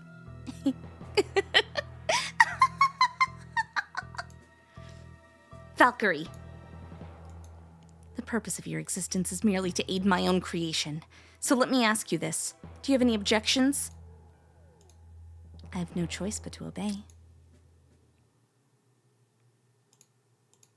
My vision clouded after that. I wasn't sure if that was because my body had reached its limit, or if the program known as Myth had been reset. Likely the latter. I could hear someone's voice. It sounded like they were speaking directly to me. Odin must be trying to connect to the real Ryoko Ichi. So Myth was reset for that purpose. What about Ryoko? She was deserted in Myth. She's an existence used in neither Myth nor Uni's world. She'll likely be doomed to wander through that space for all eternity, following the rules of Odin's half-reality, growing older as time passes. And what about me? I picked you up. I've had you come to this higher subspace, above even the visualized Asgard, Myth. Why? There's something I want you to do. Something that I'm certain only you can do. Something that only you can do as the one Uni created, as the one who calls the world of light his home. Maito Tanabe, you've no relation to Myth's original purpose. You were born to fulfill Odin's own selfish desire. Right. What do you think? About what? Your own existence. Existence? I don't really know. I tried to return to Tokyo, believing those memories Odin planted in my mind were the real thing. But now that I know even that was just part of the plot, I don't really have the willpower left to question or answer my own existence. Have a safe trip, Cronus. But by knowing the truth, you've been given new meaning. To stop her. To stop Odin from creating that half-real world. According to you, I can do that. That's right. Is there any meaning to that, though? Myth's purpose will go back to its former one if I do that. World without any developments, one where you just continue to live. Is there meaning even to returning Myth to that state? Bugs will break out eventually if Myth's program is altered. How can you be so sure? Myth, or better yet, the program, is semi-permanent. It's a semi-permanent machine. If it begins to malfunction, then it'll no longer be permanent. That's all. I don't think that what Odin is trying to do is bad. The foundation for everything comes from reality, but nothing is left there, presumably. I don't know the reason why, but humanity must be done for. So what's the problem with letting us dream? The reason why Odin was able to do what she has done is because the creator likely felt the same way. Then why did the creator even create this tale, this program? I have no means of knowing how they did that, but For what purpose would you digitize another's existence and have them live on forever like that? Myth is a graveyard. Are you saying that graves are meaningless? I don't think so. The creator of myth continues to live on in that world where all living creatures have died, but they'll eventually die as well. And that will truly be the day humanity, that the world will come to an end. Hello, Cervantes. Probably not. But it's a good one. Yet, myth will continue to exist even in that world. I will take a sippy, thank you. Books, or rather, a more advanced medium. But the record of myth will remain forever through that medium. To us, these days are meaningless. But what if a new intelligent life form emerges in the real world and takes notice of myth? What will they think? No, what they think doesn't matter. Intelligent life forms can think about fiction like ourselves, about the real people no longer around in the real world, about all these existences that persist in this book. Everyone's grave holds meaning. The ever-revolving cycle of life is no different from reality. That's why I chose to accept that cycle. Maid Tanabe, she called for me. Stopping Odin will give you new meaning. If Odin is able to carry out her plan, then the protagonist, Maid Tanabe, will be the hero who helped forge that half-reality. However, Maid Tanabe will eventually die regardless. Our meaning, however, is permanence.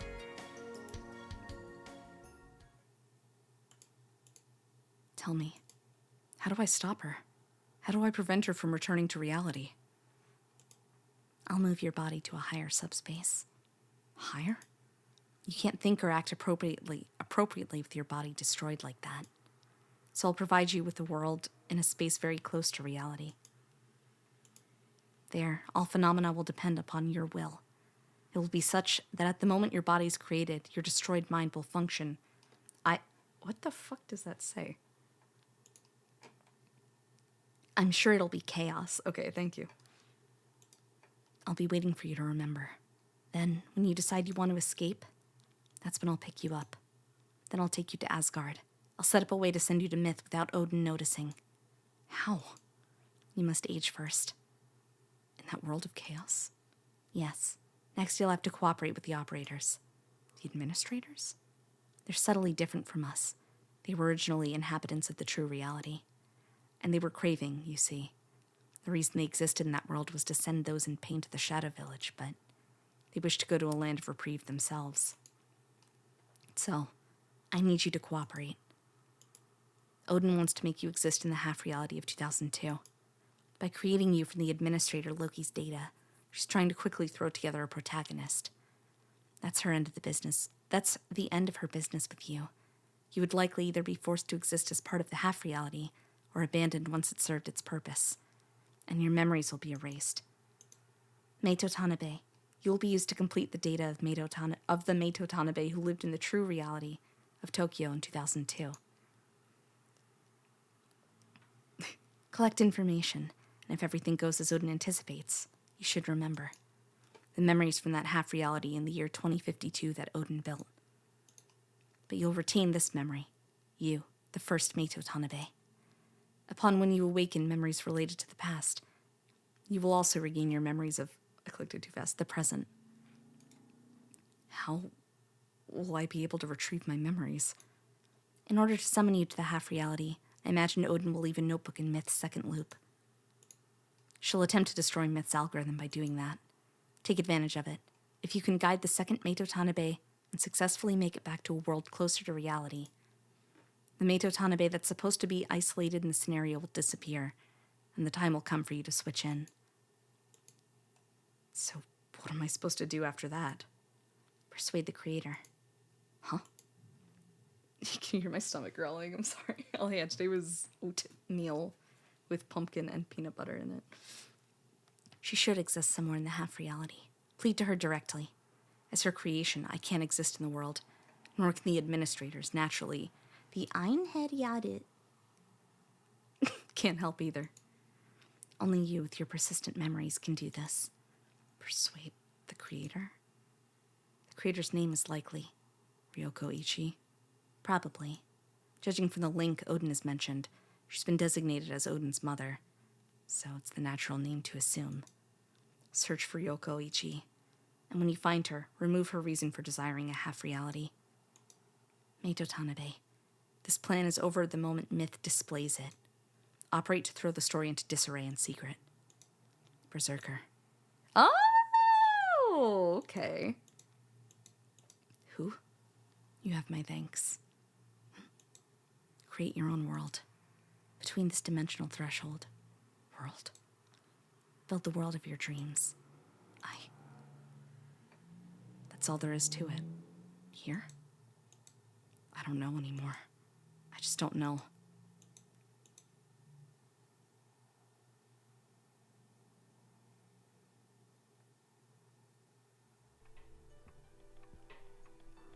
There I was, in that black, shadowy darkness. I was normal, because I was able to distinguish that darkness as either black or shadowy. The sound of the clock, footsteps, the bottom of the stairs. I understood all of that. Even the word mama. I knew it all. So I must have been normal, but I was uneasy. Something was missing, a part of my memory. It didn't feel right, so I screamed. I sound like something cutting through metal. My throat was dry. It felt like I was gonna tear it to shreds. But I didn't care. I kept screaming. Mama, mama, mama, mama, mama, mama. Please, could you... Look. At yourself. Oh, we're back! I shifted my gaze so that I could look at myself, but it didn't feel like I was looking at myself. It was like I was observing myself. It felt natural to observe myself like that, even though it was the first time I'd ever done so. Yes, we're back, baby! Huh. Maybe this should have been obvious to me, but I realized I was no longer myself. I gazed at what I once was. I realized that I was a mistake. I see. I get it now. I was what I once was. Berserker. Yes? Odin's calling for you. Who's Odin? Odin's the girl dressed in black. Oh, so her name is Odin. That's a really cool name. Anyway, I headed for where Odin-san was waiting. It's crazy how things wrapped around. Yeah, for real. Where is Odin-san anyway? I was embarrassed to ask that. She was in the room Freyr-san showed me.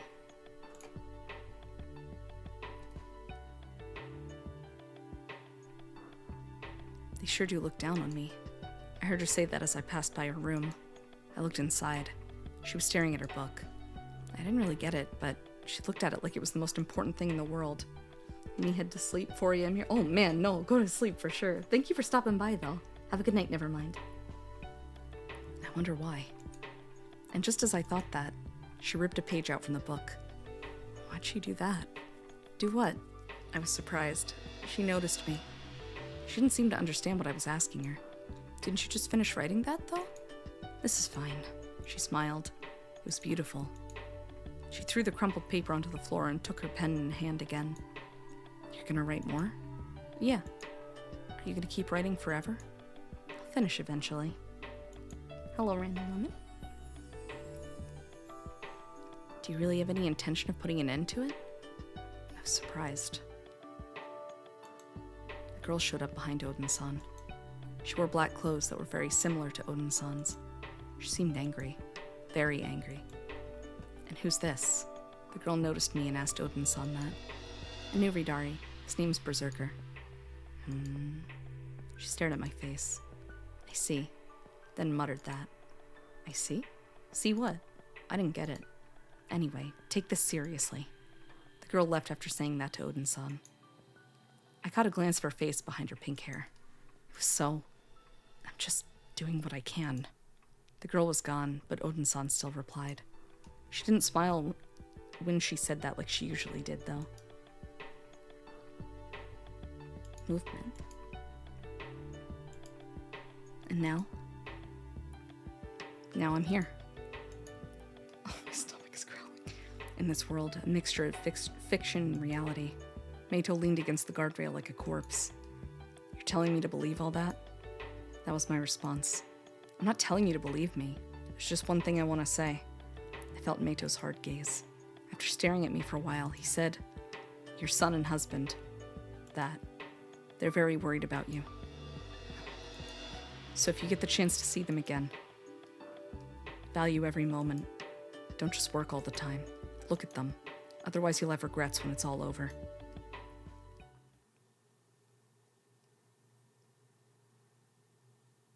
Oh boy. Oh shit! Okay, we're gonna take a little break. I gotta get some food, and then we'll keep going. Chuchumate, okay? Give me 1 sec.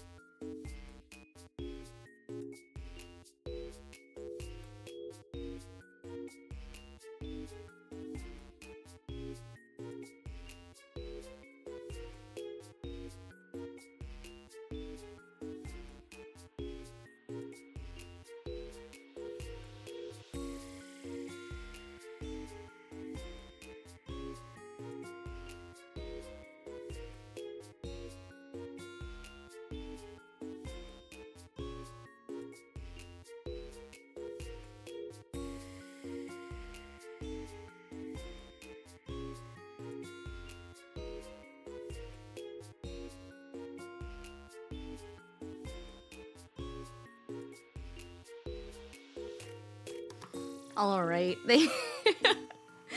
Thank you so much for waiting. I had some leftover pasta, as the Canadians say.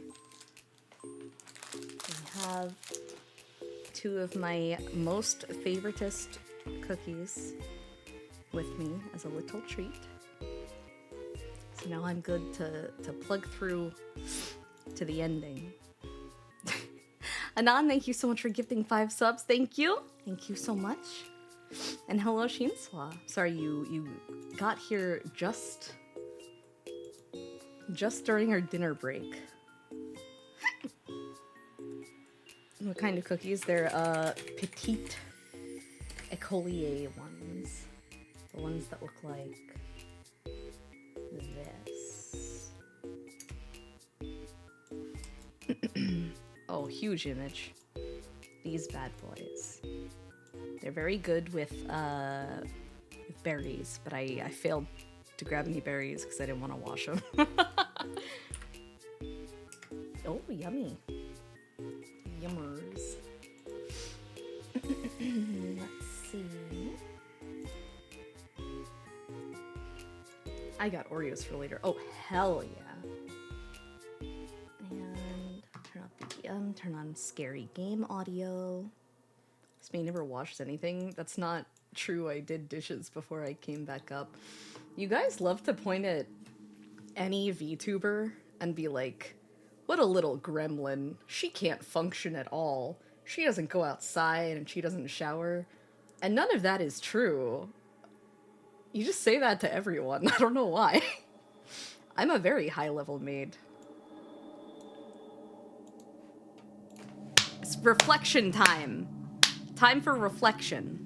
Anyway, it's time for Answer Episode 3, which, according to Steam achievements, which I may have peeked at, aside from the 2 extra arcs, this is the final chapter. I have a magic box that does the dishes for me. Lame! You gotta hand wash that. It says never washed. Oh, that's Gatmoy. Huh. Hold on, I'm...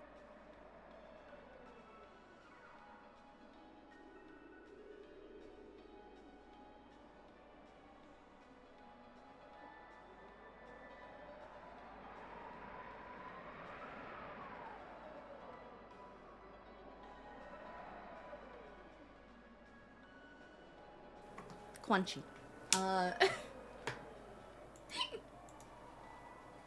That was a laugh, not a hiccup. Just came out real weird. A natural light beamed from behind the tree. Something was different, though. The previously absent wind began to intermittently blow at my hair before I realized it. If my existence had come into being, then it meant that I was standing there, dumbfounded. A single notebook was before me. A notebook from a foreign land describing the events of today, now happening a second time, written by the hand of Meito Tanabe. Miss Maid, you accidentally turned the... Oh, that wasn't an accident. Ho ho ho ho ho ho.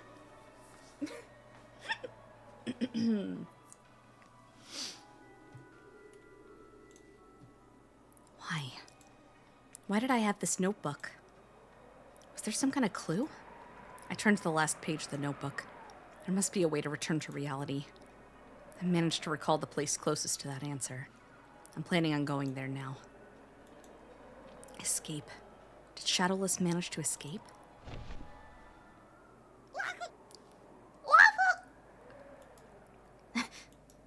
Something dressed in black seemed to pass by my eyes.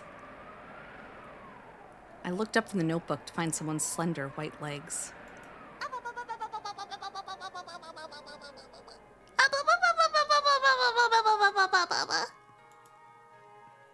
And a moment later, that someone let off some odd yelp. I looked again to the thing writhing around on the ground. Watching the exaggerated performance of the woman in black, I immediately thought back to the contents of the notebook. Riri will help Shimon after she falls from the tree. Ouchies! She stood up and began to rub her knees. Huh? Or rather, she acted like she did. Wow! Shimon looked at me with wide eyes. Knowing the truth behind those tearful, innocent eyes made me only able to look at them with disgust. Humumu. Shimon gawked at my outfit. 大丈夫ですか? Are you okay? My character said that. Those were the first words I said. Yeah, just a scratch. If I start watching now, will I be able to understand what's happening? No, but that's okay. That's what the VOD playlist is for. In any case, I decided to watch and see what happens for a while. それは大変です。手当てさせてくださいね。 That's no good. Please let me tend to your wounds. いや、いいんすよ。自業自得っすから。 What? No, don't worry about it. I got what I deserved. 気にしないでください。しかし、なぜ木の上などに? No, please allow me to. Why were you at the top of that tree, though? なんてかな。ほら、私ったら Oh 無 my 鉄砲 god. でバカだから。 This girl. 木があるとついつい登りたくなっちゃうんすわ。 I don't know. Why was I? I'm kind of dumb and random, so when I saw there was a tree, I really wanted to climb it for some reason. バカと煙は高いところが好き。 Idiots do love high places, I hear. そうそう、そんな感じ。 Yep, I've heard that. At some point, some ointment had been placed in my hand. When I applied it to Shimon's knee, she looked like she was in pain. ごめん I'm なさ sorry. い。 Does it sting? 染みますか? いや、こんにゃく口に逃がし。おかげで痛みが取れましたっす。 Nope. I know it'll get better in a sec. I can take it. それは良かったです。 I'm glad to hear that. Mere seconds after spreading the ointment on Shimon's knee, the wound appeared to be recovering at an impossibly rapid rate. I understand it's a story, but that's awfully unrealistic. あなた、お名前は? What's your name? Yuri asked as she continued to treat the wound. シモンス。シはあずさって書いて、モンは門番とかのあれっす。 That's a really weird way to translate some kanji shit, but okay. Shimon. It's almost like Simone, but not. あずさで I できたもん see. です That's a か。 lovely name. ご風で素敵ですね。あなたのお名前は? What's your name? リリです。 Riri. あらら、そっちもお花みたいで素敵なお名前っす。 Oh, that's a wonderful name. It sounds like a flower. まあ、 Thank あり you. がとうございます。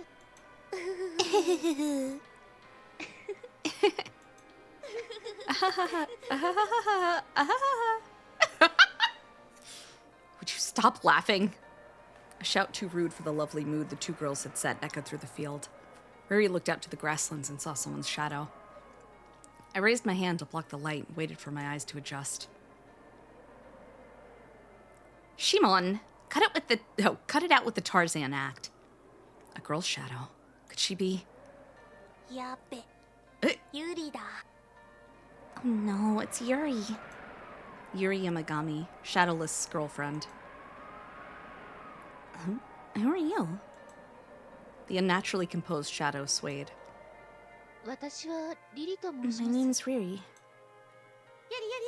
この人、怪我してる私を救ってくれた命の恩人なんですよ。 Yuri. She helped me when I was injured. I owe her my life. You deserve to get an injury or two once in a while, you klutz. あうわ。 Sorry you had to help this dork. Yuri ignored Shimon's groaning in pain on the ground and said that to Riri. Riri stared at her with dissatisfaction. いえ、 It was nothing. それよりも。 More importantly, you're... Oh, I'm Yuri. Been her guardian since she was a kid. 困りって言 You う were not. Oh, no, I appreciate that you introduced yourself to me, but, その、 also hello next time. その You look 姿 rather, なんか Riri, you 羽織っ can't ていらっしゃ say る that. んですか? Oh, come to think of it, you look like Shimon. Never met a shadow like me before? 影 A ですか？ shadow? You've got one too, right? Yuri's question made me look. There certainly was a shadow, much like Yuri, underneath me. Hey, do you have some other plans or something? え？ Huh? I'd like to thank you for helping her. Interested in coming to our village? おお、明暗。そうしましょうよ、リリーさん。 Oh, that's a good idea. Let's do that, Riri-san. いえ、でも私は No, What? Got some other plans? I do. In that village. リリーさん、 Nini-san? Shimon looked at Riri inquisitively. やることはあるような気がするんです。だけど、 I feel like there's something I have to do, but... だけど、 But? 私のようなものがお邪魔して I'd も only be a burden if I ご came, 迷惑。 Riri said with reservation. Then she looked out at the grasslands. Next, she was about to walk off. It wasn't a particularly clever option, but there was no other way to find the memories locked in her mind. Or I presume that was her idea. Riri had lost her memories. That being the case, where was she trying to go? Well, it was probably meaningless. She was only making them pursue her because she had no objective. If one had to be conceived, it was to return to Mitakami and nothing more. Hold up! Everything was going exactly as planned. I don't know what's up, but is something bothering you? そんなことは I wouldn't say so. You got somewhere to go home to? Seemed like you were just sitting around here. Either way, she would end up being taken to the Shadow Village. Then all the more reason to make you come with. どうして？ Why? Gotta help those in need. Am I right, Shimon? そういうこと。リリーさん、私の村に遊びに来ませんか？ Yep, that's right. Wanna come hang out in my village, Riri-san? でも But 何か力になれるかもしれませんよ。 maybe we can help you. Yep, and our house is pretty huge. Wouldn't be a problem if you stayed there for a while. そうな、 Oh, 悪いです。 my. Thank you for offering. 本当ね。 It seriously is めちゃ giant. めちゃ広いんすよ。 I'd love if you stayed そ too. うしてくれると私も嬉しいっす。お二人と Thanks, も both of you. Something wasn't right. The way things were going, it looked as though I would be going to Shimon's house alone. There aren't enough actors. The day I go to the Shadow Village, Kiki and Meito Tanabe are supposed to be there too. お世話になります。 Thank you for having me. Without warning, she started walking off as the scenario dictated. ま、 Wait! I tried to yell my real thoughts, but I was cut off by the scene transition. I should probably be thankful I was. It's better not to express your real will in this charade when it doesn't count. Rather than returning to the chaos in the latter half of the notebook's earliest entry, it would be wise to go with the flow and look for the most ideal opportunities. And then there's this notebook itself. That I have this may be deeply connected to the fact that Meito Tanabe hasn't appeared. It'd probably be best to wait for an opportunity. For now, all I can do is follow the scenario.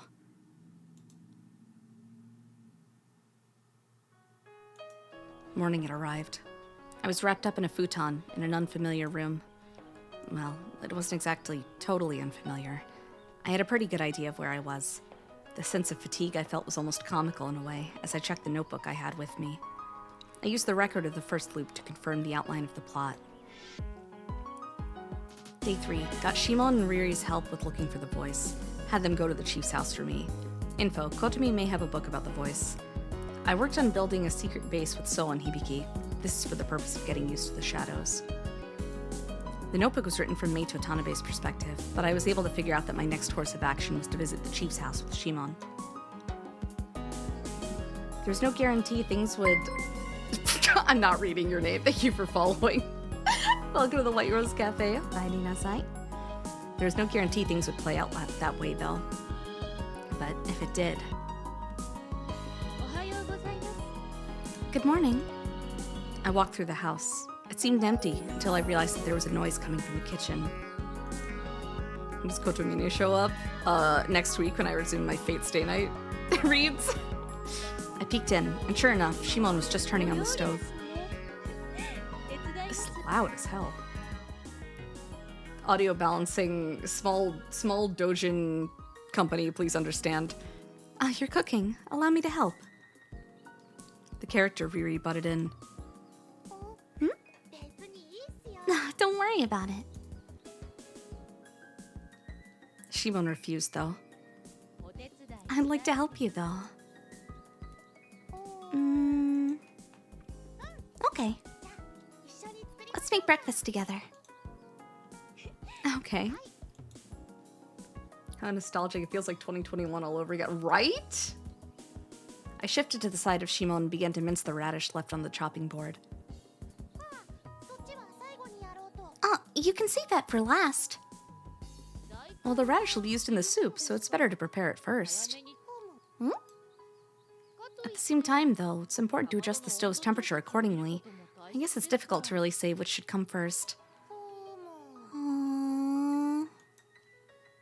Well, I guess I was right to help. Shimon wasn't exactly the brightest person out there, so I decided to not really pursue it. No problem. She flashed me a smile in return, seemingly relieved. I was honestly a little shocked to see the character Riri readily helping with the cooking. It wasn't like I was a bad cook, but I certainly couldn't handle a knife as skillfully as the character Riri could. I suppose it could be said that, given we were one and the same, that I should be just as capable of doing it as her. It was kind of irritating in any case. By the way, Shimon-san. There wasn't much actual dialogue prepared for us as we cooked, which was actually in my favor. It allowed me to speak of my own will. There was something in particular I was rather curious about. Have you always lived in this house by yourself? What? Right, Meito Tanabe and Kiki.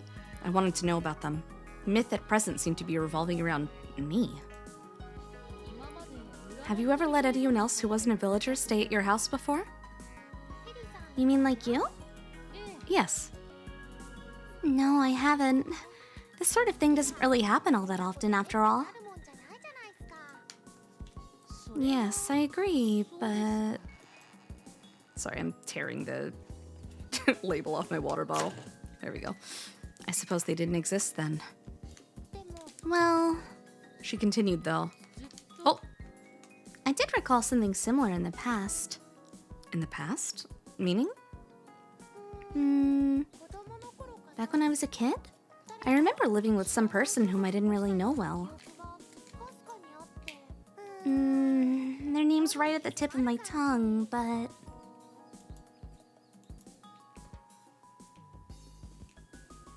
Yo, anyone home? Yuri suddenly appeared after we finished eating breakfast. What's up, Yuri? Look. She yelled out a bunch of fresh veggies. Oh? What about these? Kotomi-san gave them to me. Go give her thanks later. Sure. Shimon gazed at the vegetables in the basket with a gleeful glint in her eyes. Yo, Riri-san. Good morning. So, what do you think about Shimon's place? Not bad, right? Riri soon became the point of Yuri's interest. Of course not. It's so spacious. It's a little odd in style, but it's tidy and... I waited for the character Riri to continue. Well, I suppose it's a little lonely. Lonely? It feels like a bit of a waste to have this big house with only Shimon and me living in it.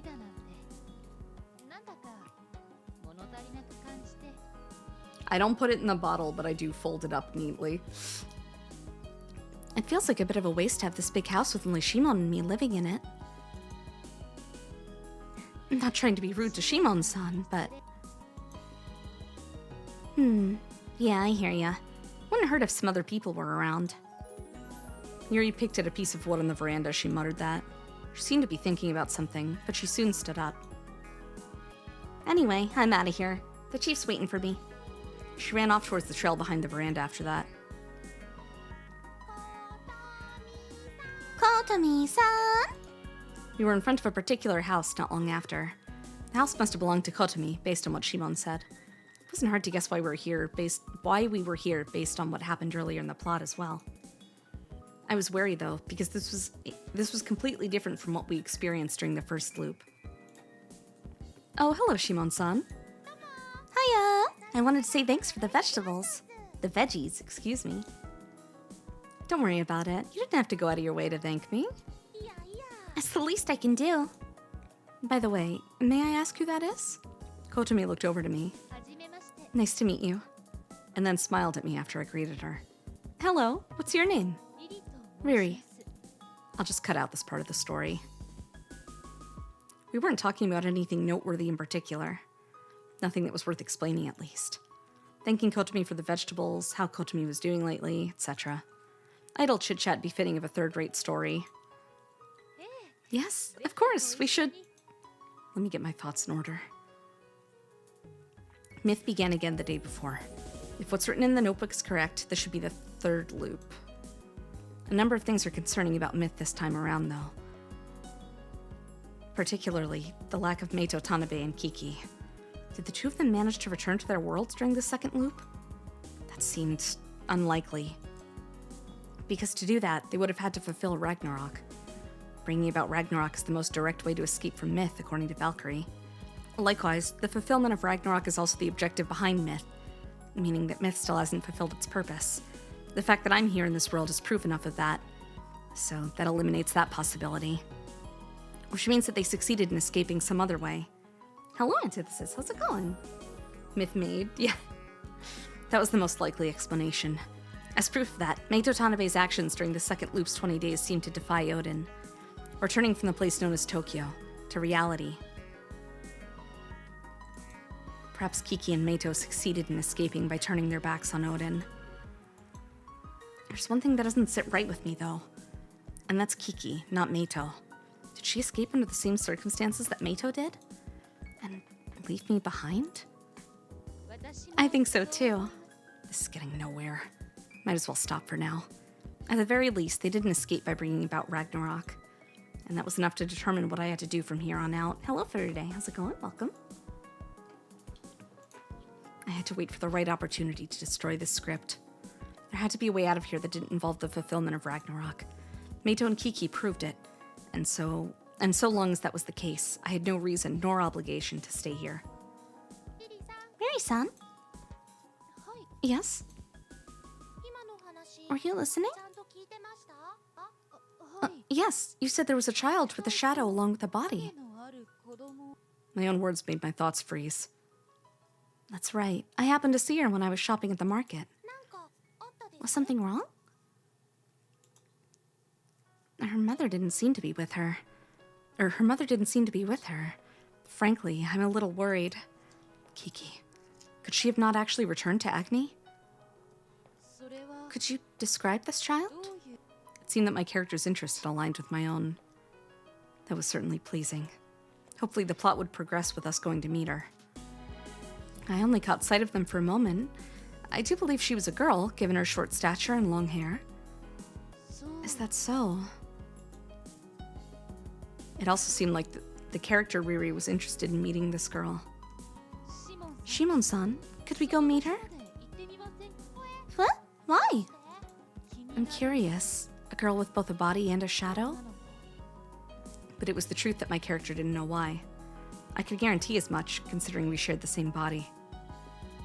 Sure, why not? We've got time to kill anyway. Shimon immediately agreed. I saw her around the entrance to the market. She seemed to be headed towards the outskirts of the village. Shimon and I left Kotomi's place after that. We walked for a bit before eventually reaching a dilapidated house. Whoa. Does someone really live here? Could someone actually live in a place like this? It's definitely possible if Kiki had no other place to call her own. Guess I'll have to wait and see what happens. Hmm? Shimon noticed something and pointed ahead. She was pointing at... not Kiki, but a girl with black hair. What's your name? Uni. Uni. I recognize that name. Your mother told you to wait for the being of light? Yeah. Oh dear. We should take her back to your place. Why? Well, was Odin here?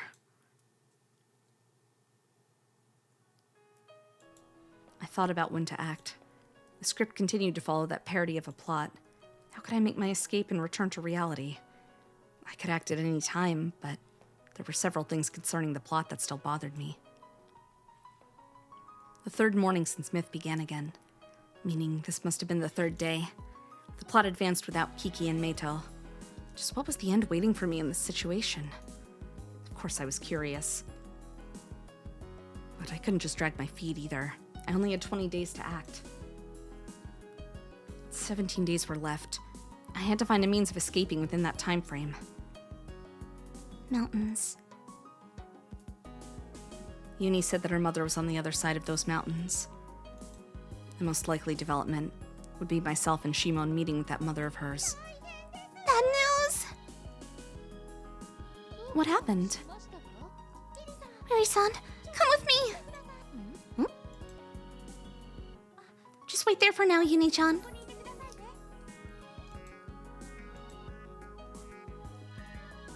We headed for the market.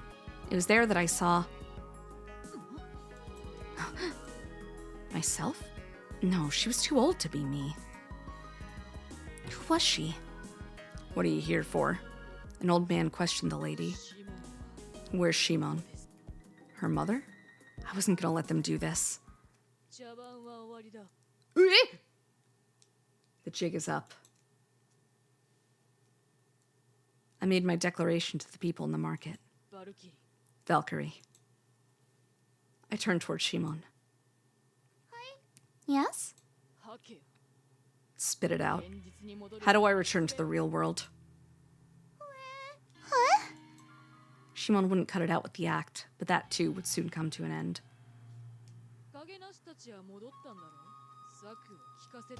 Shadowless and Kiki are gone. Tell me how they did it. Silence.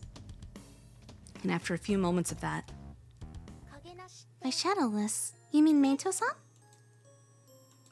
she readily admitted to the truth. Ah, so that's why he... Cut the crap. I threatened Shimon. I said the jig is up. There's no reason to keep up the act. Shimon seemed to be lost in thought for a moment. Then, Miri-san, she addressed me. it's already too late.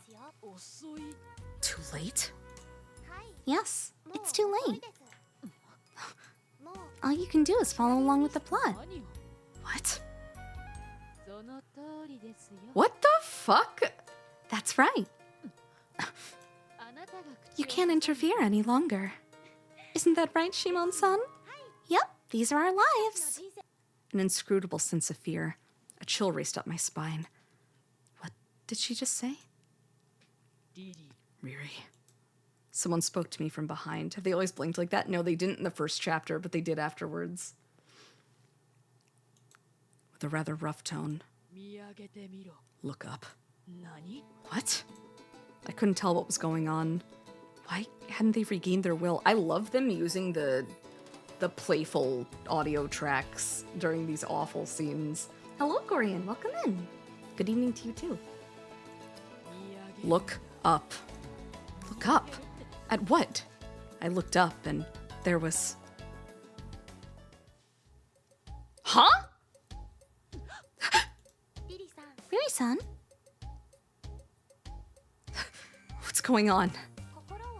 release your spirit. Release? Holy shit. Give yourself to Myth. This game rules. I love this game. I'm so glad we stuck with it, man. It's something real special.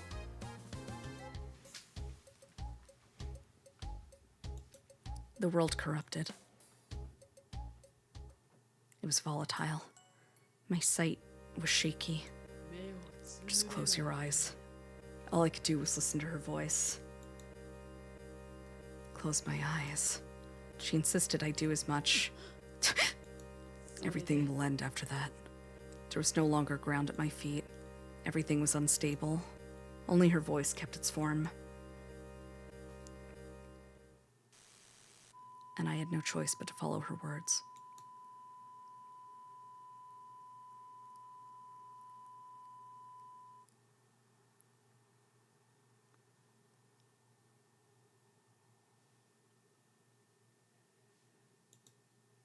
far away. Something loud was ringing in the distance. I couldn't feel this way. I couldn't let my guard down. I had to make sense of this situation. I searched for a way to return to Agni inside of Myth. This likely continued for a very long time, but Myth has stopped functioning. I didn't hear her voice in my ears, though. It resounded directly in my head. That's wrong, Riri. Dark space. I could feel the old lady's breathing. I lent my ears to her voice. I've traveled through the subspace known as the World of Shadows for an unbelievably long time. I'll likely continue to exist as some sort of half-realized phenomenon even after this. But that's exactly why. I can tell you this one truth. The character Meito Tanabe showed me. Agni from the gate during Myth. A seemingly endless sea stretched out before me. The warm sea breeze was nostalgic to me. The sand glittering under the sun was so warm. Agni. Is this Agni? I looked into Ryoko's eyes. Ryoko seemed to confirm as much by simply closing her eyes. I've returned? But how? You finished your job playing the role of amnesiac in the Village of Shadows. The transition to reality has begun.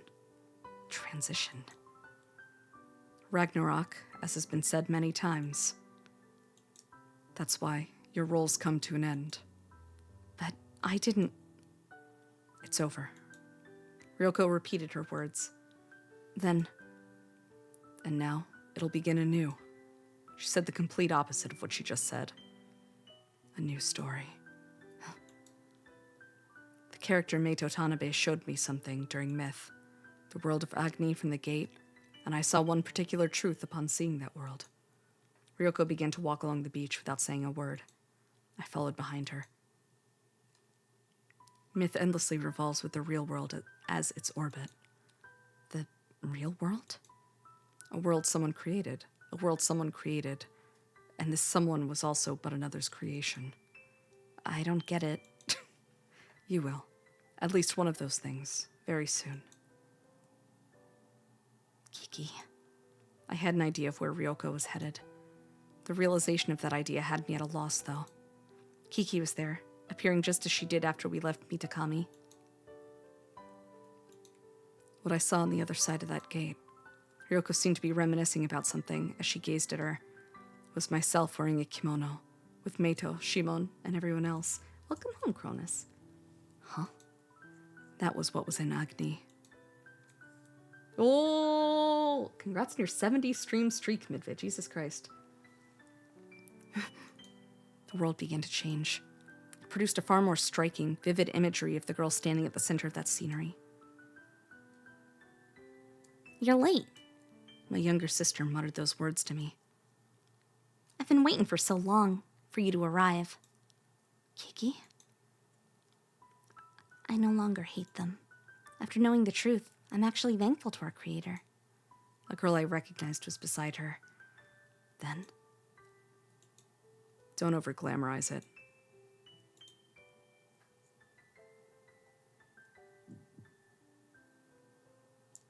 Someone writes this tale. But who that person is means nothing within Myth. We are one. The most important core part of us is forever. Huh? Look at the sky. The creator of Myth and our true reality had a particular goal in mind. Do you remember what it was? Hope. Fell from the sky. The path so many had taken. The joy so many had felt. Sadness. Love. A number of different emotions were depicted on that infinite canvas. As I looked at that, various memories filled my mind. Not straight absinthe. Cronus doesn't drink. Cronus has a soda stream, and that's what Cronus is asking.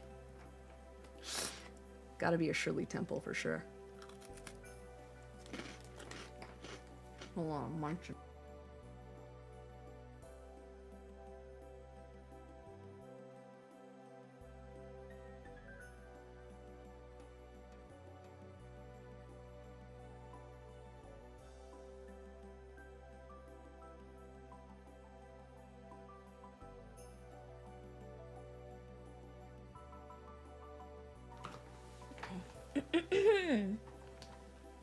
I had no idea who they belonged to. Upon the canvas, all varieties of drama unfolded. Like the world, it was divided up above the sky. The creator left memories showing the limits of reality due to the limits of human beings, and those showing the limitlessness of dreams. Storing those memories, this world continues to give us purposeless dreams. What is your dream? My dream. To awaken from this 256-color dream. The world is, as you know. I was raised without being blessed by my parents. Then, because of their psychotic hopes, I arrived in this world. So to me, this world was little more than hell. I was forced to live in myth and suffer in the form of an undying shadow. But now, I've been able to escape from my mother. I'm sure there's a new story waiting, one I want and choose for myself. But Hibiki Shindo stared at the surface of the world, at this fictional world of light I created. Living in an empty world isn't bad at all, because I made that choice. That's what I think. That's all, folks. Even works of fiction like you all are still living beings. Even if they are but a vessel for another. And that's my life. I won't let anyone complain. Odin, Riri, Yuniichi, Meito Tanabe. The conflicts you hold within yourselves have produced a number of characters thus far. And built paths. Our boy, for those characters to follow. Meito Tanabe. He isn't the only one. The desires of the deceased. To live following this plot. That's it. Kiki grasped Riri's hand. Faint warmth filled her palm, Hello, Bobo. How's it going? Welcome, welcome. gently spreading throughout her body. Riri, we can finally go home. We'll have to start from the beginning again, but we can repeat all those coincidences on our return to Agni. Repeat? That was what we wanted, right?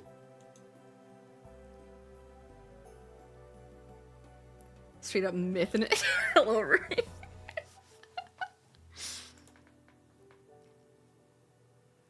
The scene once again changed to the sea. But upon arriving there was a large and evident change within me. My voice was more high-pitched than usual. I glanced down at my hands and realized why. Child? Let's begin. Kiki held my hand and pulled me towards the beach. There I saw a young injured man. I understood everything. I'd tell him. What the fuck? Who are you two? Huh? That wasn't Meito's character tag color. Was that Loki's? What? Being of light. Step through that door. Being of light. I heard someone call out to me. Those words felt so nostalgic. I opened my eyes. I looked around. I knew where I was. Up now? And I knew who that girl was as well. What happened to Myth? It's come to an end. An end? The sort of dramatic developments a certain someone longs for will no longer occur. Myth will restore its normal functions of performing with the shadows. All we can do is wait for the world. What will happen to this tale? It'll begin again. When? Look. The girl pointed straight ahead, toward the sea. Beyond it, there was a world. Many worlds. With people I recognized. Oops. They were all smiling and laughing as though nothing that transpired had ever happened. Yuri Yamagami was enjoying herself with her original lover. I was glad that he was able to meet her again. I said as much to the man who was once me. My former friends each lived their own lives. Even if what they were experiencing was sadness, they continued to live, even so. Riri's time as a child. When she calls out to Kiki as she gazes out at the sea. Good luck. Endure that brutal future and reach your ideals once more. We'll watch over their progress as we are now. Until the day we release them from this endless cycle. Myth will continue for that sake. Come on. We're Einherjar, those who lead the dead. What about Odin? I asked her thus, about Myth's one creation who tried to escape fate. Look at that. She pointed at one particular world.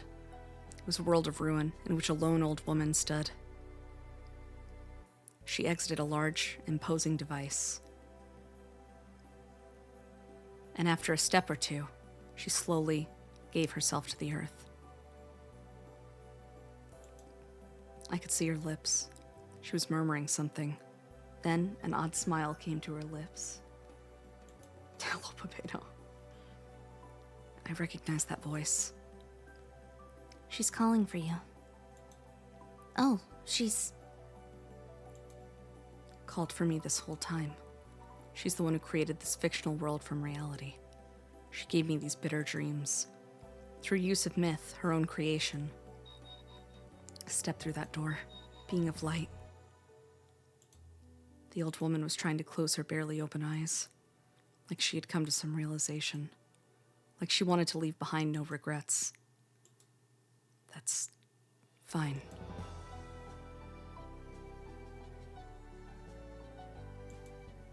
I muttered.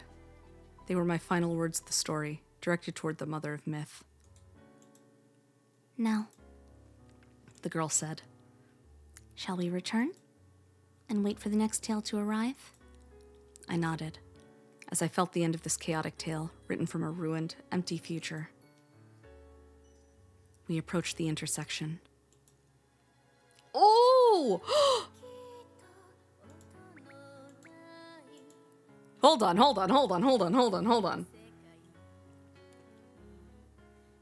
I think this is the first choice in the game, no?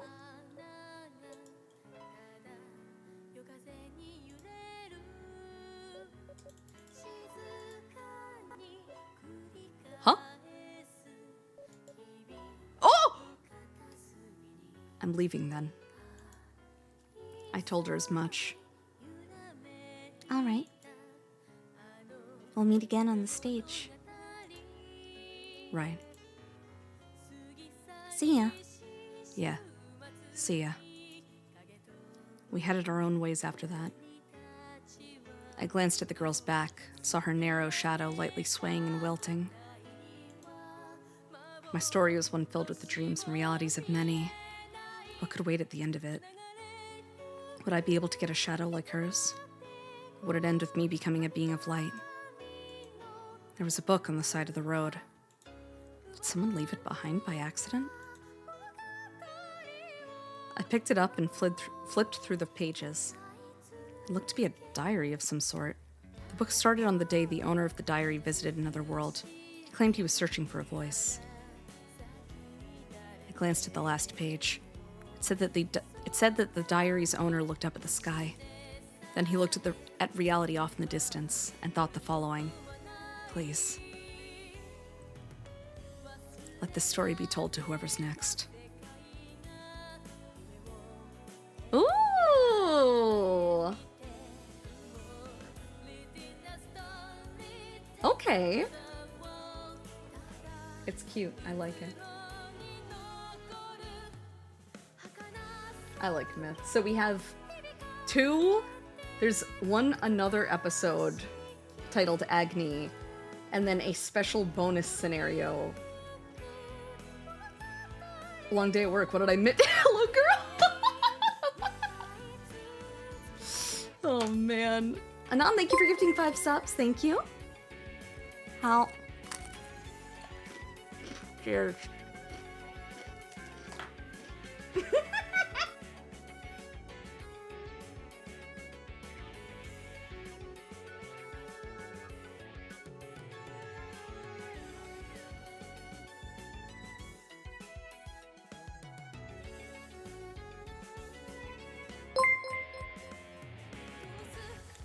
Mark, thank you for gifting 5 subs. Thank you. Thank you.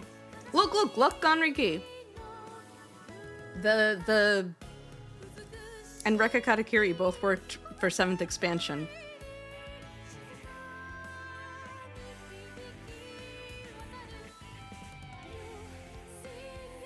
Dojin game background photo materials? This rule, see, you can just make anything if you want to. Isn't that so sick? You could just, as long as you have a cool story to tell, you just slap something together. Did we get the resolution of the police storyline? Not really. It just came out to,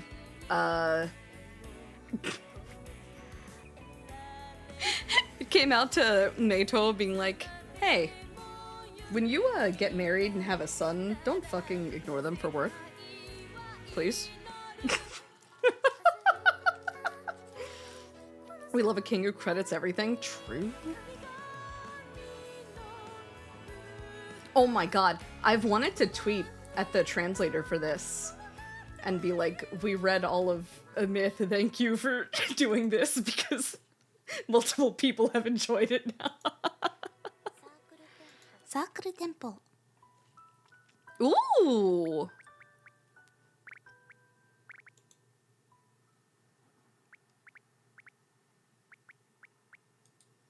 Okay, hold on.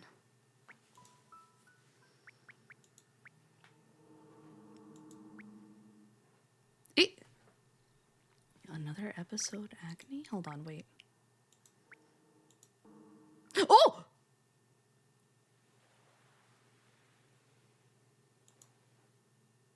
You should? I will.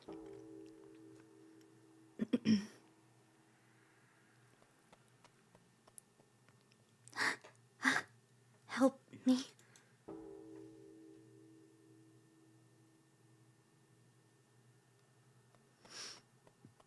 Help me. The ride never ends, baby.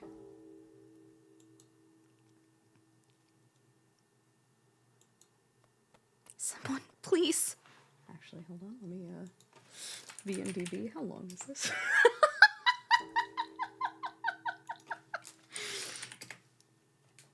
안녕. 쇼뇨.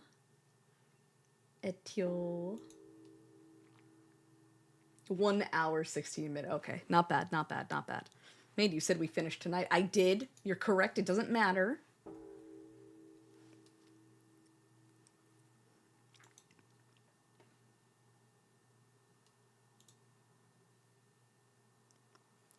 Don't you think it's about time you gave up? Damn it. I can't lose. All of your thoughts and actions have been accounted for. You're messing with me. I can't lose to someone like you. That's the meaning behind omniscience. That's the sublime power Lord Agni has bestowed upon me. I'll kill you.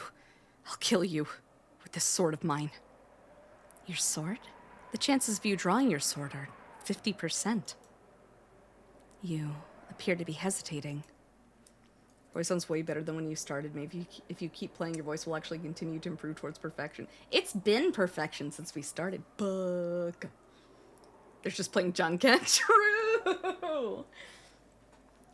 You people are always like this, right? Theurgists are always drunk in their own power. Always. Always making fools of us for being unable to use powers of our own. Always looking down on us. Why? You've got it wrong, Inshi. You aren't even worthy of being made a fool of. Damn it. I just wanna... Why? Why? Damn it. Live in peace, but... That's a selfish desire. Huh.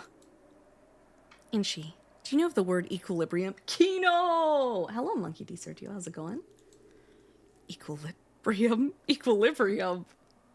That Christian Bale movie with the gun kata? Weighing something on a scale requires an object or target. God, that is, Agni has suggested that. I saw you in Miss Fushi stream. Yeah, I remember you. Welcome, welcome. We're in the after story of a very long, convoluted visual novel, but welcome in. We're the standard for that. An unchanging equilibrium within this world. But, are you saying this equilibrium is always the same? Want to test that out? What? Test out the difference between your kind and ours. What do you mean? Draw your blade, Inshi. I'll let you choose whether you live or die. Equilibrium. If your kind is equal to ours, then try stabbing me with that sword of yours. Equilibrium mustn't collapse. Who cares about Agni or those powers of yours? That's all nothing but a show of force. I'll destroy it. The chances of you drawing your blade are now 35%. Have you caught on? Damn it, die! So you've drawn your blade. You should be proud, Inshi. I dropped my water bottle wrapper. Life is so hard. The chances of you dying are now merely 95%. What did you... All I did was touch you. What? I said I'd tell you. No, what is this? Who are you? The confusion transmitted to your brain. The Sovereign knows of that. What is this? What? That's not right. Control? Road? The Sovereign is to live with the acceptance of that. An easy task if you temper your mind. Even common folk are capable of forgetting this knowledge. The question is, are you capable of that? No. Why is my body... Why am I... walking? Allow me to repeat myself once more, Inshi. I want to be at ease. I want to ease. We're sublime beings, different from the likes of you. Right. I know how I can be at ease. So simple. So... Know it.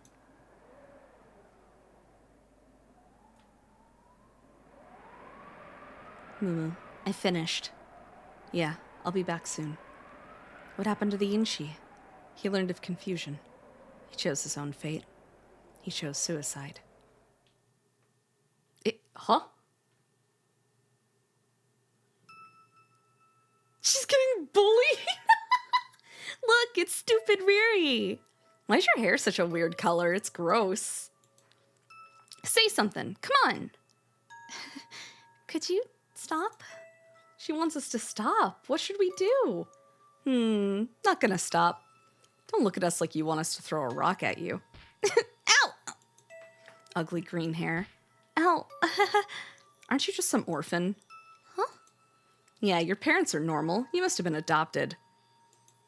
Say something. Huh? They're my real parents. What are you getting all serious for? So stupid. You're a brat. Brats need to be kicked. Agreed. What are you doing? Ow! Stop! Stop it! Please, stop! Stupid orphan. Nice. Your ugly hair will stop growing if you die. That's a good idea. Die! Ow! It hurts. Did we kick her too much? Is she really dead? That isn't gonna kill her. She's knocked out. Pathetic. We've driven off the monster. Let's go. Yeah. Let's play somewhere else. It hurts. I shouldn't cry. I have to keep smiling. My face is all dirty. I gotta go back home after washing my face at the lake. Well, okay. I'm home. Welcome back, Riri. Thank you, Mom. What's wrong? You seem down in the dumps. I just played a whole bunch, so I'm tired. You're a girl, so you should act a bit like one. I know that. You must be hungry, right? We're having your favorite tonight, fried fish. Really? Yes, go wash your hands. Okay.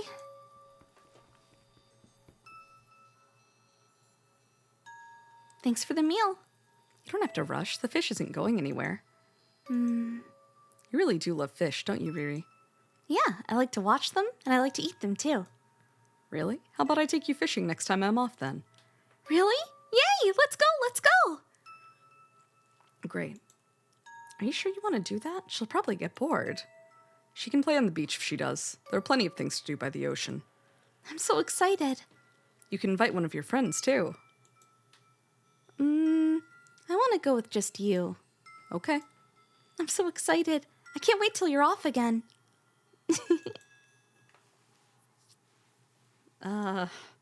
Well... Agonist. 200 years have passed since the death of Agni, divine Mitakami. The world remains at peace thanks to the efforts of the people in the great Agni's grace. Do I really have to? People of Mitakami, give Agni your blessing. Work for a girl like her? This is taking forever. Let us give our thanks to the Thurgis, blessed by Agni's power. This world's finished, so long as we're at peace. Sovereign Riri, I don't like the way she acts. Yes? As the ruler of Mitakami, could you also address the people? She has such oddly colored hair. Is something wrong? I don't like the way she looks at me either. No, excuse me. People of Mitakami, 200 years have passed since Lord Agni has left us. I stand before you as the sovereign, not long after receiving the power of omniscience from Lord Agni. This needs to end. So boring. There's no point to this sham ceremony. Stupid girl. My people, do you know of Bloom? Bloom. Her group seeking to eliminate all Thurgis for the purpose of raising Inshi's social status, right? The Inshi plan to eliminate us. Let the losers whine. Those unblessed fools seek to eliminate us. They know not their place. This is an action against Agni's very will. So what? I cannot let Bloom do as they please. As your ruler, I vow to rid this world of them. What's it matter? The previous ruler and the ruler before that didn't care about this. I'm different from my predecessors. I will do whatever it takes to maintain peace in Mitakami. Getting sleepy. Let us bless the people of Mitakami. Let us show Agni our respect. May Lord Agni reign forever. The world's become such a brutal place. May Lord Agni reign forever. A terrible, terrible world for Inshi. May Lord Agni reign forever. Was I supposed to get done today? May Lord Agni reign forever. I want to do it.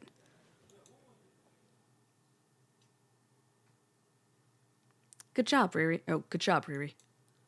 That was a wonderful speech. Of course it was.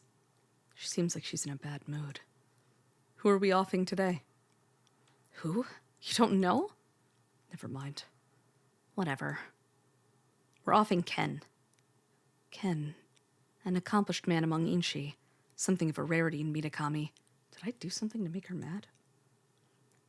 Right. The Inshi trust him greatly. Did he do something? He has close ties with Bloom. Quite likely, he's the source of their funding. When will we begin? Tonight. Once he returns to his residence, we'll infiltrate it and kill him. Hey, Riri. What? Are we sure that Ken is funding Bloom? Listen, Mumu. Inshi are not human. They're a vulgar existence. Don't get attached to them. Even if Ken is not directly involved with Bloom. Just think of it as clearing away a bit of trash. Warrior, Governor, both of you are in Agni's grace. This is an order. Yes. Right. Good. We'll meet tonight. May Agni be blessed. May Agni be blessed. I wonder what's over there. Let's go look. You won't get lost if we follow the lake. Good idea, Captain. Onward, in search of treasure.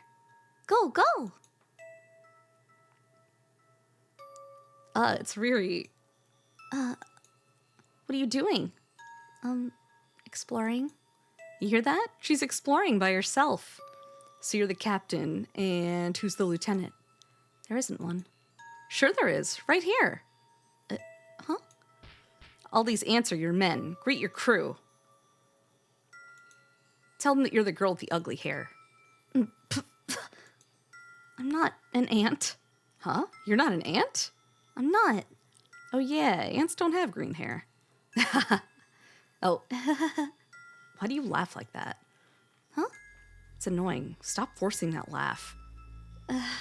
Sorry. Hey. We're gonna join your crew. Huh? Aren't you happy? No, I am. I really am. So I'm the captain. I'm the lieutenant. Riri, you're just a crewman. Got it? Huh? But, Got it? okay. Hold it steady. This is a valuable rock. Yeah, sorry. Ow! And this branch is worth a fortune. We'll split the money when we get back. Hold it. Come on. Keep going. Hey, I said to stop laughing like that. Did you forget? You're so stupid. I'm sorry. It's really annoying that you try to suck up to us. And your hair's so ugly. Come on. I'm sorry. I'm sorry. Captain, I found some awesome treasure. What is it? Oh? That's a big snake. Must be a rare one. Let's bring it home. Yeah. Hey, crewman. No, I'm scared. Hold it. No, What, want us to hit you? but Why don't we tell your parents then? That we're bullying you because you have green hair. no, stop. Then hold it. Hurry up.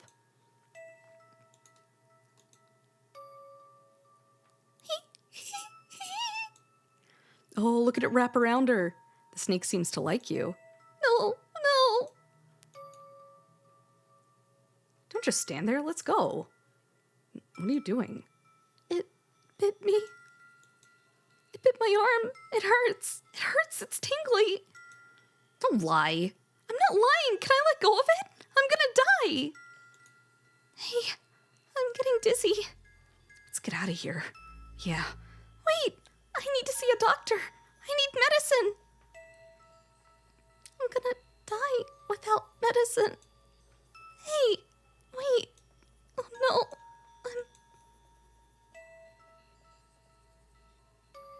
Riri? Riri? Jesus. Mom? Riri, are you okay?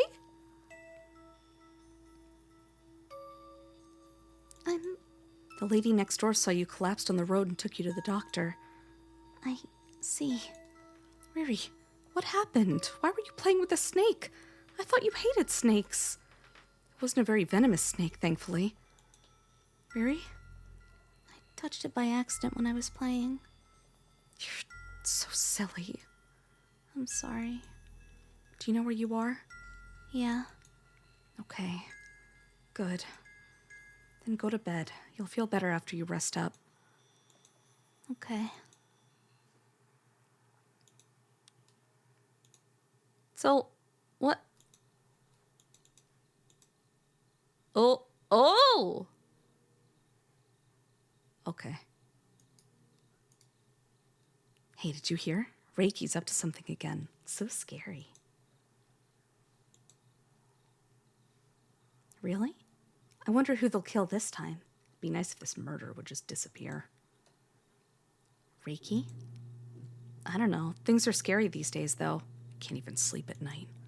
Something known as Reiki is disturbing the public. Could they be part of Bloom? It doesn't matter. We just need to get rid of them. I will stop swimming thinking wise. I will take a sippy as well. I'm actually going to close the window, too. It's getting kind of late. Hold on one sec.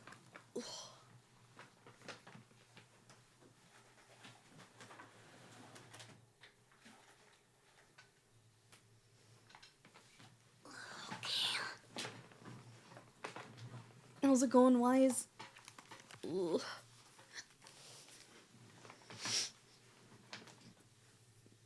Chillin'? Big chillin'. That's what we like to hear.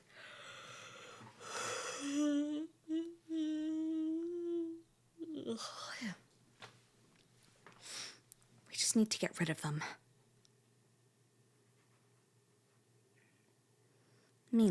Have you reached your position? Stomachache surviving, potentially thriving. God, please feel better. Yes. What's the situation? Nothing's changed. I'll contact you once Ken is inside his estate. All right. May Agni be blessed. May Agni be blessed. So we're stuck here for a bit? You seem unhappy about that. I hate waiting as much as I hate Inchi. Phew, I know that feeling well. My only talent is in my ability to fight. You'd mainly just be acting as a bodyguard if you weren't given orders like this. Yeah, just babysitting drunks. My power, victory, just wasting away. Don't say that. There's nothing wrong with being at peace. That's true. Plus, you'll be able to use it soon. Against those Inshi you hate. True. What? Aren't you happy about that? I'm not sure. I'm bored. Things will be picking up soon. Hey, Riri, isn't this where we first met? You're actually right. Want to chat about that? Sure. I thought you'd say that. Back when I was still an Inshi? Right. I, the warrior, tried to kill you for trespassing. You said that rather bluntly. No big deal. It's all in the past. It's been over 10 years. Since we first started reading Myth. You're a rather stubborn Inshi. Damn it. It must hurt, right? I sliced you up good. A blue sword. I'm not gonna give in. We don't have enough mint-haired animu girls anymore. You're so right. Listen, Inshi. It's up to you to decide whether you'll live or die. Glah! I hate Inshi. So many of them are too aggressive, after all. But I don't want to kill them. I'll let you live if you leave Mitakami of your own accord. I can't go back. I don't know why you're here, but you've made the wrong choice, Inshi. Both by choosing not to leave and by coming to Mitakami. Hello, Colt. How's it going? Welcome, welcome. You dodged that? Gonna move with your arms because you can't use your legs? You've got guts. You're pretty nimble. Not bad at all. What should I do? Unless you tell me you're gonna leave, I have no choice but to kill you. That's a shame.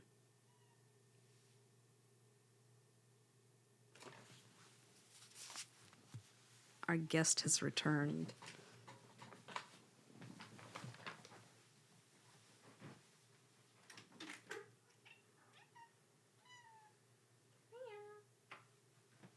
Come here, baby.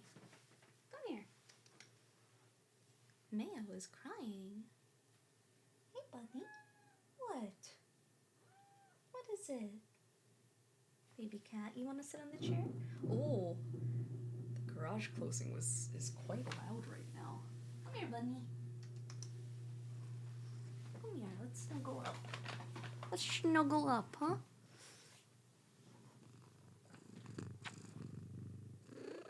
Oh, okay. Held you too high. Got it. Let me just hug you for a second.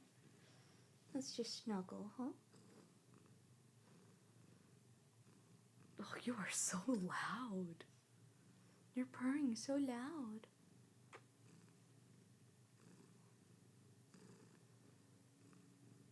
Mia's so baby she is.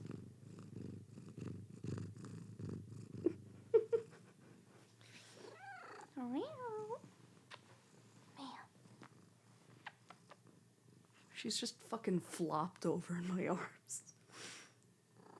Yeah? What is it? Hmm?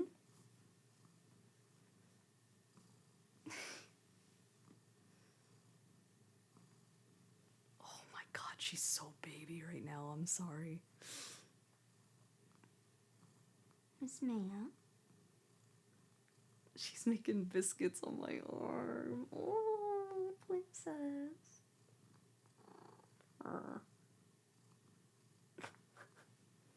Hey. What are you doing? What you doing?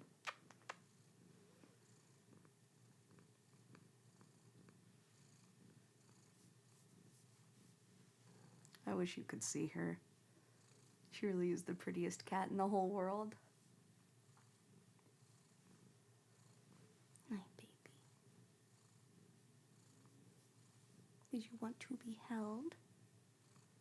Was that it? Were you feeling a little lonely since I was cooped up in the stream room? I missed you too.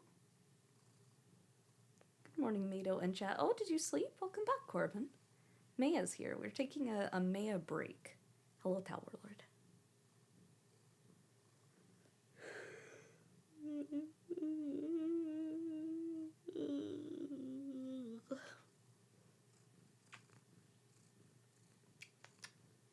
And give her a smooch atop her head. What is it, dear? What is it? What is it? Oh, are you crawling away? Took a small nap. About to leave for work. Sag business. How's your wound going? Is that healed up any better?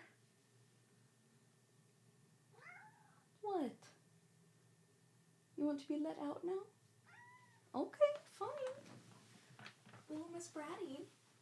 Is that all you wanted? You wanted a little affection and then as soon as I'm done? Oh, you want me to leave with you? You want me to leave with you? I can't though. I have to keep working. Can I play with you in a little bit? Meow. Meow. Meow. Meow. Mia. Oh, I'm sorry. It's Myth Day. I gotta keep reading Myth. Huh?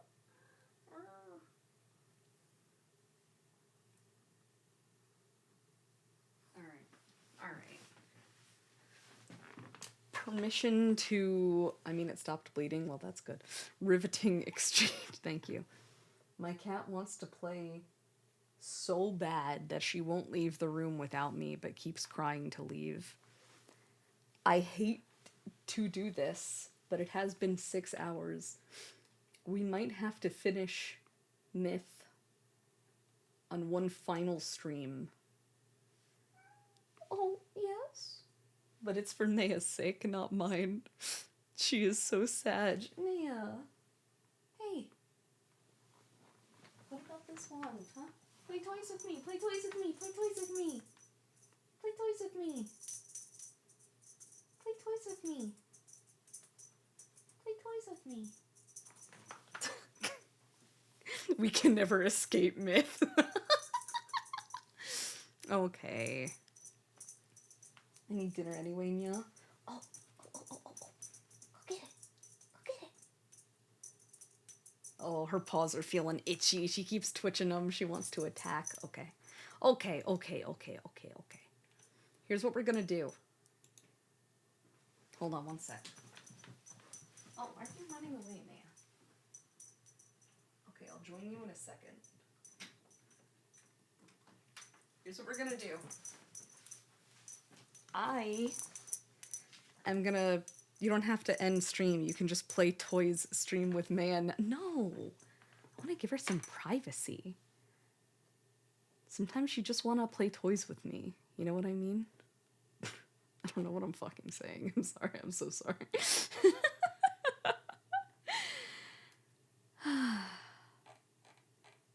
Alright. Who to raid?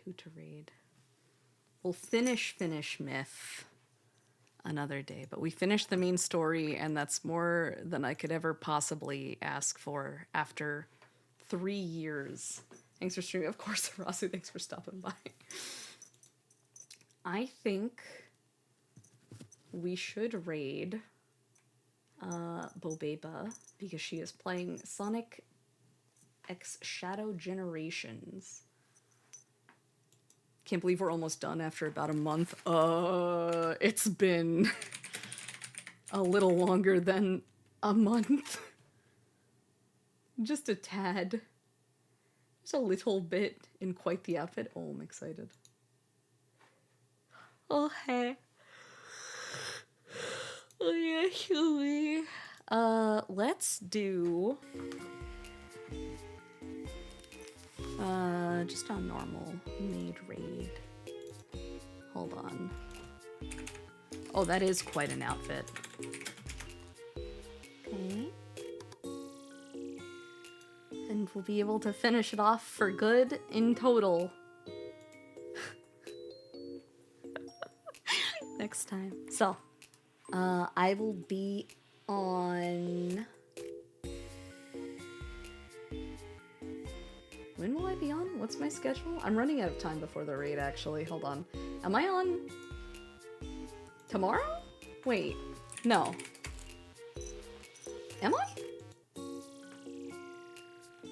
Yes, I am. I'm on tomorrow night at the usual time with Dark Souls. Okay, thank you. Otsukare, oyasumi. Let's do our best again tomorrow, okay? Good night. Good night, good night, good night, good night, good night. Good night, good night. Good night, oh.